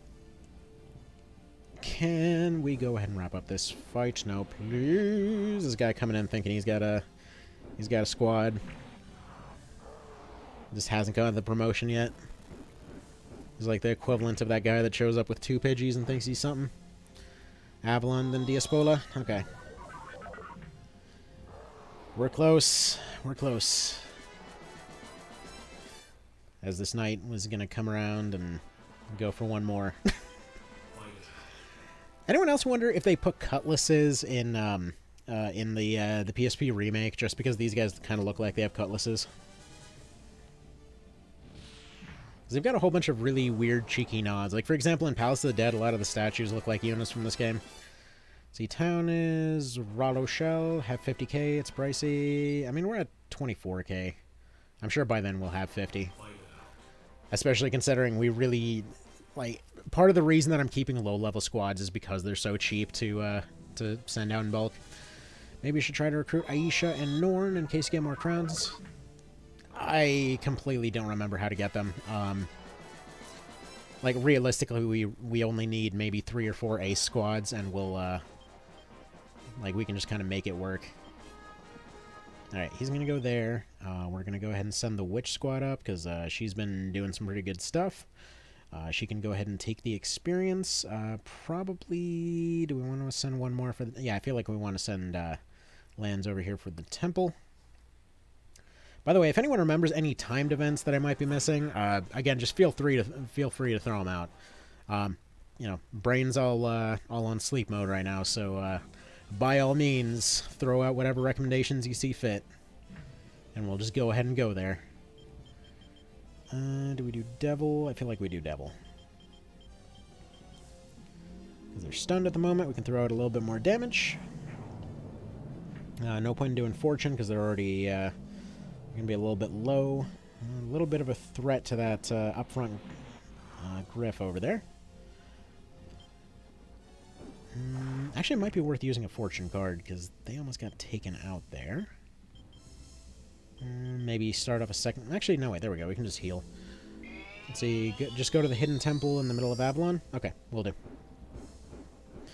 Because, yeah, I remember getting them and making them into a princess in a, in one of the runs recently. Or semi-recently. It was a few months ago now.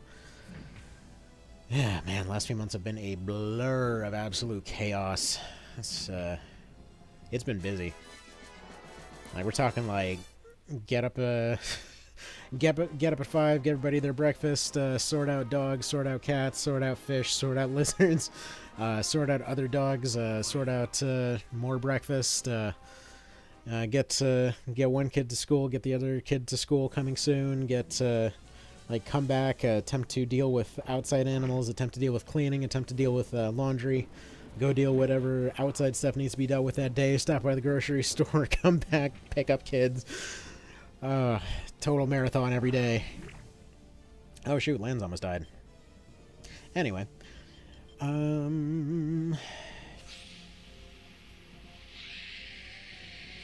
Yeah, it feels like that would make absolutely no difference. Alright, just do Windstorm, just wipe this squad, and we are done here. There we go.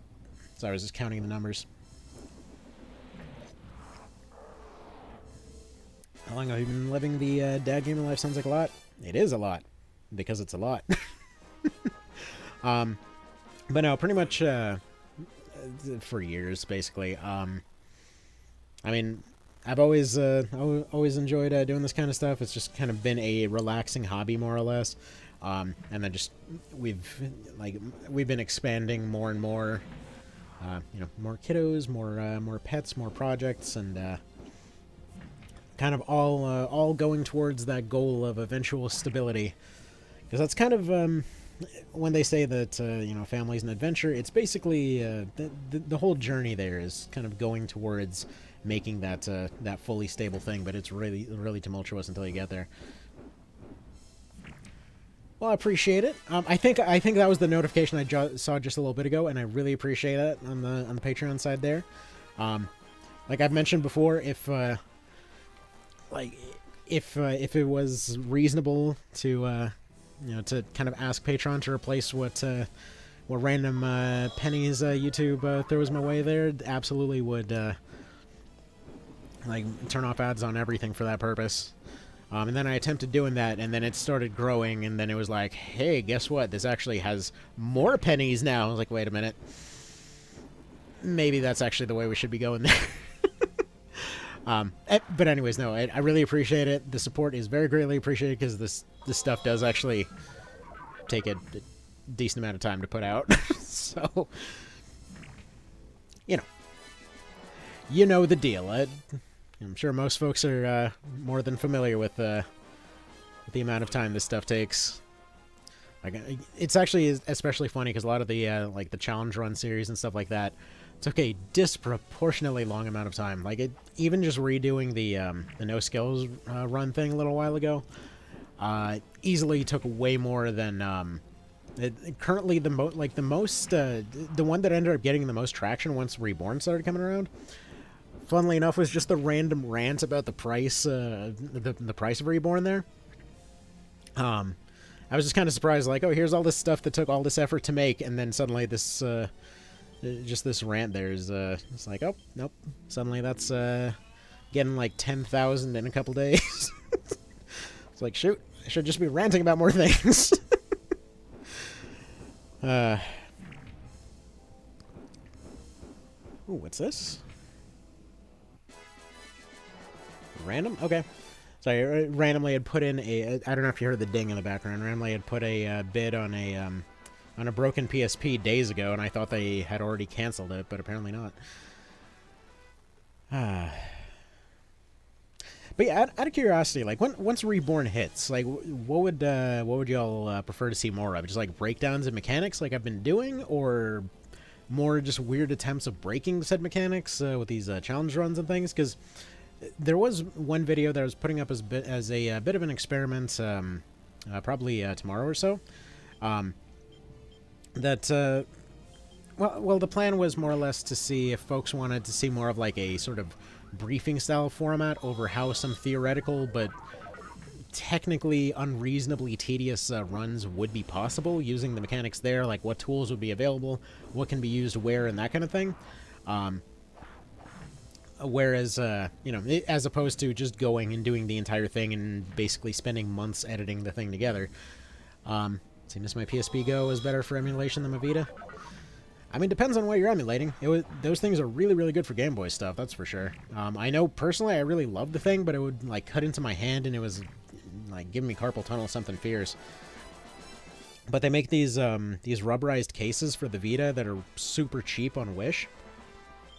And these things feel absolutely fantastic. It's kind of why I love using the Vita for a lot of things, because it just feels good, you know? Alright, let's see. Maybe start with comparing stuff as you go through the game for what's different and the same. I mean, yeah, that one's definitely already a given. So we gotta... we're gonna have to go back and restock on some of these cards here. Enough fortune cards. We need more justice. We throw one away. Yeah, get rid of all this temperance. We are very temperate over here. Also, I just noticed all of this tanking that he's doing. He doesn't even have an item on him. Oh wait, he has the holy thing. What am I saying? Do Burbs have items? Yeah, they do have items. What am I saying? He's absolutely equipped. I am speaking nonsense. I apologize. It's only 2 months away. Yes. As of today, it is almost officially 2 months away. Which, yeah, I'm still hoping to get that level 1 run out before then. It's definitely going to be cutting it close, that's for sure. Yeah, so it's funny. Originally I planned to cover it in that video, but I ended up kind of changing it to be its own thing because it didn't really quite fit. Wait a minute. Do vampires also give a second turn to all units? Because they both just took 2 attacks. Do vampires... Seriously, do they get command effect? I never realized that. Fascinating. Well, but anyways, yeah. So I'm actually not 100% certain that it's even possible to finish that level 1 run by the time that it's coming, because it's pretty much right at the very end at this point. It's in Chapter 4, right before Hanging Gardens, and yet the most practical way to actually complete it involves going through Palace of the Dead. So yeah, it's a strange thing. They didn't give you a review copy. You're like one of 3 people who make videos on the series. So you think lack of sleep is getting you? Well, we'll test that out. But no, as of yet, I did apply for their partner program and everything, and I tried reaching out to their customer service just for the hell of it. Their customer service was basically saying that they were given 0 marketing budget, which, that doesn't seem to really jive with the fact that they actually are giving, marketing stuff. But, as of so far, no, I have not heard anything as far as that partner thing goes. Review copies, as I understand, usually come out a few weeks before release. I mean... If it happens, great. If it doesn't, I already have my pre-order in, so one way or another, as soon as it's possible, I'll start covering. But yeah, it would definitely be one of those kind of rare, once-in-a-lifetime opportunities to be able to cover it. But yeah, we'll see. We'll see. I could have sworn those Griffins did multiple attacks. But then he gets additional dialogue with Debonair.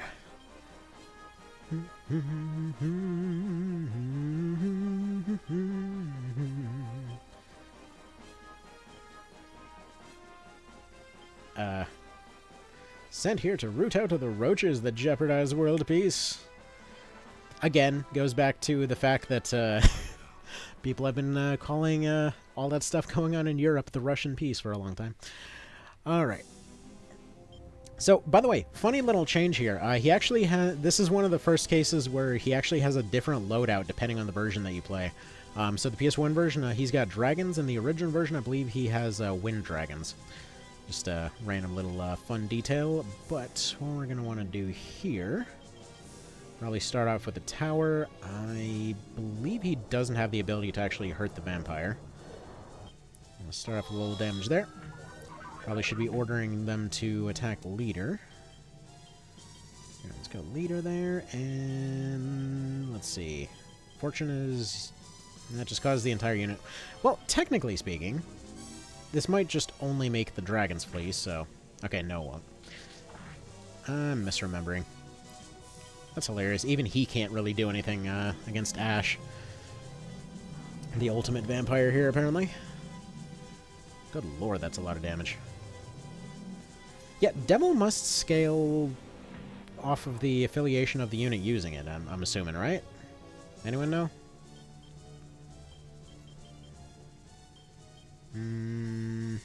I don't know if this will give him additional attacks, but it would make him easier to hit, so let's do that. Nope. Well, I mean, he's a leader unit, of course.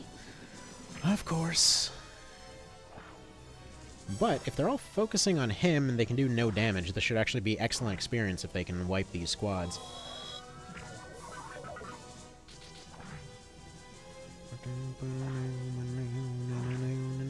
So they both didn't attack. If they attack again, then it will have been correct. Okay, then I was not correct. Alright. Okay, first of all, you guys are being ordered to go right back in. Second of all, we're going to go ahead and use some of them Healy-typey item-type dealies. Let's see, that's one character for 50. At the very least, we can heal one of the Gryphs, because he can heal himself. Alright, let's see. Cards run off the Lord stats. Wondering how many Hey, It's My Favorite Game Ever people will come out when the review hits, who previously never had a single mention of the game on their channel. Pretty much expected out of the woodwork. Like, part of the reason that triangle strategy bugged me so much is because of that exact thing happening. Like, all of a sudden, so many things are coming out of nowhere, like, oh, you know, this thing just did so many unique things, and it's my favorite thing ever, and no one's ever thought to do something like this before. It's such a perfect little baby. It's like, oh my god, you have not played a single thing of this genre, have you? Anyway. Let's see, Fool is good on bosses, also makes damage cards more damage because they don't get the AoE penalty. Yeah, that... I was hoping that... for some reason, I vaguely remember that Fortune will just sort of kind of downgrade itself to the Fool version, if you, you know, if you use it that way, but, it appears I'm mistaken.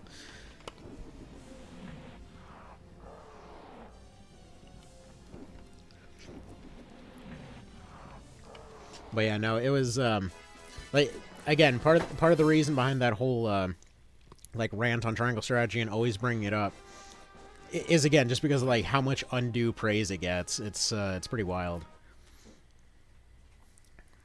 Didn't seem to remember it being that way on some. See, that's the thing. Like, I'm positive it's something like that. It isn't, you know, entirely possible. It's that way in one version, not on another. Like, I vaguely remember when I was playing it through my first time. I vaguely remember that gremlins would cause sleep from their nightmare ability, and then that wasn't on this version. And somebody pointed out to me that there was apparently a kind of like a modded version of the ROM that was making the rounds for a while. That it potentially might have been one of those versions where somebody went and, you know, fixed some stuff before putting it online.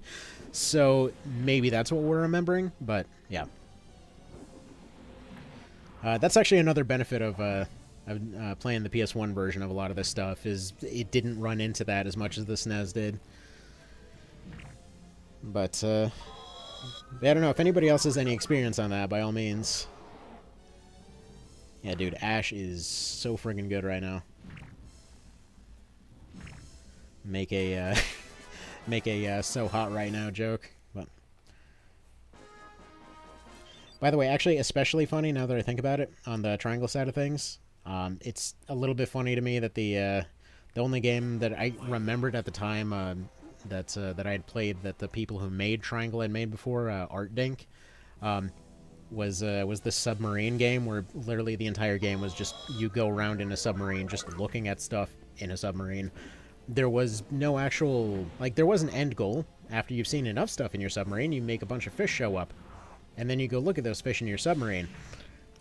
And then that was pretty much the game.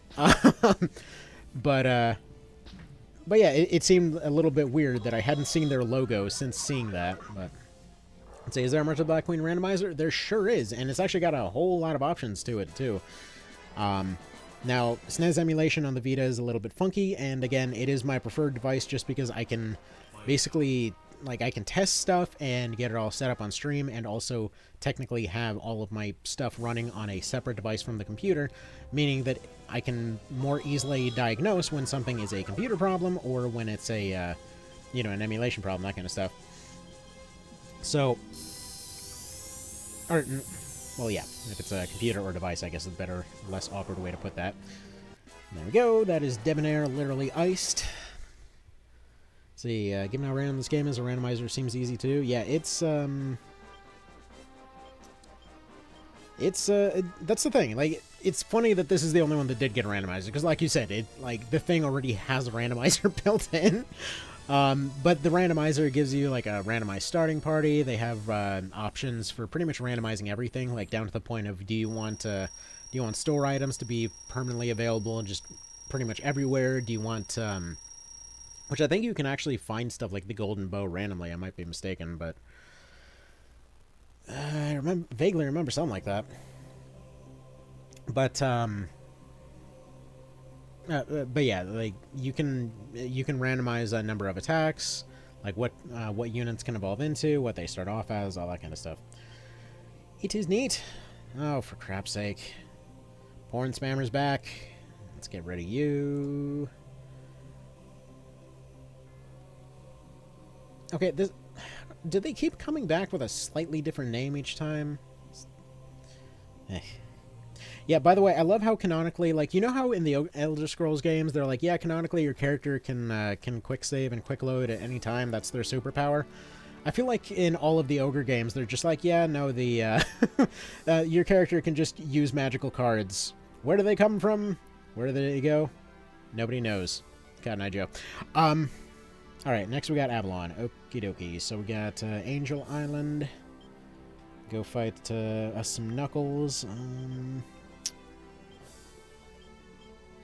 Which, by the way, I want to point out again, we cannot / do not want to upgrade to a Pinnakai / side grade, all that kind of thing. But first of all, we want to go back to Sharum. Not Sharum. Wait. Yes, District. Right. We go back to District to go pick up more cards for our Joker Cannon. Also unlocked with the rolling back time itself. Yep. Yeah, that's some funky cannon you got there, Bob. it's a little bit unclear. A little bit unclear what's going on there. But apparently that is canonical, that he can just do that.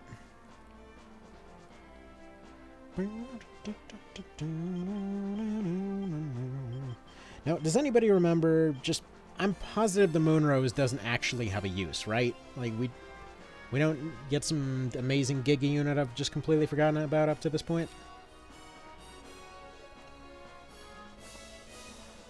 I'm like 99% certain I can just sell this, but like, I always question it. I'm positive there's no other use for it. Just, I don't know. The question is always there. Just money? Okay. What? Excuse me? $100? Oh my... Yeah, okay. I think we'll live. Okay, Ring of Protection isn't very good. What does that give us? Yeah, 87 grand, yeah, for a ring that seems to give us almost no stats. I'll take that. Guys having money problems, you should save some money if you're trying to get into the Empire. Okay. Cool. Now you want to sell some stuff, please. Okay,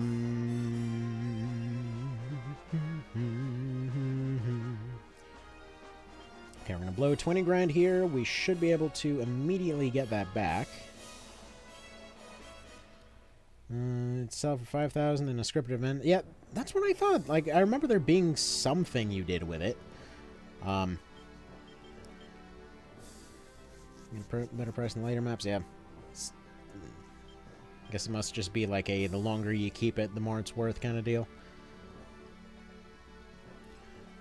Yeah, it can't be can't all be the Fallout scrap vendor nonsense, which was always fun, but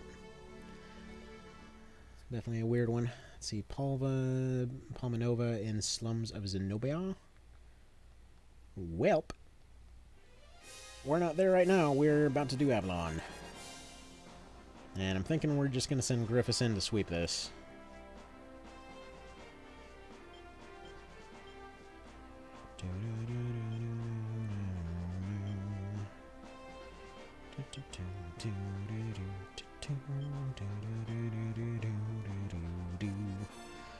Alright.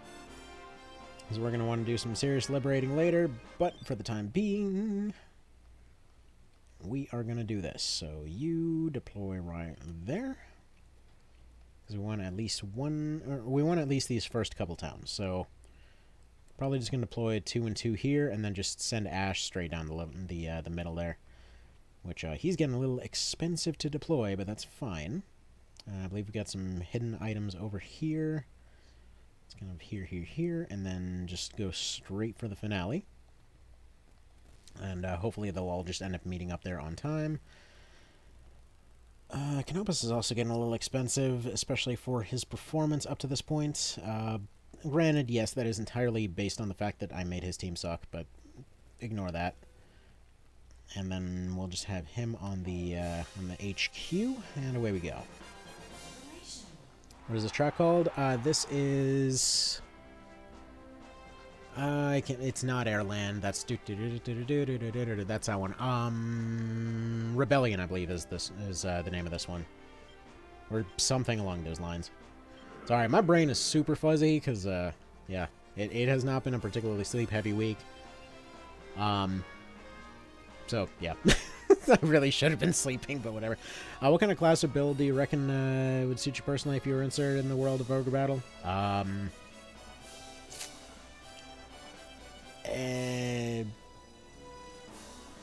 guess Fencer, probably. Whatever has the most pockets. Alright, let's see. Island remain neutral, neato. And we're just going to go send our flying coffin to go deal with whatever is on this map again. Be a doll master? Yeah, I'll take that. Revolt. There we go. Not rebellion. There you go. Thank you, Super Jesus. You found an item. It is the Thunder Ring. Who cast away one of the 4 divas. Please continue to work for the good of the continent. Okie dokie, but you're an island. I understand that it'd probably be impossible, but try to get some sleep at times. I mean, I plan to. Like, right now, this was a once-in-a-never opportunity to do this, and then the plan is just to do all these games just in one straight go, one at a time. And then, like, bear in mind, I'm used to getting, like, 3-4 hours of sleep a day. So, it's, you know, one of them type situations. By the way, fun little note here. If you use Sun on a bunch of ghosts, they go boom. Would be something with a spear. Yeah, that's what I was saying, like, probably Fencer or something, because... A, spear, B, probably has a lot of pockets. I just figured they're always doing everything at once and maybe not doing everything terribly well at the same time. Which, by the way, for the, like, 4 people that asked, I did actually make did like 3 different takes on a video entirely on the cool stuff you can do with rune fencers and stuff like that in Lucked. And wasn't really happy with it. So, that is a thing that is happening once I make a version that doesn't suck. Alright. But yeah, as it stands, like right now with the pups and stuff like that, it's been fairly difficult to get sleep anyway. But they are completely knocked out upstairs right now. Have you played Brigantine? A little bit. I played a little bit of the PS1 version, and then I kept running into the same issue over and over of attempting to get the full version working, like not the standard version, the something edition. And then every time I would get it working, and then would be all glad about getting it working, and then would just immediately end up forgetting. There's Aisha. Give me a chance to avenge my murder. Okay. Tempted to just say screw it on the golden bow and just use Aisha, but whatever. We'll see how this plays out. we'll have to get Deneb. All right. I thought that was an FFTA. Lucht has fencers. Yeah, Lucht has rune fencers. They're the male version of the Valkyrie. But I always found myself gravitating towards like min-maxing jack of all trades classes for interesting stuff. But like I specifically love the fencers in that game, and I love calling them the fencers specifically because of the PS1 translation of FFT. Funnily enough. Because that one dude that they wanted to call Swordsman or something, but his name is just Fencer, and I was like, that's a weird name, and that's really memorable. But anyway, by the way, I think giving the Holy Fang to the vampire actually made him invincible to being, like, weak to angels. Neat. But yeah, FFTA does have fencers, like actual fencers, but they like all of this stuff works entirely different.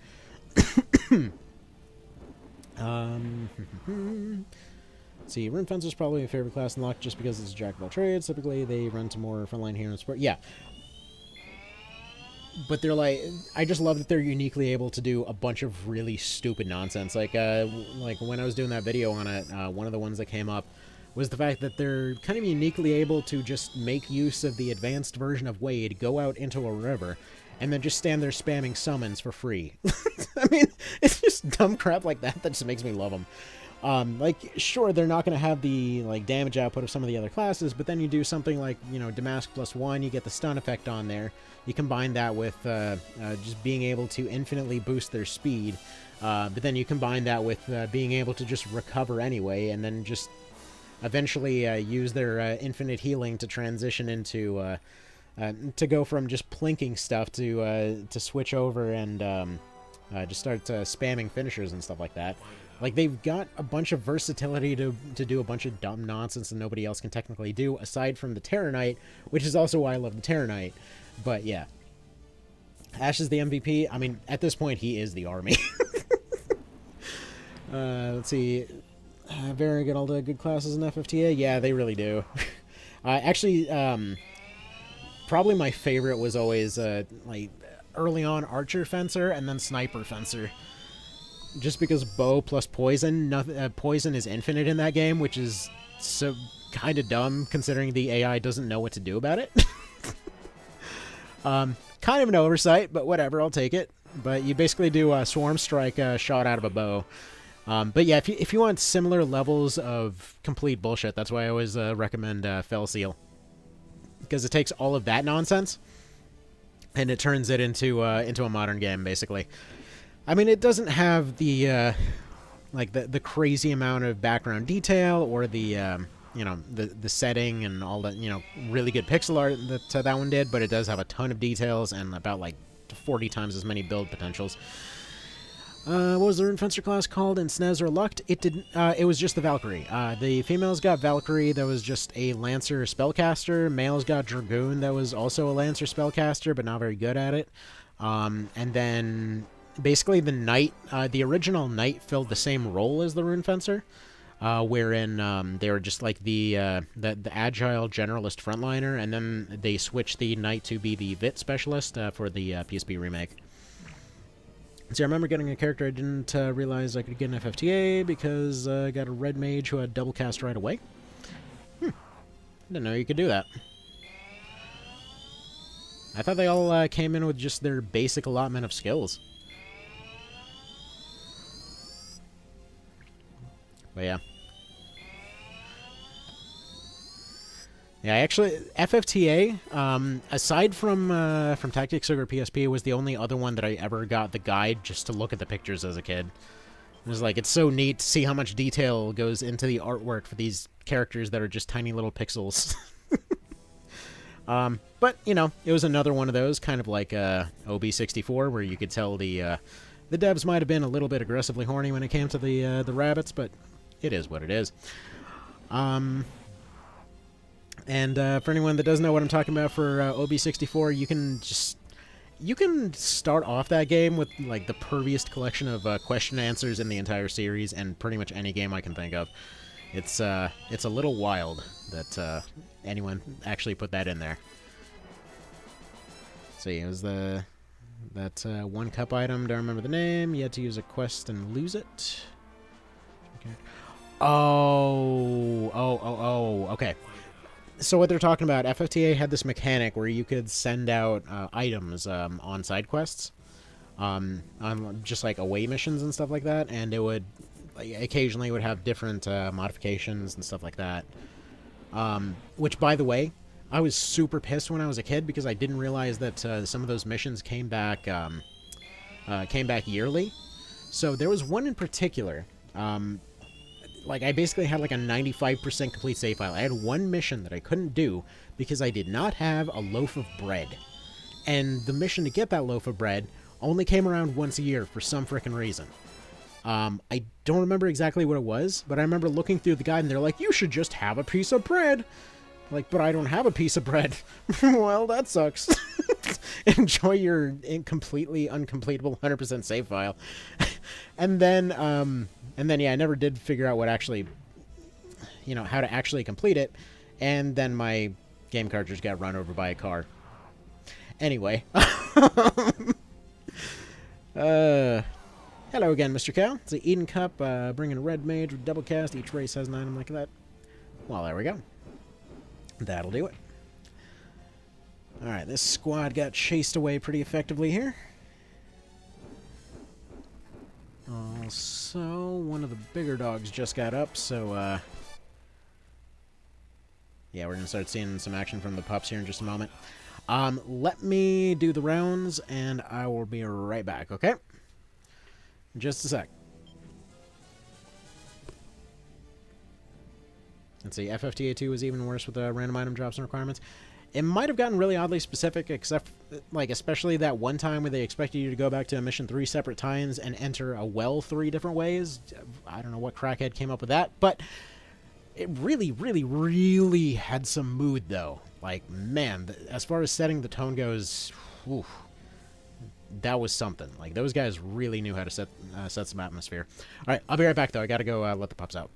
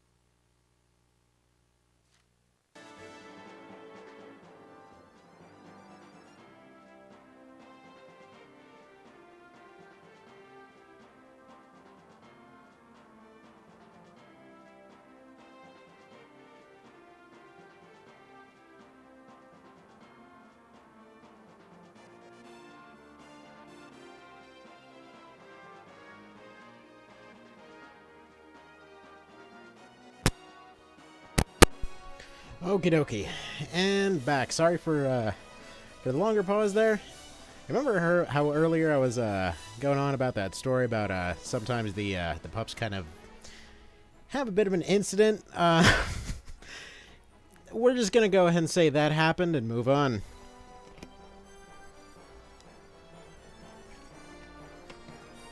Alright.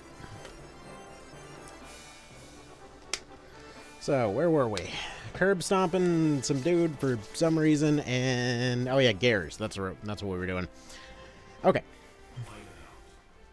So we do that. I forget, do you actually get anything for having Aisha sort out Gares, or... yeah, I know. So yeah, obviously we, you know, not a whole lot of streaming happens these days, simply because, yeah, it's, I mean, it's too crazy most of the time.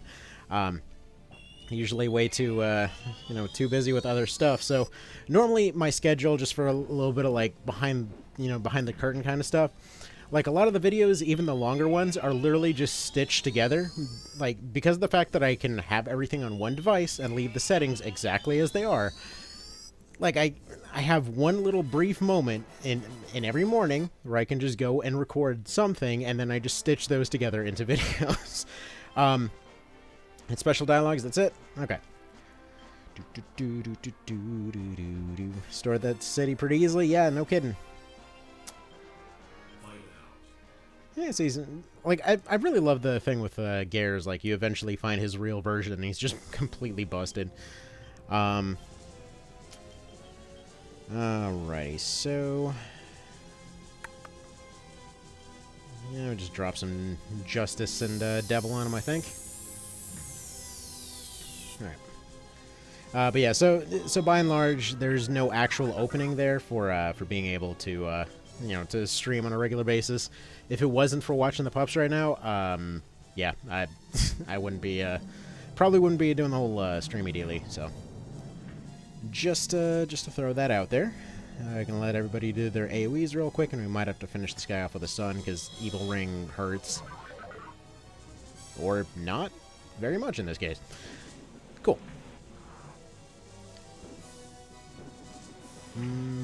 Yeah, it's not doing a whole lot to him. See, that's not going to do anything, that's going to do anything, that's not going to do anything. Yeah, protect from magic attack, and I wonder if that'll actually combine with Sun by any chance. Something worth testing.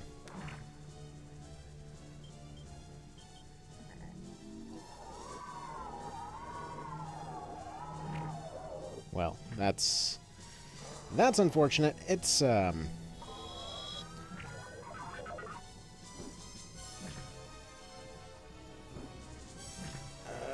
okay.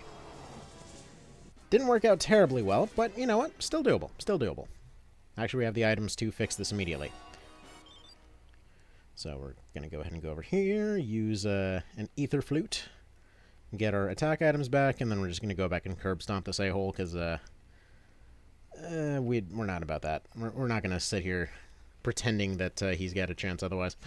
But it would be nice to get less Fortune and Temperance cards. Those suck quite a bit. Can we stop getting Temperance, please? Like, anything but Temperance.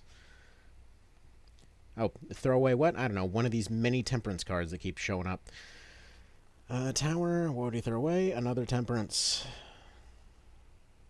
Alright, Emperor. Perfect. Okay. That must have been what happened that one time with the Gryphs. I must have used an Emperor card on him. Alright. Now that we're more or less back up to scratch, let's do this thing.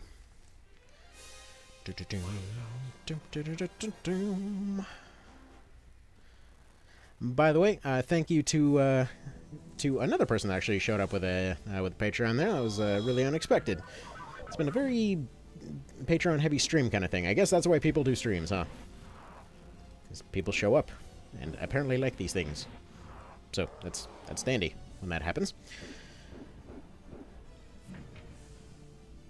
But yeah, I'm really curious to see how they're going to handle recruits and Reborn. Because as it stands right now, I mean, we know that you can recruit some things. I don't know if there's going to be a straight up like regular recruit everything from Tactics Ogre Classic or not. I really hope so. It'd be nice to get a mix of both. Like, let's say you just have that option built into to Deneb, but then you have you know, potentially better options that come up in other places. I don't know. Like, let's say you can specialize in recruit on your basic units, but he just can talk to anybody. His special power is dialogue. He has the power of politics. Let's see if Tower will finish him off here.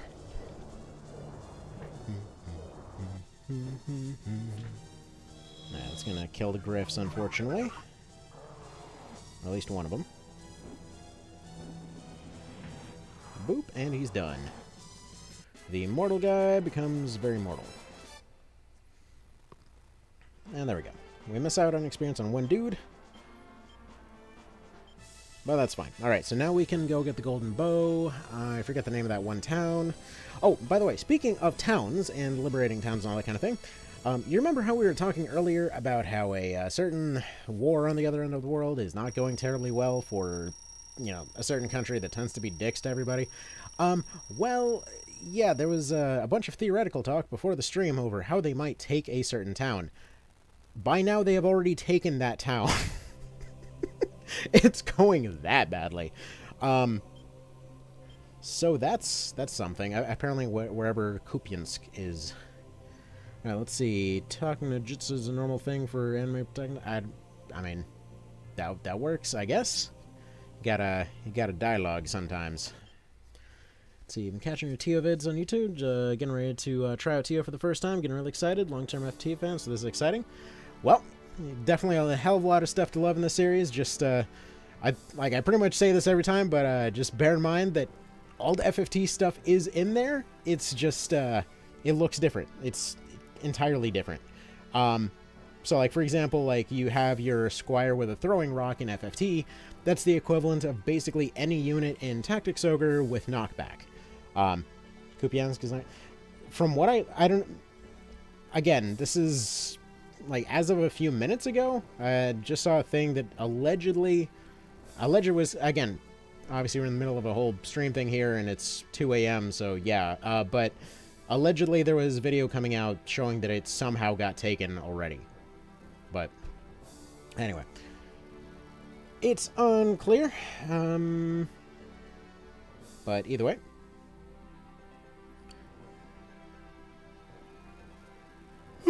Alright, so let's do this thing. But yeah, not going terribly well for them. And I, for one, do not feel bad for them whatsoever. Alright, let's do this thing. Alright, so this is the one with Norn on it.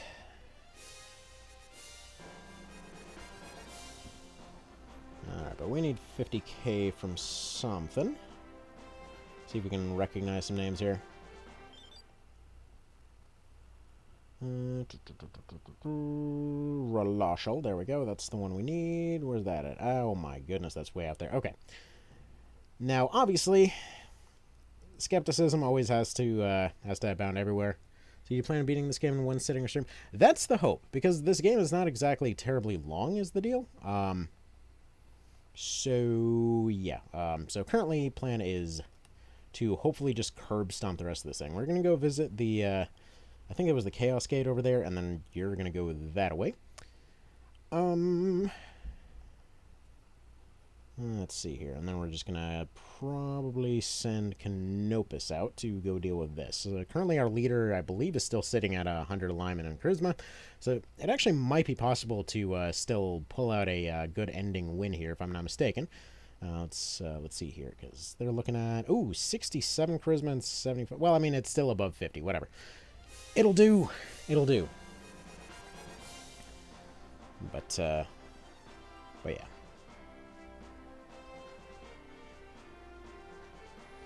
Lost a little bit of money there. Now, we can potentially just sell some stuff, though. Alright.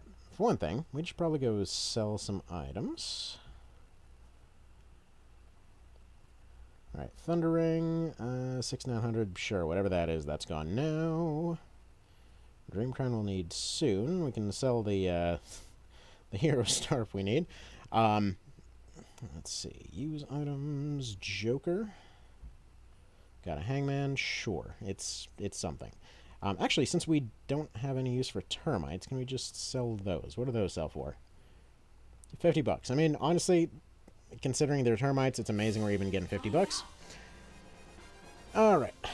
Definitely gonna take on that. Ice charm. Can we sell the ice charm?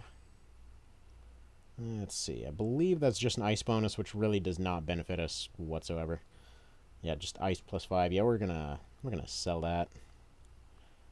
1,500, sure, whatever. It's not a whole lot, but it'll do.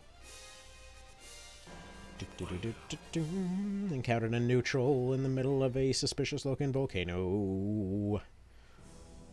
And it's a blue giant man. Cool. He said we look cool, and he joined the coffin.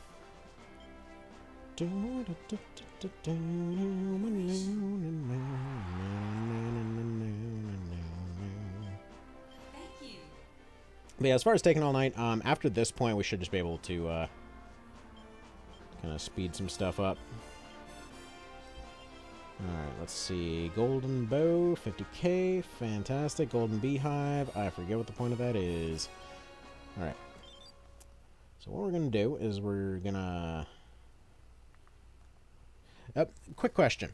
Do y'all know, you can just keep coming back here to buy the bow, right? We can go back, liberate some towns, and just get the thing, right?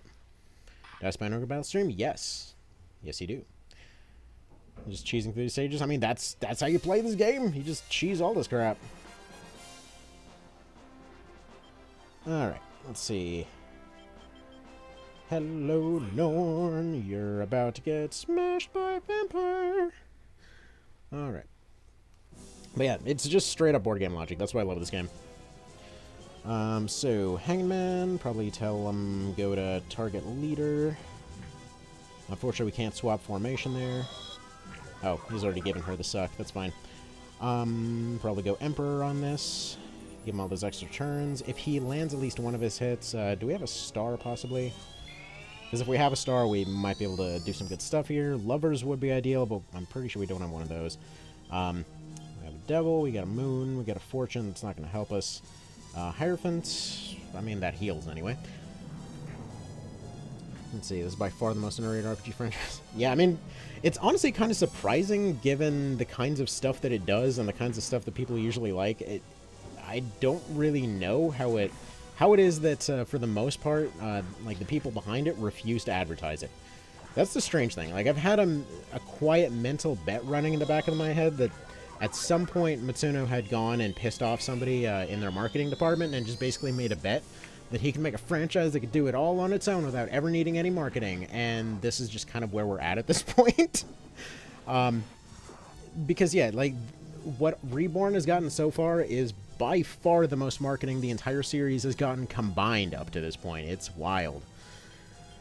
Let's see, well, okay, we can use Fool next round, I guess, because we can at the very least get some experience off these guys. I believe he should be able just to sort this out on his own if he can eventually hit, because she's doing some serious dodges here. I was on them to play this game. Yeah, it's really weird. It's really weird how quietly it's been kind of stirring in the background. Because yeah, like FFT, same people, like same general deal. More or less like boiled down ideas, in like hell, even crunched down the same storyline. And yet still, like, that one goes gangbusters. This, and all of the ones around it, they're just like, no, that doesn't exist. I don't know what you're talking about. Meanwhile, the head of the franchise, not even the... Well, the guy, literally, who was behind Final Fantasy itself to begin with, is just kind of sitting there in the background, like, you know, like, oh, yeah, no, Let Us Cling Together is my favorite game of all time. And then that somehow doesn't ring on any ears. It's just weird, you know? Ah, man, starting to get a second win here. I'm glad I found other people that play this game. Well, that's been the fun part of doing this channel. It's great to like go back and see other folks that like the oddly specific stuff that you like, you know? I mean, I've yet to run into a single other person outside of the internet that has heard of this series, and I mean, that's just a bummer. So I think what we're going to do is we're going to drop a sun here real quick, see if that maybe does something.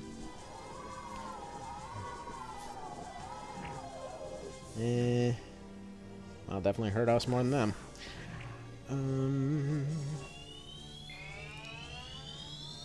So the Ogre franchise completely blows FFT out of the water. Like, as far as I'm concerned, FFT is part of the franchise, because it was, like, literally, OB64 and FFT are two halves of what were supposed to be Ogre Battle 8. It's just really weird in that regard. And probably why he's, always seemingly coming off as kind of pissy about that. So yeah, but, like, the whole franchise, again, it's, like, different rule sets for the same universe. It's interesting. It's interesting how they would go about doing it that way. Alright, if we do Fool, that doesn't necessarily help us here, actually, now that I think about it. Because her healing them essentially means that she's not healing herself, so... In this particular case, we can keep spamming Windstorms, and that just gets her weaker and weaker every time she does that. So what we should do is just retreat at this point, and then we end up coming back, and we finally get to see his face. Now, if we go immediately back in there, there's a chance for an instant kill if he can finally land that suck. See, Hope Reborn is so well we can get episode 8. Age to be 65% never change. Yeah, I would love a Night of Lotus remake. It's, honestly, it's a absolute shame that more games don't do the, something similar to the, emblem mechanic. The closest I've seen is XCOM 2, Collection. Like, where it's not even necessarily that, it's the fact that every time that you do cool stuff in a fight, you get points to spend towards, like, unique things that only that character can technically do based off a whole, like, spreadsheet of RNG nonsense. Which is cool. It's similar, but it would be cool to, you know, have that whole badge case situation going on. See, I think I met 2 people who've played Luck, both big fans. I don't think that the games have a lot of crowd appeal, but when someone actually tries it, there's good odds of enjoying it. Yeah, like, it's very oddly specific. You have to really like tangibility in your games, and that's why a lot of times, like, whenever there's folks, for example, coming from the Fallout franchise, I've generally found a lot of kind of carryover between those two, because usually folks that like Fallout 2 and New Vegas, they have a hard time putting into words what they like specifically about those ones as opposed to the other ones, and many times it's considered just to be the writing, but I think it more comes down to the fact that all of it feels very tangible. Like, it makes sense mentally. Like, it just works, I guess, the better way to kind of put it as a joke there. So I think Lucked and OB is just too hard for the average... Like, I don't even know that they're hard. They just seem harder than they are, I feel, but... Alright, let's go get the bow. Let's go get us a Deneb, yeah? So knowledge specific. Yeah, and yeah. Yeah, Fallout Tactics is really an interesting one there. Because, by the way, if you didn't know, the guy that did the One Vision mod, he actually did make a Fallout Tactics overhaul as well. So, if you're curious, it's a thing that exists. By the way, this is totally how Liberation works. We're just gonna go and steamroll every town in the universe. We're just gonna go do our victory tour right now. Let's do a victory lap. So you don't know what you're doing, which is most people who play this, and you can get stuck in the game pretty easy. Yeah. Like, that's the thing, though. You don't necessarily even need to know what you're doing. You can feel it out. That's, like, personally, that's what I love about all these games. Like, when there's... Oh, right, Saradin. I forgot to get him. Oh, well, whatever. We don't need him. Like, when you have those cases where you don't really need to know all the mechanics, you just kind of think about it logically, and realistically, you'll probably accomplish something. And yes, I realized I just threw away a card. Yes, that was a dumb choice. Anyway. Spoilers for a 20-plus-year-old game, but in case you're unaware, love KOL mostly because you're taking the role of the antagonist from Lucked. Which, by the way, a funny note that even as the antagonist of Lucked, he's technically not the antagonist of Lucked, is the interesting thing. Like, look closely at everything he does, and the dude's constantly putting out fires. Like, it was kind of wild to me. Because the first time through, I kept looking, and it was like, how, you know, where's my option to go join Lotus and all this? Which you don't technically get the option to join them, but it is interesting to note that, yeah, every time that you see Alphonse doing anything, he's trying to fix a problem preemptively. And most of the time, he ends up being right, and then usually just ends up having atrociously bad luck. Like, I swear, for Knight of Lotus, if they ever do a remake, they need to permanently set his luck to 1, because that dude's luck sucks ass. So love K. Well, even before knowing that, the start of every Ogre game was fantastic. The issue with Ogres that if you aren't aware of how your unit's alignment and charisma change, you can get stuck pretty easily. If you're wondering why you can't upgrade any of your classes. Like, I think part of the secret to even enjoying the series, like, that's true. It's not wrong, and it's actually interesting that when they made the hidden map, the Albelio map, they specifically made it so that his units are also stuck half the time. Like, he can just come in with a bunch of Valkyries that can't be upgraded, but like they just can't become muses because their alignments and stuff are wrong. But so I feel like that was intentional, but. When are we going to throw away? Get rid of this temperance. I think we have enough frickin' temperance. Okay. Hang on, sorry. One sec. Let me go grab this golden bow real quick. Let's see. But yeah, like, I guess it all kind of comes down to a quiet thing of just... stop worrying and enjoy the game, basically. Like, I guess if there was one message to convey to anyone that's just getting into the series. Can we do anything else here? Not really. Whatever. Okay, so we're just gonna go ahead and leave this map then. Lands the antagonist in lucked just because he was kind of raided where you live and took your dad away. But that's the interesting thing. Like, yes, you're on opposite sides and are bound to end up fighting. But the interesting tragedy of it all is the fact that while doing so, the goal, like his actual goal in being there, is basically to stop all the stuff that happens in Lucked from happening, because they get in there. There's a power vacuum, and they know they need somebody to function as a figurehead. They know that there is an heir that would essentially solve their problems. And in order to find them, they have to get to this town. They have no cooperation from the locals, so they just basically decide, screw it, I guess we're just going to have to take it. And in that process, obviously it doesn't end up going terribly well. Like, all of it ends up going south. They end up, causing a accidental rebellion in the process. But the interesting thing is, if you look at the endings that you can get, dude was 100% right, because if you end up completing the game yourself, you go for any of the Lord approaches, then there's a pretty decent chance that if you screwed up any of the stuff along the way, well, you're simply you're simply getting assassinated in the ending. Like, if you screwed all that stuff up. Meanwhile, if you save Cashua at any point, everyone's just happy with her being there, meaning that he would have been right. If they put her on the throne, everything would have been fine. And halfway through the neutral ending, everything is about to resolve peacefully anyway, because they're basically about to just hand everything over to the Wallister side on the island, but it never ends up happening because Vice starts going on a killing spree. It's just interesting to see that kind of stuff playing out, you know? Which, yeah, no, absolutely, heavy spoilers, which I don't feel like... That's why I don't usually worry about spoilers for this game, because any of this stuff can play out 100 different ways. It's great.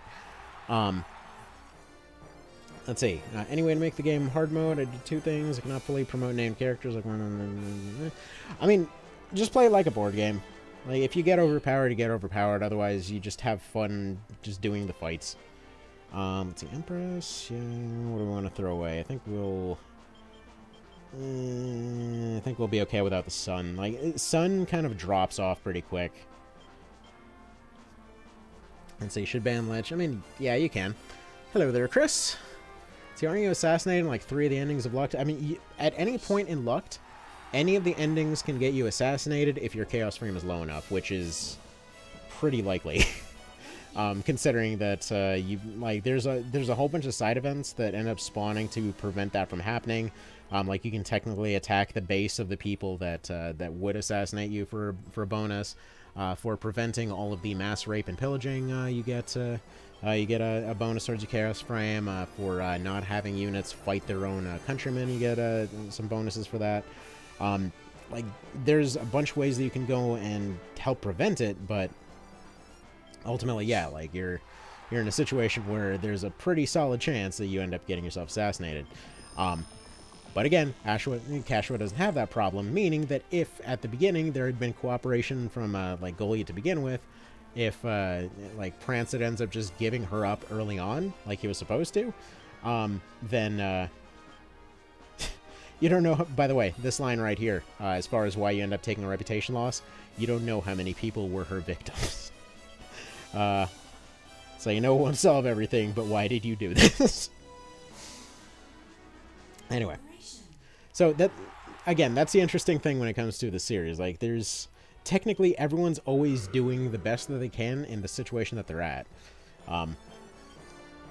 Like, I love how, despite the fact that, like, Ronway, for example, is a terrible person, he's still legitimately trying to accomplish his goals. And again, in neutral, he does.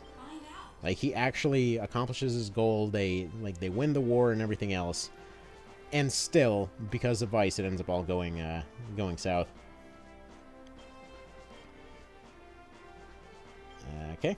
Can create pumpkin heads. Neat. Okay. Wait, what? So, hang on. Okay, what'd I screw up? Why didn't she join? I don't want to create pumpkin heads. Let's see. How does Chaos Frame work in luck? There was a meter somewhere. Let's see. At least you gain alignment for forgiving Deneb. Yeah, I don't remember what I'm doing wrong as far as actually recruiting her here. So if anyone wants to align me, go nuts. Is your reputation too high or something? It's really not. Reputation's at like maybe 35 or something. Might be full of... No, I have 77. Cap is 100. Delete someone?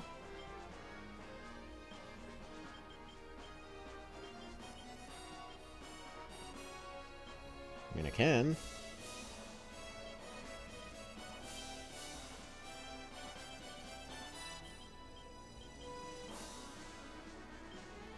But, I mean, it won't do anything, because in this particular one, you, like, that one's not even filled out.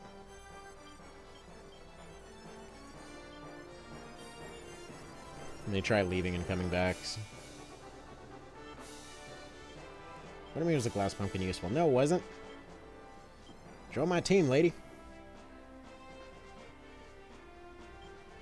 Reputation needs to hit rock bottom. Alright.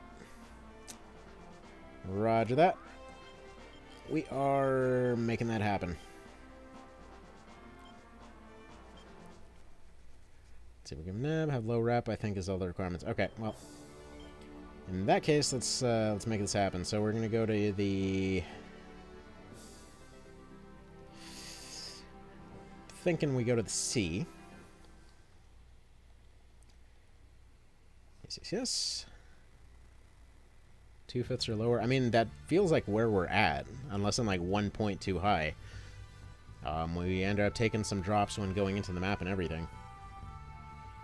Alright, so we're gonna do the usual kind of easiest way to do this, in which case, you send somebody over to the mermaid map, you have them liberate a bunch of random towns, and then immediately they end up getting taken back. Now we've got a bunch of cards, so we're just going to go ahead and snipe this thing. It's a map where you can bully level 1 pumpkins. I mean, I feel like letting all these towns get recaptured is going to be the easier way to do this.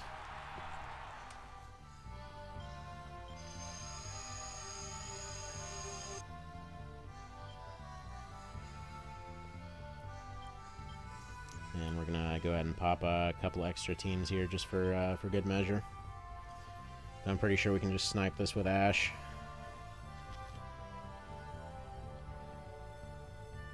Actually, before we completely tank our reputation, let's do this. You take this town. Because I believe it's 8 points reputation drop per city, if I'm not mistaken. I'm going to go over here, recover that temple. I think there's an item here. I want to say there's a town right here. I'm going to go take that one after they've hopefully already taken care of all the stuff. We go here, here, and that should do some stuff. Alright.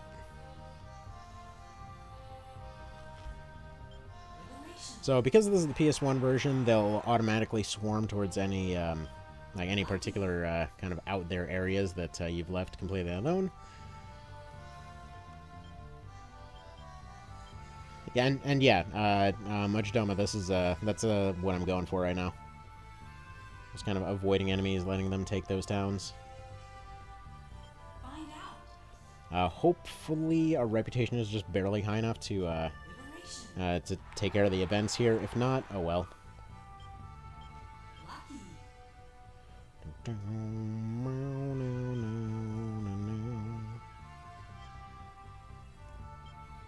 Okay. They found a mango.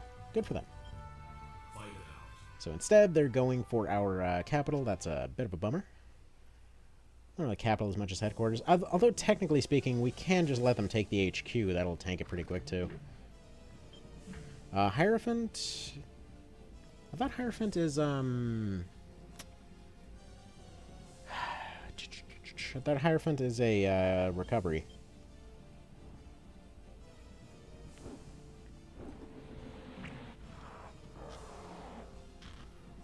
So I didn't randomize this and got not 1, 2, but 3 princesses. That's overkill to the extreme. Are you sure that wasn't randomized? But that sounds like the normal game. Oh man, nice squad you got there. Just send the old man to go beat a Griffin with a stick. Beautiful.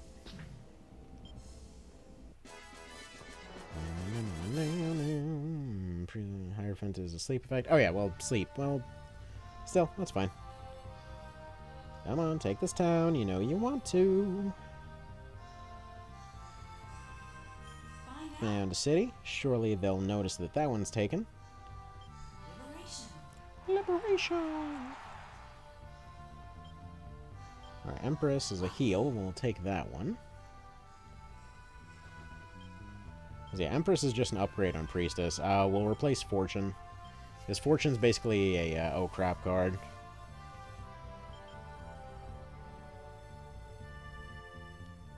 Alright. Fight it out. Fight it out.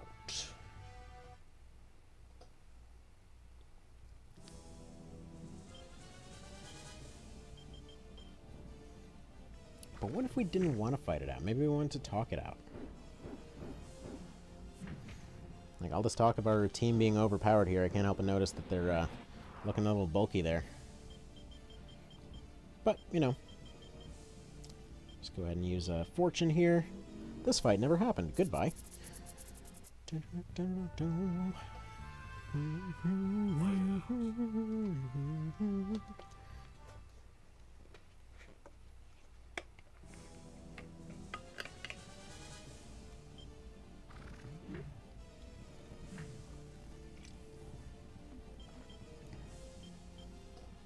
There we go for strong, and let's see what that gets us. It's funny how no matter what the levels, that one Griffin just seems to consistently do 20 to everything. But yeah, this particular one is a very interesting setup. Because more or less what it consists of is a bunch of squishy leaders, but a bunch of very tanky helpers. Meaning it's kind of easy to decapitate squads, but hard to permanently squish them, so it's kind of like a cockroach problem in the sea. Stellian Sea is a big upgrade in terms of enemy strength. Oh yeah. No, this one's definitely one of the harder ones, especially for newer folks. Although this is also technically, you know, you can get Brunhild here and all that. It's significantly longer after Avalon in terms of stages. That it does. But also, we still have the ability to fly. So we can basically still use the same strategy. It's going to have to go back and redo the card thing a little bit. We get a little bit slowed down on account of needing that 50k. A little bit of a bummer that we're not quite doing so less than ideally on reputation. So I think what we're going to do, since this map is going a little bit better than I'd actually been hoping, I think what we'll probably end up doing is going back and letting the HQ get taken. Stage length. Oh, I know. I know. This ain't blind. Thank you. A chariot plus their strength went up. Fantastic. Their leader's a mermaid. No way. That's gonna be easy.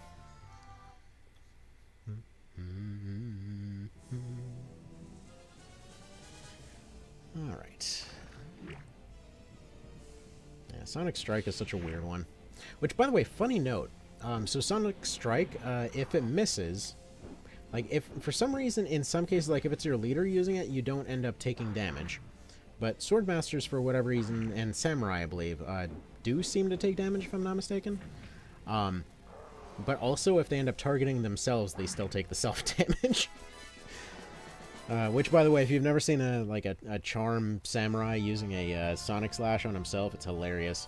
Because they just turn around, they throw out a slash behind them, but then it also appears from your side of the map, so they're just hitting themselves in the back of the head with an impossible round-the-world, like, Sonic Slash there. Let's see, why do Myrrh have to revert your save? I'm not sure if you have another chance to recruit Deneb if she doesn't join you the first time. Well, if she didn't join us the first time, screw it, we tried, we're just going to use Aisha. Why do mermaids and octopi suck so bad? Because you need to use them in the water. Tome of Learning. What are we learning? I believe that's just the level up item, isn't it? Which refines intelligence and raises a character's int. Neat. I just want to use it on the Switch. She's doing great. You're not supposed to use them except in water stages. It's an Ogre franchise tradition. Yeah, if you ever want an interesting challenge run, use only mermaids and Knight of Lotus. They are borderline useless.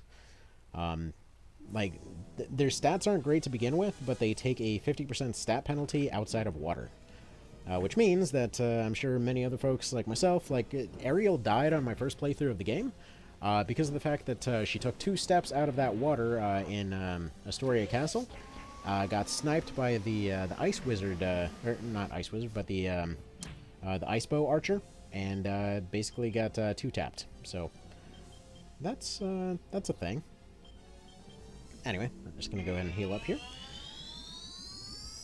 Now, what I like about the card system in this game, though, like, yeah, technically, on paper, if you stack a particular hand, it can be really overpowered. By the way, sorry for the random crunch in the background. The CD tray on my completely busted computer over here keeps popping out every time I try to fix it. Don't worry, the crunching means it's healthy. It's the only good about Ariel is the lens she comes with. The Trident is pretty fantastic. She also has the Thunder Mail. Ooh, Judgment. Yeah, Judgment is very good. When you keep this card, you found an item. It is Demon Mask. The mermaids are about to wage war against the humans. Only the rebels can stop it. Are you sure? Archers seem to do the job just fine, man. I don't think you need a rebellion for that. For that matter, you could probably just use a toaster and a fork, but anyway. Alright. It's okay, don't worry. Our rebellion can't hit mermaids anyway. They are apparently just too evasive on land, where they can't move very well. How the hell do you still have a computer with a CD tray? Dude, this computer that I am attempting to rebuild for about the 8th time again is, like, 18 years old. It's like having a computer with a floppy drive.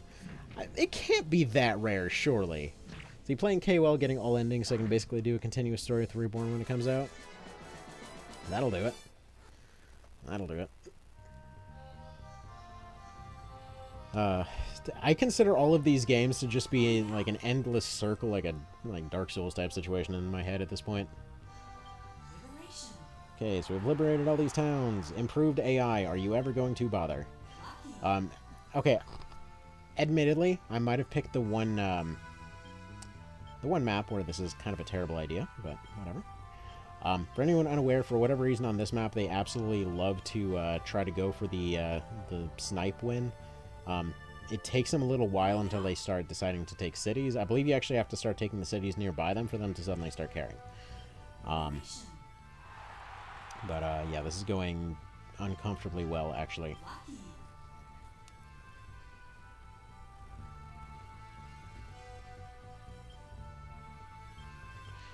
Which, by the way, in terms of whether or not she'll end up joining, I believe she actually still will. Now, granted, I'm basing this on a bunch of assumptions, but the fact that she actually keeps triggering every time that I go there seems to indicate that she does have a trigger to essentially just keep rechecking.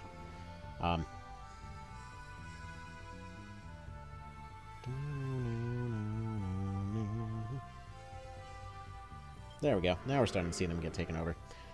See, am I the only one who's pretty sure Richter wants an Alphonse Pants? Okay, for some reason the B team, I don't know if it's fair to call them the B team, but like the secondary team that made Knight of Lotus and OB64 were super into the homoeroticism. Not sure what that's about. I mean, granted, those two, it's a bit more professional, but like Yumel and Magnus, what is going on there? Because they're like... That's I don't know if it's just a bad translation, but yeah. Like, I mean, granted, you know, people do as they do. You know, no judgment here, but like, I'm pretty sure they're going a bit more than professional in their heads there, but anyway. Okay. We're going to throw an Emperor here, because we're probably going to have to burn these Griffins to snipe this fight. Should hopefully be stacking quite a few of those right there.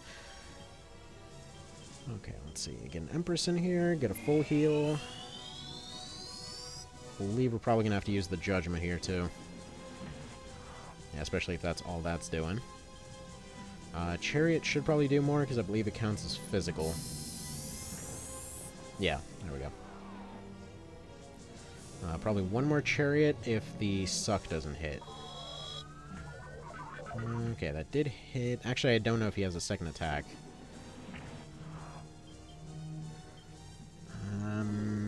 Probably shouldn't be using Magician here. Okay, that works. Whatever. Let's see. Brothers getting cool with the GP2. Just noticed there's some, are they gay moments of both KOL and PLC? Yeah. I'd absolutely believe it. I mean, okay. For KOL, I mean, they're, like, they've been, you know, professionals traveling as a group for a while, lifelong friends, all that kind of thing. Which, yes, technically that's the same dynamic with, like, Yumel and Magnus there, but they do the... like the teenager, not sure what's going on, awkwardly standing around staring at each other thing quite a bit, which I think is what gives that way more noticeable vibes on that front. Because, yeah, 100% there's something not being directly mentioned going on there. They're both figuring stuff out that is not appropriate for their situation.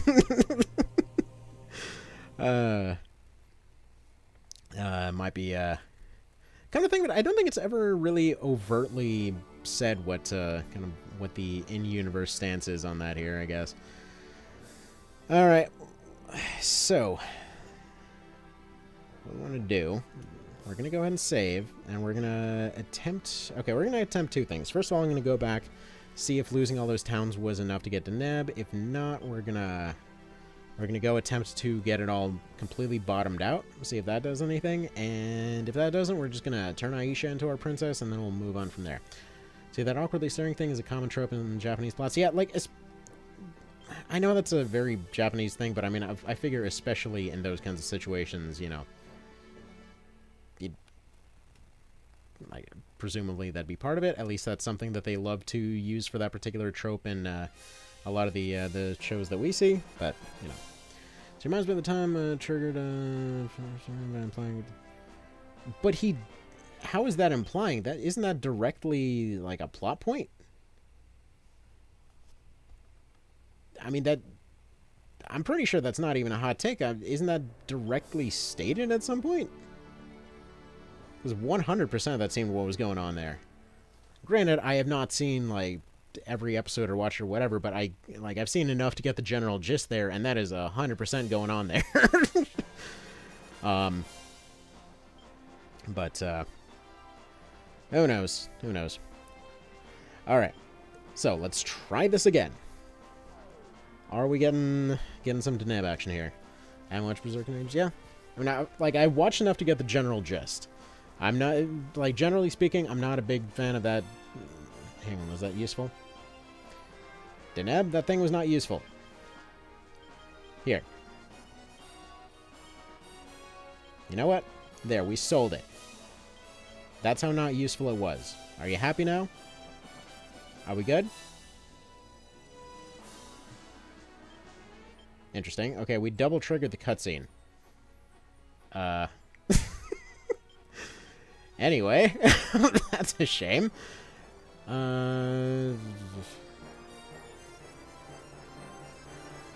Yeah, I mean, wait, that's their dynamic is super awkward, but that seems to be the point. Yeah. All right. Anyone got any other ideas here? Or are we just kind of screwed out of, did Griffis here get pumpkin zoned? Let's keep triggering the map, see if something happens. Let's go through our denial phase. Was it useful? It's still not useful. Wait a minute. What if we use it?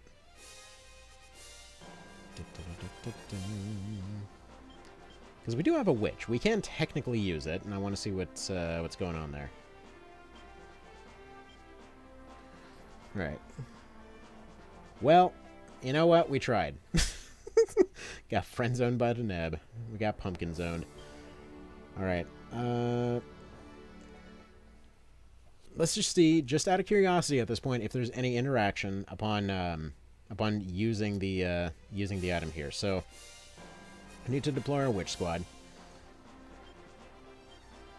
Where am witch? Diana am witch.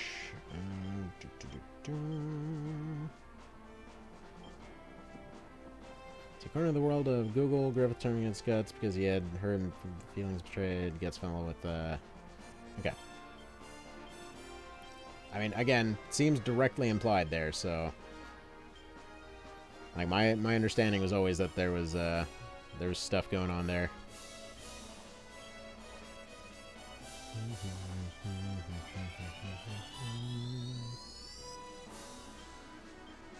All right. So let's see.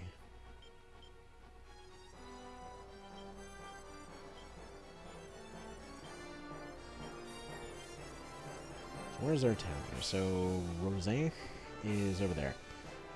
Now, I'm not sure if that meant that they are now unlocking the ability to make pumpkin heads, or if that's supposed to make a pumpkin head spawn on the team. Yeah. There's an open thingy.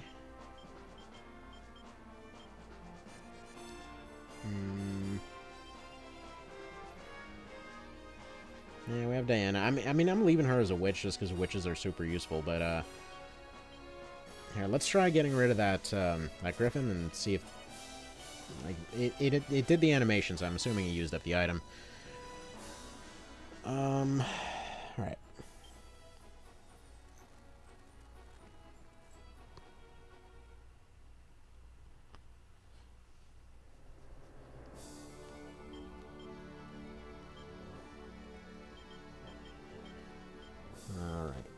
Let's... Okay, well, we're gonna take this one off here anyway.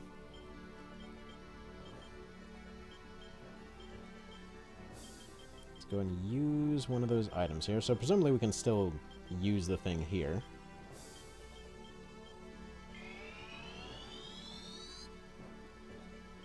Yeah, I'm confused what's going on there.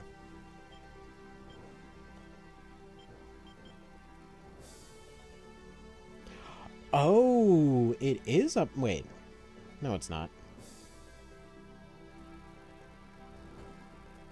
Okay, well, Deneb's Deneb at this point. What the hell does this crystal pumpkin do? Or glass pumpkin do? I guess reading might help, huh? I mean, I don't really mind if we miss Deneb, whatever. It is what it is.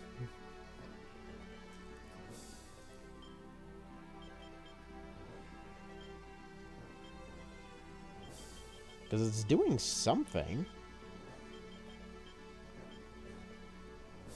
Allows witches to summon pumpkin heads, which we went to a town and gave no option to recruit them. I mean, it's not like we really need it, but either way.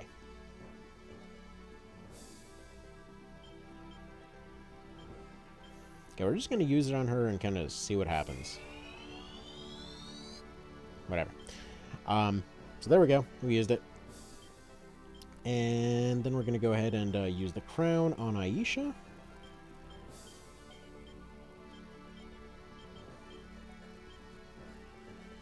Let's see.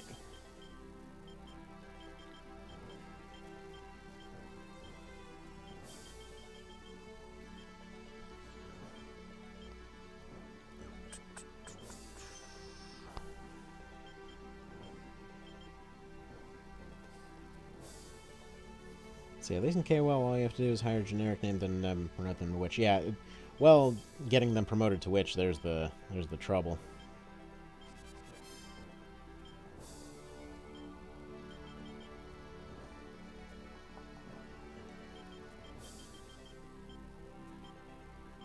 I never did actually see if that Were-Tiger can lead a squad, did I?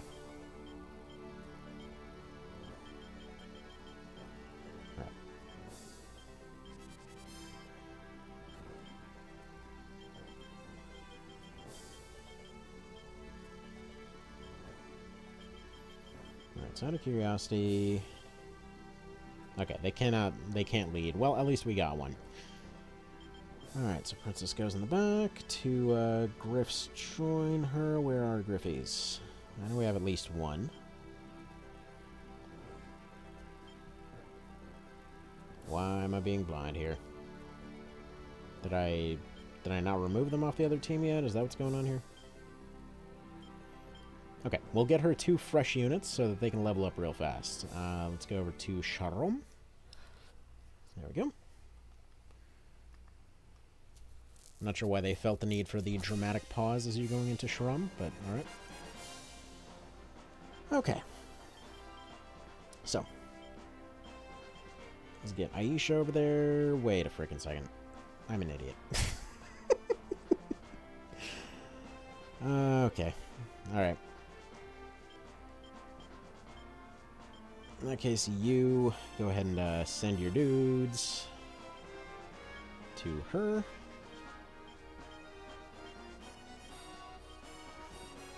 So not really, I just promoted a random soldier in the first map to get the emblem. Which by 6. Yeah, I mean, it obviously it depends. There's a few factors to it.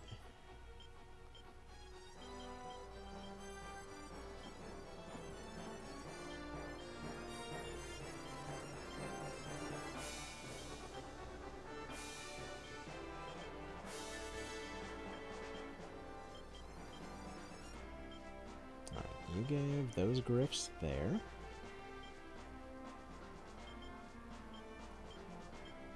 Alright, now we have Canopus.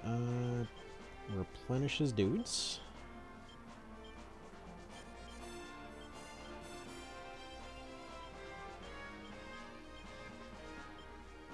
Alright, and now we leave, and now we just curb stomp.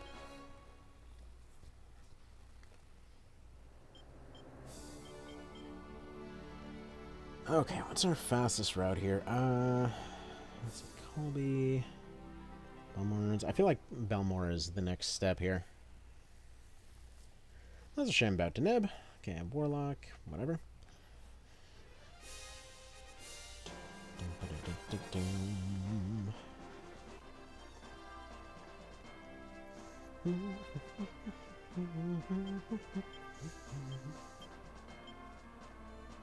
Alright, so here's how we do every map going forward. Basically, we have our two aces directly charge at the capital. Everybody else just takes as many towns as they can along the way. Sounds like a plan. Sounds like a plan. All right, Diana's gonna be taken here, here, here, here, and basically we're doing this just to quickly restock on cards. And just kind of Kind of take as much money as we can along the way.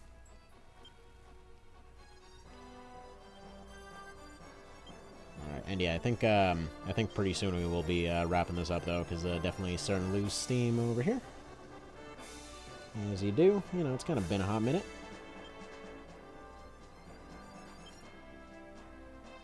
Let's see if I can remember all these spots correctly. But yeah, the current goal of this current series here is to attempt to try to, well, to complete the whole series, ideally, but if we're being realistic, it'll probably be like this, Locked and KOL, and then as much as we can of OP64. But we'll see.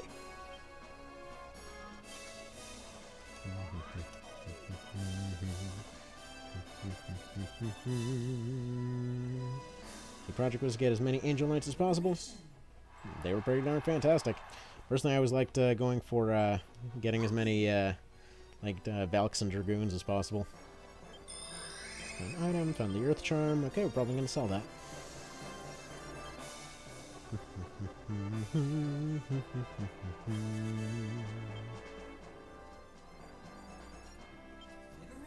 That's kind of your hint to go back and find out what happened to Saradin. Ooh, our reputation went down. But yeah, we're not going to bother with Saradin. We basically have all the units we're realistically going to need. So we just continue stomping. And we'll just keep taking reputation losses, sure. Yes, yes, Saradin's so cool, he is your best friend.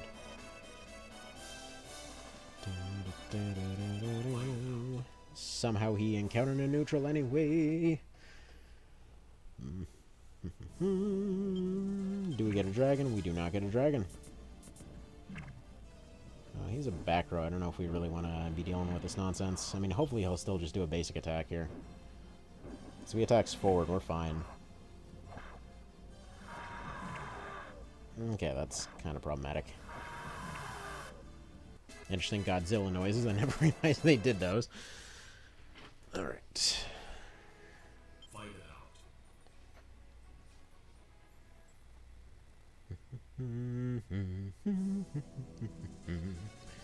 Alright, now this right here is why princesses are awesome. Basically, everybody gets double their, well, one extra move. In this case, effectively doubling their attacks. She ends up attacking twice. They're guaranteed to get Exorcism, and I believe they have some other little buffs on there as well. Also, just the fact that we have pretty pink princess is kind of hilarious. But these guys should very quickly start just absolutely mopping maps. Lich now. I mean, if we get a Lich, great. We don't really have the setup for a Lich right now. We don't have the items or the setup, but I mean, if we somehow get one for free, I guess. You more or less have the Emperor card permanently active on this squad. But there we go. Like, they just absolutely steamroll. I mean, princesses are meant to be... I always took princesses to be a chess reference, personally. Because, yeah, liches are nice, but I think we're right with this.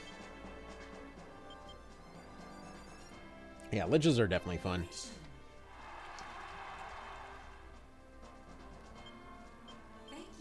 Okay, stars all well and decent. Actually, by the way, that ends up working out really well, because yeah, agility up on the team that benefits the most from agility.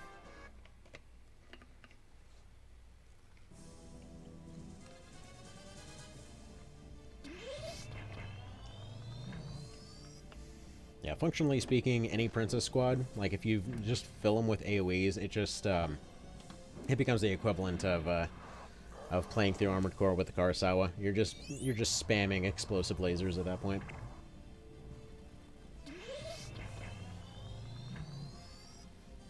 Whole damn game is just complicated chess. Yeah, pretty much. I mean, that's the genre in a nutshell.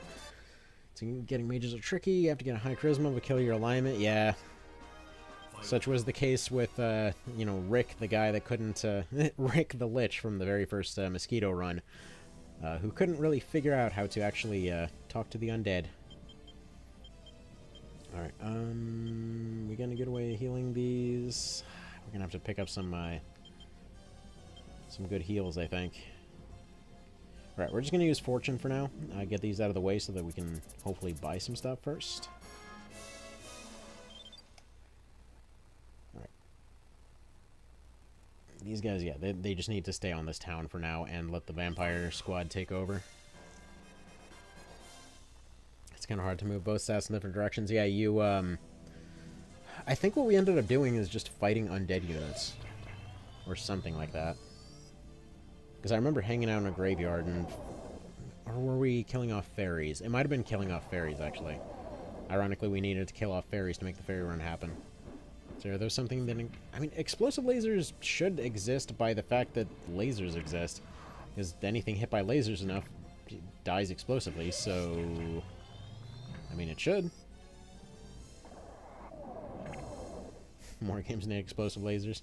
I mean, they made enough Armored Core games to cover that niche, I think.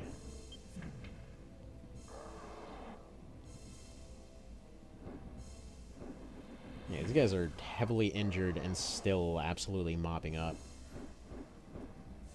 See, not really as many as the charisma stat, raising stat boosters you can afford. We can get to the secret merchant. Yeah, anywhere Jack is insane. By the way, this is a pretty standard princess experience right here. They just gain level after level after level around the mid-game. And their alignment went up too. Dandy. Yes, yes, yes, we see the statue. Fantastic. We don't have any way to de-petrify them. Play Front Mission. It's like Ogre Battle, but with mechs? Yes. I've done quite a few runs of Front Mission 3. That game is pretty darn fantastic, though interestingly difficult if you're trying to play without shields. Also really like the kind of black market system going on there. It's like where you technically can go and access some of the best items in the game about halfway through, but you need to like go through this whole kind of cryptography nonsense to go buy them off the black market. It's interesting. Like the internet system on that is, I feel, very undermentioned for how cool it is. But, you know. I feel like that series in general has done a lot of really, really cool stuff. Man, this, what is this team? Oh, hey, porn spammer's back. Get out of here.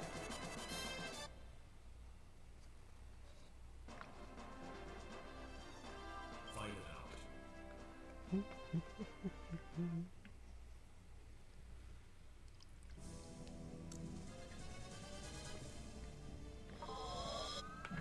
Let's see.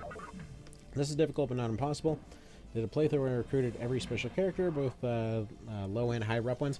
Yeah, that's what we were talking about earlier. That there's technically ways to do that. You just got to really plan it. And I don't know. I feel like this is a challenge that I keep going back to for this game, where I just try to use generics led by a special team every time. Like even on casual playthroughs, I just always find myself doing this, you know. Like where there's like special character squads would be insane, but we're just doing this all with generics anyway, kind of deal. So it's just how much of a masochist you are. Yeah, I mean that applies to all of these. I was talking to Mr. Foles over there on the SRPG Discord, and yeah, apparently it took like 30+ hours per each cursed weapon. When he was doing 100%, for some reason he decided that maxed out cursed weapons and maxed out ranks on every single unit in every slot needed to be a thing. Needless to say, that was a giga grind that probably puts most mind borers to shame. Like, holy hell, there's SRPG Discord. Yeah, I figured most folks that were on the channel already went on there. Here, let me get the link real quick while we're waiting for this to do its thing. Do the tappity taps. Because mostly right now we're just waiting for the two aces to just churn through this mess. So they can get a bunch of levels and then hopefully make the rest of it a bit of a steamroll. Alright, what am I doing wrong here? That part's right, that part's right. Okay, second time's a charm, sure. Sure.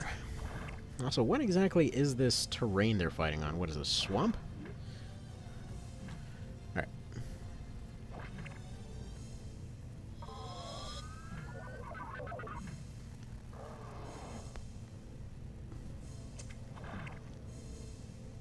Alright, where is this thing? But yeah, the SRPG Discord is pretty darn fantastic. Trying to figure out where the invite thing is on this thing, because for some reason it decided to move. Also, I don't know why the default is always that it expires in 7 days. That is dumb. Although I suppose it's fine in this case. Alright. Get that thing, and here it is. I probably should set up commands or something, but there's the link to that.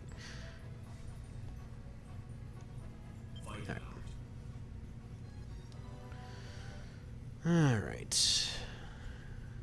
As meticulously planned to drop your alignment low enough for Deneb and Golf and raise it high enough for Tristan and Debonair. Yep. So YouTube throws a bone once or twice, and then, let's see.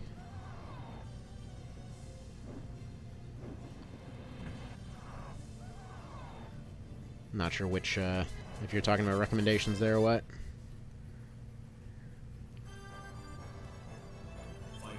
Yeah, I think the only thing that I feel like, if they ever do remake March of the Black Queen, this is going to seem like a weird mental image to bring up. But I feel like what they would need to do with the encounters is instead of the constantly transitioning back to the chessboard kind of thing, I feel like they would need to do like, if you've played the blitzball part of FF10, where like they'll just stop and quickly swivel and then stop and quickly swivel, like doing that kind of transition into the board between these different locations, like just stop, zoom in, turn the camera, have the big dramatic short fight, stop, zoom, swivel into another thing, like that kind of instant thing I could really picture working for this. But yeah, that sounds like a fun challenge over there. Though I will say that kind of stuff, like I don't do a lot of challenges where something can effectively be well, they can effectively be left behind at any point. Like, you screw up one thing and you've suddenly messed up 100 other things. Usually, like, for example, even with the with stuff like the level 1 run, you'll notice at many times I've been over-preparing for certain things, just to specifically never wind up in that kind of situation where I have to go back for any reason. I really don't like going back. So, anyway. Yeah, weird quirk of the of this version. If you hit back outside of a dialogue menu, it'll automatically pause the overworld. If you're wondering what's going on there. Let's see. I'm in the right place already. Looks at images Discord-wise. Yeah, so the recommendations are something that only recently started piling in, because technically I've been doing like Ogre content going back. I mean, if we want to get super technical, the last decade. But if we're talking about when it actually got decent, that would have been about the last year. Before that, it was just, let's put something up there and see what happens. Surely nobody covers it. And sure enough, nobody did cover it. But at the same time, I had absolutely zero idea how to record anything, and I didn't even have the lowest of the low trashy quality microphone that I have right now. It was even trashier quality, so it sounded like it was coming out of a garbage disposal, you know, those type of situations. You know, stuff to really be proud of there. But, you know, stuff improves over time. And then after a while, the YouTube shows up and they're like, hey, we'll throw a few bucks your way if you try not to suck. And at that point, I made a more concerted effort not to suck, because I figured literally nobody was watching this aside from super dedicated fans to the series that just wanted to see dumb challenges happen. So, you know. Let's see, I feel after the stream I'll play some Ogre Battle myself. Well, there you go. That's never a bad choice. And, like, that's kind of why I like the weird layout of the games as they are. Because they're set up in such a way that's, like, if you feel like a board game kind of thing, and just something casual you can kind of mind numb your way through, then you go for something like this. You want something a bit more, you know, complicated, you go for Tactics Ogre PSP. Hopefully, somewhere in the middle, we'll find out whatever the hell's going on with Reborn. It's just neat like that. Also, I love how this, this vampire ripping and tearing through these dudes over here has gone so fast, she has gotten a chance to recover like 10 health. Let's see, were you the guy who also posted the hex addresses for the Tactics Ogre and PLC so people can modify their TO and PLC ROMs? Let's try to figure out how to balance the Snuzzlect better. Kind of. I did do a lot of that kind of stuff. But as far as posting exact codes for OB64, that sounds like a Rakes kind of thing. I know he was doing it for a little bit and then changed his mind and kind of lost interest in doing OB64, but I did post a bunch of stuff about the OB64 Discord, which also is a thing that exists and is also making a mod, so they would be the ones to ask about that. Give me just a sec for that link. Give me just a moment. There we go. I found it right here. Now, bear in mind, these guys do ask you to do a little bit more of a setup process, so just something to bear in mind. Alright, so if you're looking for OB64 modding, here's this one. There you go. They definitely would be the ones to ask. As far as SNES Tactics Ogre, Rakes might know if you find him on the New Game Plus one. Which you can't actually, you can't send an invite to that one. That's something you have to go to the New Game Plus website, and then you gotta find the button on there in their top bar, and hopefully it's not feeling finicky that day.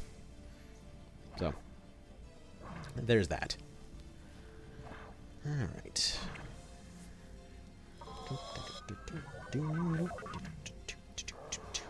See, playing KOL, got the story path where Richter dies.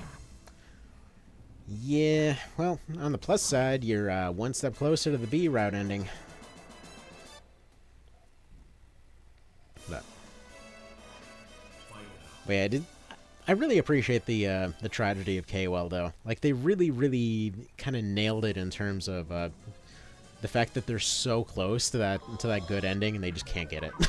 They're so close, and the canon is they screwed up.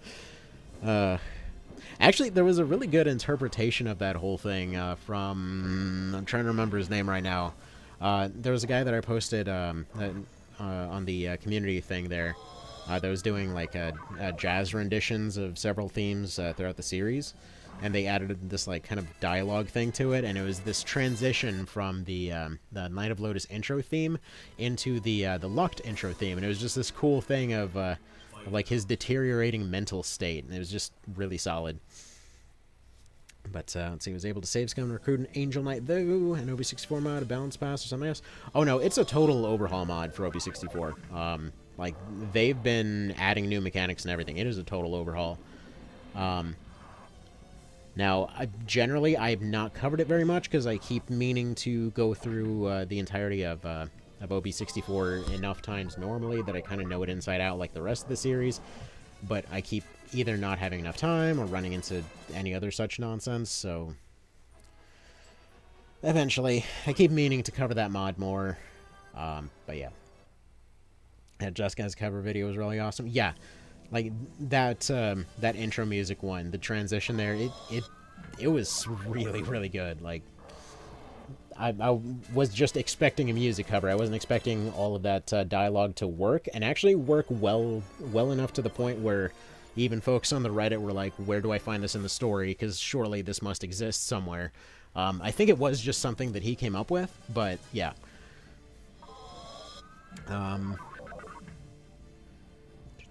Let's see, no CD when it comes to KOL. Save scum to get the best stat upgrades for level up.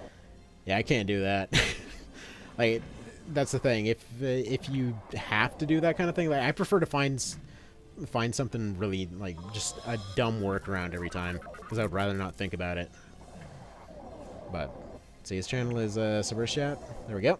That one, or Subversive Acid. There we go. See, is it really possible to have a happy ending in KOL? It would completely erase luck from existence. Yeah. Yeah, pretty much. The B route ending is a situation where Alphonse and Eleanor just so the full like happiest ending of the whole thing is all of the divine nonsense is just sorted out. Richter and Orson end up going back to the island. Why am I forgetting the gypsy's name right now? Eleanor's sister sacrifices herself at the very end of the story to let Eleanor live. Alphonse and Eleanor just happily retire on... I say retire.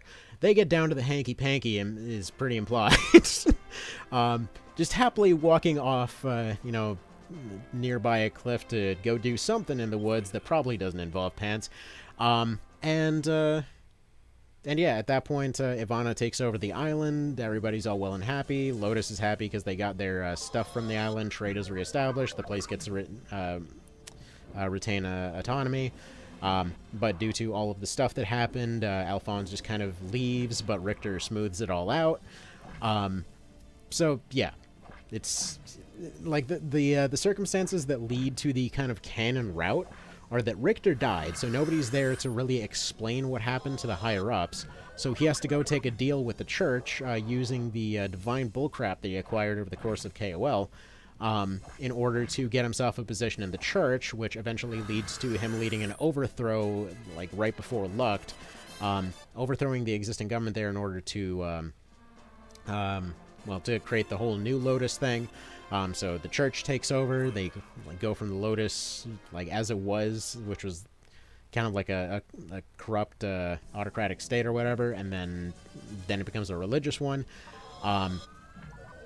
And then at that point, like you can tell he's kind of checked out by the time that Lucht rolls around. He's just putting out fires as they come, because it seems like every time he tries to fix a problem, everything just goes more and more wrong. Even though technically, you know, they're on the right track, they're doing the right stuff to solve the problem, and then some complete divine intervention nonsense happens every time that he tries to fix anything. So, I mean, at least that's my reading of the story there, and why I liked his story in particular. Anyway. So, let's see, George's stat raising items are super common, you don't need to save scum for stats, get like 3 or 4 for battle. Yeah,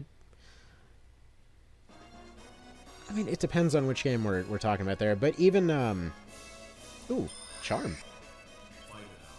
I mean, we could technically go get a free Appenicus then. Alright. Alright, is the guy done, like, massacring everybody by himself? I mean, we've been here a while.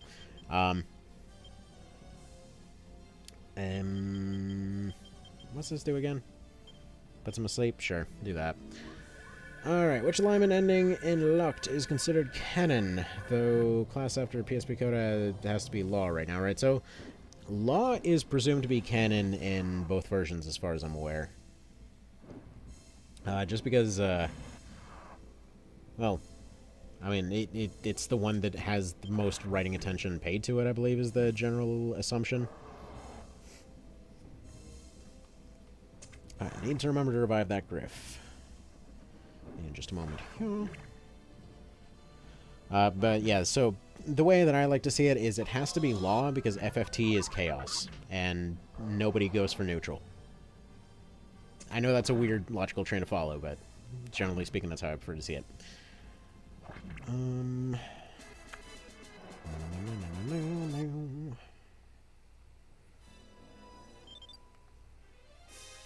Alright. Use item, ethereal mask, or flute. Bah. I'm just reading stuff all dyslexic like right now. It's almost like tiredness is a thing. Yeah, I think it's time to go attempt to pass out after this map. See, lobbying Ken is depressing for some characters. At least there's Worldo. I mean, it does get more depressing. I mean, at least on Law, you can normally recruit Ozma, but there's always the wheelchair ending. You know. We say it is this. K-Well, he's young, got a promising career. By the time Lucht rolls around, he's lived long enough to see the brutality of war and become hardened to it. Well, yeah. Again, that's why he's pretty much completely checked out by the time that Lucht rolls around. I mean, the way that they animated all those extra movements was not for nothing. Like, throughout that entire scene, he's just like, yeah, this is some shit. So, who's killing who this week?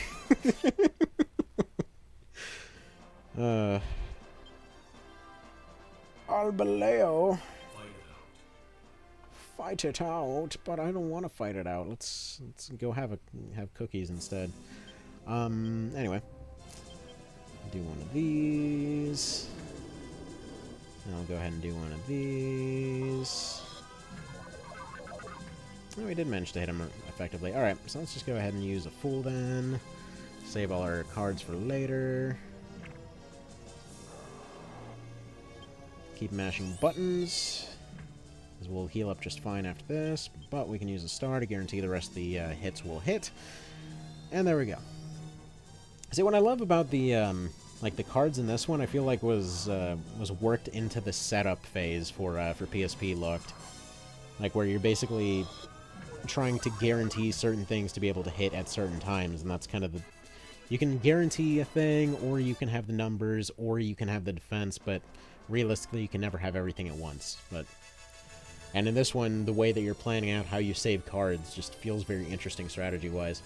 It actually, if you ever wanted an interesting kind of card game SRPG experience, not like this, but similar enough to the point that, you know, it can at least be similarly recommended, look into Metal Gear Acid 2, as strange as that sounds, because a lot of it feels very similar in terms of, like, how you're saving your deck to do particular things and all that.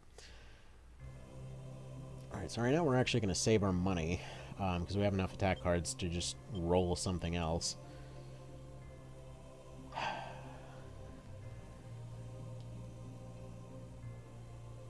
Alright, what do we have next? Is it the Twins map? I forget how many maps are actually left, because I feel like we're not terribly far off. Because it's like 1, 2, 3, 4, 5, right? Probably? Alright, what's Milano like? Let's see, Baron, Aprose. Okay, that's the ice map, isn't it? No. Oh, it's... Okay, it's the one where you can pick up Tristan. So we're going to do this thing where we don't pick up Tristan. Alright. Yeah, this is definitely another one of those ones where you can just send your 2 aces in and call it a day. As was mentioned earlier, they just sort of get bigger and bigger and bigger. So what we're going to do, we're going to send the princess in to collect experience. We're going to send you in to actually win the map by going around the back. And then we're going to send the witch in to go collect towns. Feels probably the easiest way to do this. Let's do this nice, quick, and dirty. Take that one. Take that one. Take that one. That one. Use our precision-guided Griffin munitions. That one. That one. This route makes total sense. Don't question me. That one. And I think there's probably something over here. I don't know. Alright, and then we just kind of see what happens. So, hoping they'll have DLC that will further expand the story. Personally, I'm more hoping that they'll have stuff that'll just give modifications to the story rather than expand it. Like, just being able to play as Cashua or something. Perhaps we'll eventually recruit Len Starter. Unlikely, because it seems implied that he's supposed to be the main character of 8 now, if it ever happens.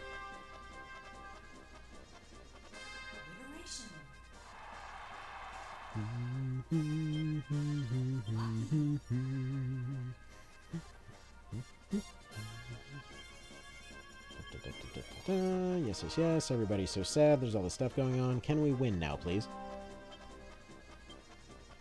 Recruiting them, he becomes Alphonse again. That'd be amazing. How's it going? Well, so far doing a whole lot of, should probably go to sleep soon, mostly. But yeah, so far doing great. We've tried to recruit Deneb. She refused to join. Apparently we screwed something up along the way because, alignment was low enough, according to the wiki, so, I don't know, maybe alignment is supposed to be low enough when you first go into that map or something? Maybe more coffee? I mean, technically doable. Like, after this map, there's really only a handful left, because I know we have the Gemini twins, I know we have, Aguirre's Infinite, Agares in Infinity War. And Black Queen. So there really are not many maps left, if we're being real here. So not terribly far away from just finishing it, but I'm just going to see what maps show up after this. As soon as the second wind wears off, that's when it's sleep time. But yeah. Basically right now what we're doing, we are feeding this entire map to Aisha, who is filling in for Deneb.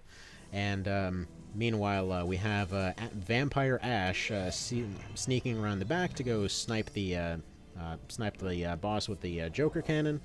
After this one, we're heading back to Shram to go load up on more Jokers. Then we'll go from there. But do Potato Coffee exist? Apparently, they actually do. Actually, so I explained the story several times as far as where the username actually comes from. But apparently there is a company that goes by the same name that just, I guess, sells potatoes and coffee in a few different places. I think it said they were in Chicago or Seattle or, I don't know, one of them trendy looking towns. So, you know, that was interesting. Apparently they hold copyrights and things.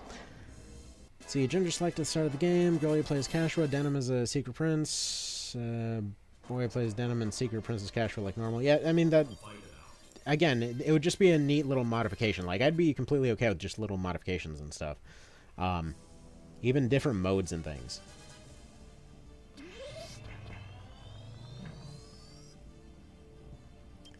Yeah, we're really starting to get to the point that we're just completely steamrolling. But yeah, I love my potatoes too. Like, if you're ever looking for the most legit potato experience available, and happen to be in the Chicago area, there's a place called Grand Dukes. That place is legit. So friggin' good. Let's see, didn't finish OB64 a year ago. Is it worth to go back and try again even though it's the black sheep? It's not the black sheep. Prince of Zenobia is the black sheep. POLC is the confusing, quirky cousin. Let's see, George just swapped their roles in the story. Or that. It's about halfway around the world from there. Well, then go stop by Eastern Europe. Just avoid the missiles in the air right now. It's a little dense on that front.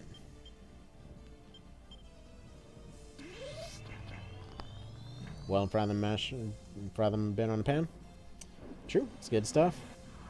The other day was making baked potatoes out of chopped up sweet potatoes, some corn that was left over, some chopped up bacon,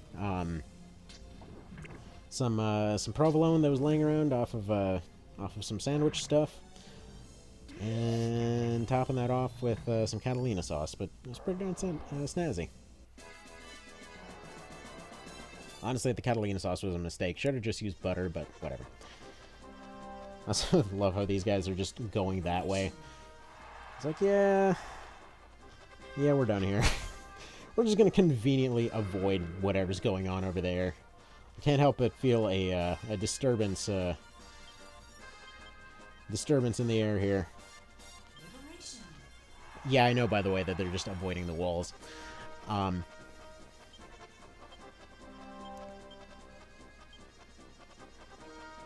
Man, that is a lot of Dark Knights coming out of that all of a sudden. That's kind of cool how they did that. The way that they're kind of implying is that these are the kind of elite dudes all of a sudden, and they're just showing up waiting for you to show up. Alright, we're going to use a chariot here just to tap these guys down a slight peg. And also to give us a little bit more space for cards.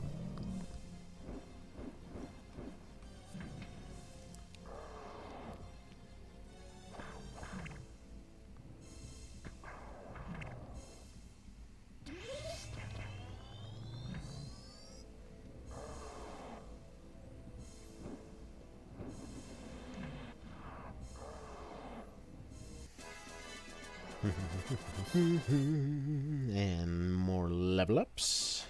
Out of curiosity, what even is their alignment at this point? 100. Alrighty then. Whatever you say, game. Although it looks like we're only going to have to fight about 3 of those squads. The rest of them are going elsewhere. But the reason that this particular strategy is so good for cheesing the game is you more or less can send your aces to completely clean up around the middle. Because if you have everybody else taking random towns all over the map, the AI will effectively try to just go and respond to that. The funny part is, the dumber AI in the SNES version can sometimes feel harder because of that reason, because if you do everything fast enough, and you alpha strike everything fast enough, the AI being smart just means that they're going and splitting their forces, so, you know, it's good. Makes it easier. They're like, free towns, free towns, free towns, mine, mine, mine, mine, mine, mine, and then, you know, you just sort of roll in and take their capital instead. So yeah, it's neat. Man, they get so many attacks. This is just not fair. The AI is smarter in the PS1 version? Yeah, technically speaking, it is the same AI, but the PS1 version actually uses the AI. The SNES version had to be cut down at the last minute for space limitations. So, for example, if you leave a town, they're supposed to go and chase after it, which, by the way, the randomizer mod apparently has options now to basically unlock the AI for the purposes of emulation and things like that. Allegedly, I don't know how accurate that really is, but that's what somebody was telling me. Yeesh. They are just getting rolled. But anyways, yeah, it's more reactive.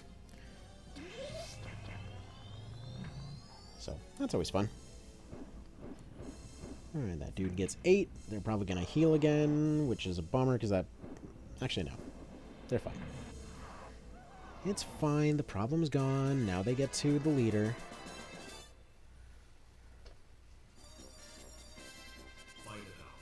Okay, one more elite squad, then the leader. Then they're going to talk about how you don't have Tristan, and we're going to point out that we're not really too concerned about that, honestly. Right now we're just trying to get to the end and see how assassinated we get. The end is the only goal. See, I keep trying to run the randomizer, but the emulator sort of kept crashing. Yeah, heard about some issues with that. I know the problems I've had with it have been relatively minimal. But that's always the thing with emulation. Like, for example, I mean, okay, it's a bit of an unfortunate thing, because the best emulation devices, technically speaking, as far as handhelds go, should be phones, but they always have that input lag issue, which is weird, because between, like, SNES jank and just general phone issues, it feels like you're playing on molasses even when everything's running right in a lot of cases. But, at least in my opinion.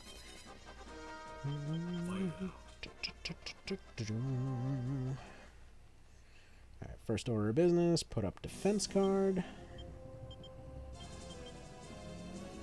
Then use a hangman. Boom, boom. So one thing I was seeing in speedruns of this game is this dude is, for whatever reason, inexplicably hard to hit. Alright, anything we can do about that? Yeah, prevents magic attack. These guys all attack with magic, so... it should save from that.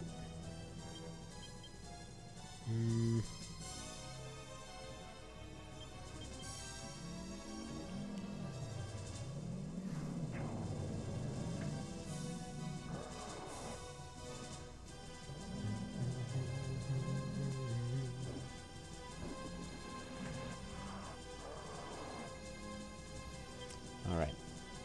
With any luck here, one more Justice here should hopefully see this fight wrapped up instantly. I always wondered if, like, Vagrant Story's insta-spam mechanics might potentially have been inspired by this game. Right, we should be protected from that. Alright, so, with all the classes we have in PSP Lucked, is it stupid that I want even more playable classes? Like, I want the Buccaneer generic. It's dumb the pirate class is restricted to a handful of characters. I mean, it would be neat, that's for sure. I have no idea what this is even about, but I thought I just couldn't pass up the opportunity to say hello. Well, hello! Basically, the deal is Mr. Vale has been asking to see this series covered in a, like, stream kind of thing, using only Griffins for a while. And I kind of promised to do it a while ago, and then it didn't happen, and so now it is happening. But realistically, I probably won't be able to get through the entire series in the time that I have, because this time it currently only exists because I am watching puppies that are currently asleep.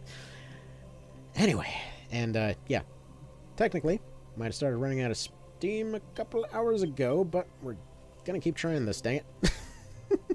Trying to see if we can maybe wrap this up, but I believe there might be too many maps to go. We'll see. What even all do we have left here? Alright, so next we got floating dealy, so Shangri-La. Why no puppy live cam? I mean, if anybody wants to see an absolute ton of crap. No, I kid. But no, it would just take too much time to set up. This in general was just kind of an off-the-cuff thing.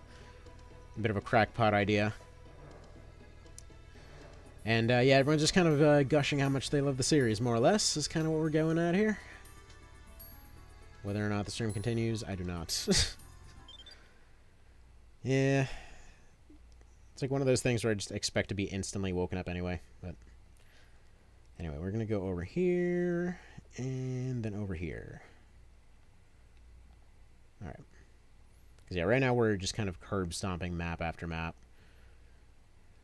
Like, we really don't need to be taking all these fights.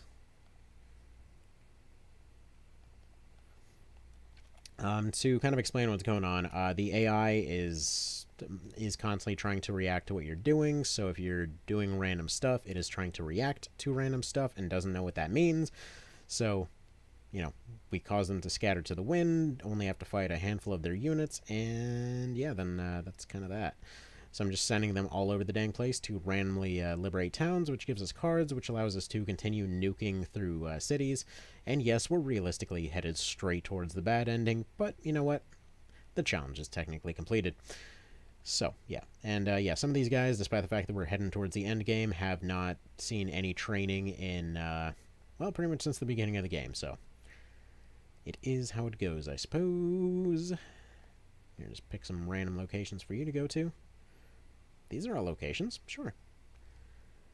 And let's go ahead and deploy you right here. I keep saying we have to go back and reload the Joker cannon, so to speak, but it has yet to happen. Let's see, the only game I played in the direction was Grandia 2, easily 20 years back. Well, that might be difficult. All right, let's see. I'm expecting to probably not get past this map, but I did say that for the last couple maps too.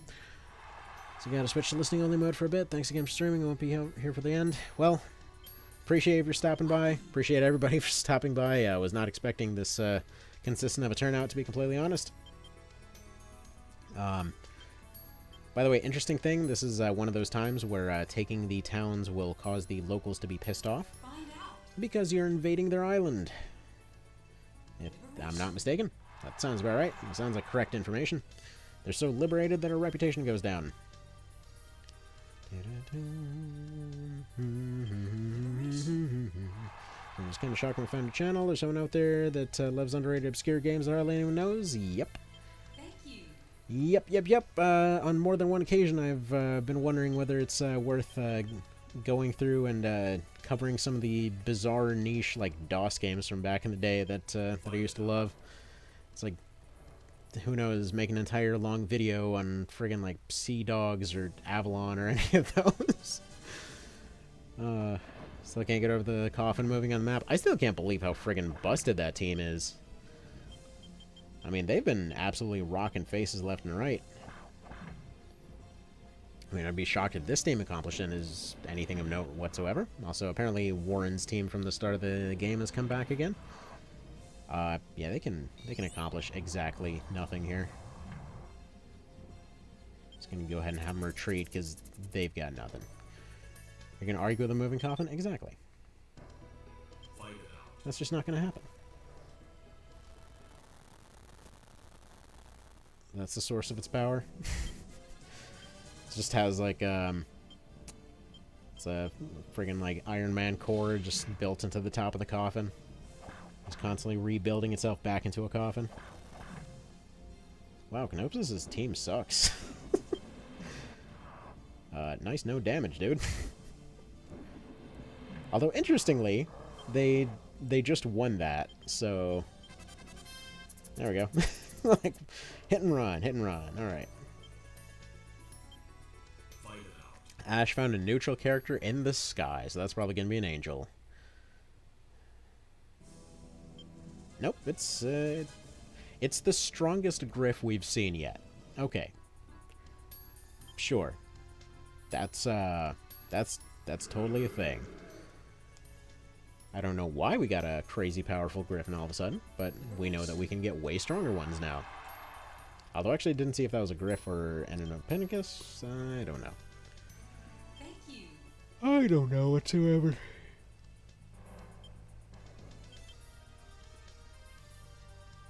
Find out. Ooh, another Holy Fang. Neat. Now you can get more than one. Doesn't make me afraid to find Canopus. I mean, there's a hell of a lot of... according to the... wait, what? Oh, yeah, I forgot that, that Yulia shows up here. So, Vitality Potion, I believe, is a strength upgrade? Let's see. Max HP, yeah, sure. Like, we'll use that on his weaker Griff there. But there we go, we found Gears 2.0. He's looking slightly more busted this time around. He's looking all angry and everything. Oh, hey, porn spammer's back. And because of blocking porn spammer, I missed blocking that attack. Alright, whatever. Use this. Use a hangman. Only 8 damage. That's depressing. Alright, use a judgment.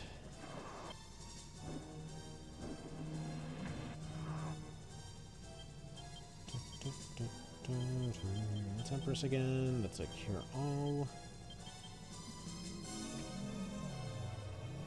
It's the 4th time for the spam bot. Oh, I'm pretty sure it's been more than that. That stupid thing keeps coming back.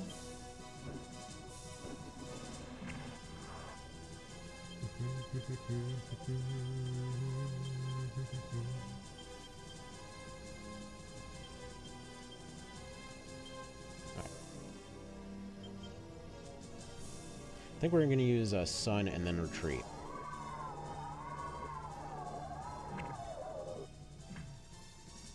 Holy crap. That just did 100 plus to the vampire. Alright, let's try that again. Fight it out. Don't be rude to Pornbot. Jeez. I wonder if what they said earlier is true about them being Russian spam bots.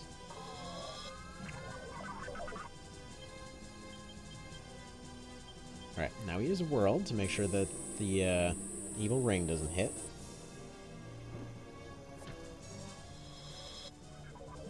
Alright, you have a good day at work there, Vinicius.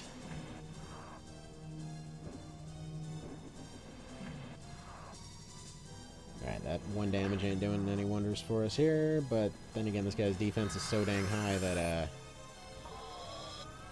like, 1 hit is enough to keep him sustained for quite a while. Oh, shoot, well, about that.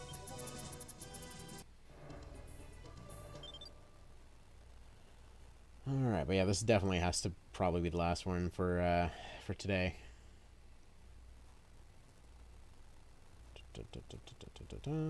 It's not flutes, right? Yeah. Plus we have the second squad almost there, so between the two of them, I'm sure they can manage. There we go. Think we know that Ash is all bad? Oh yeah. He's looking a little evil these days. And now I'm gonna have that one song from Descendants stuck in my head all day. The kids love watching that. Do you want to be evil? Alright. Take a decent whack there.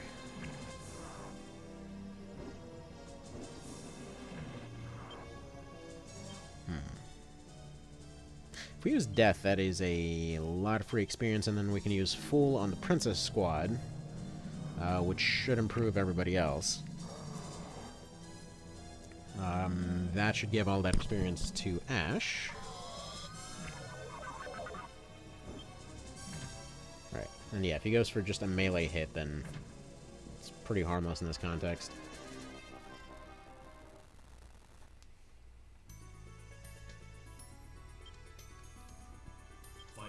Alright, then we have her use Fool, then finish him off. In theory, this should be the end of it.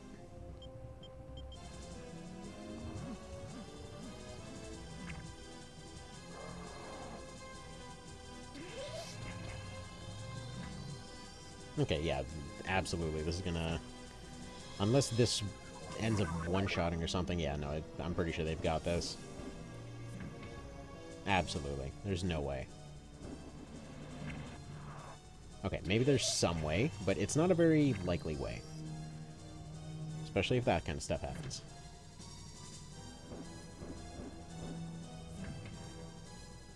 Placebo will get extra attacks now, and come on, something. What on earth? How did you... Okay. One more attempt.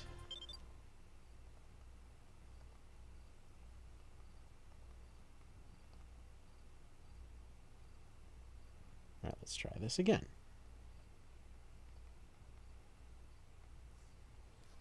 Alright.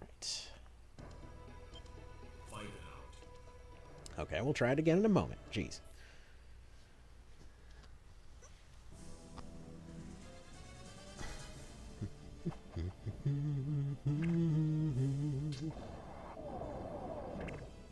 And we're gonna go ahead and get her out of here. That's not looking terribly realistic. Find out. Okay, fire staff is neat, sure. Fight it out. Now, hopefully, she doesn't end up missing like a complete putz, and we can finally be done here.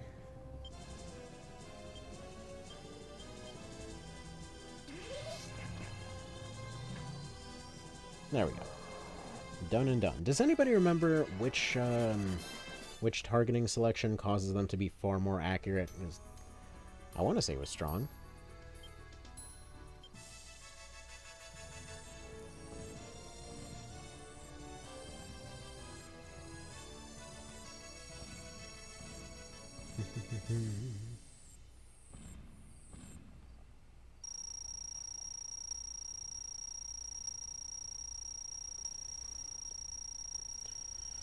Alright, but yeah, that'll be that.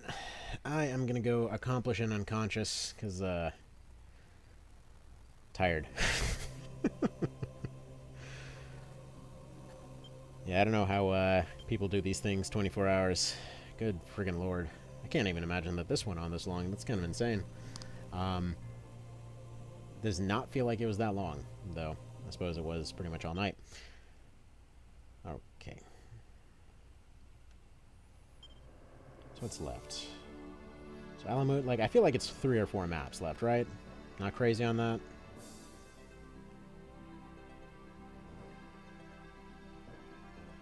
But either way. That'll be that. You guys have a good one. Take care, and I'll see you in the next one. Take care. Thanks for stopping by.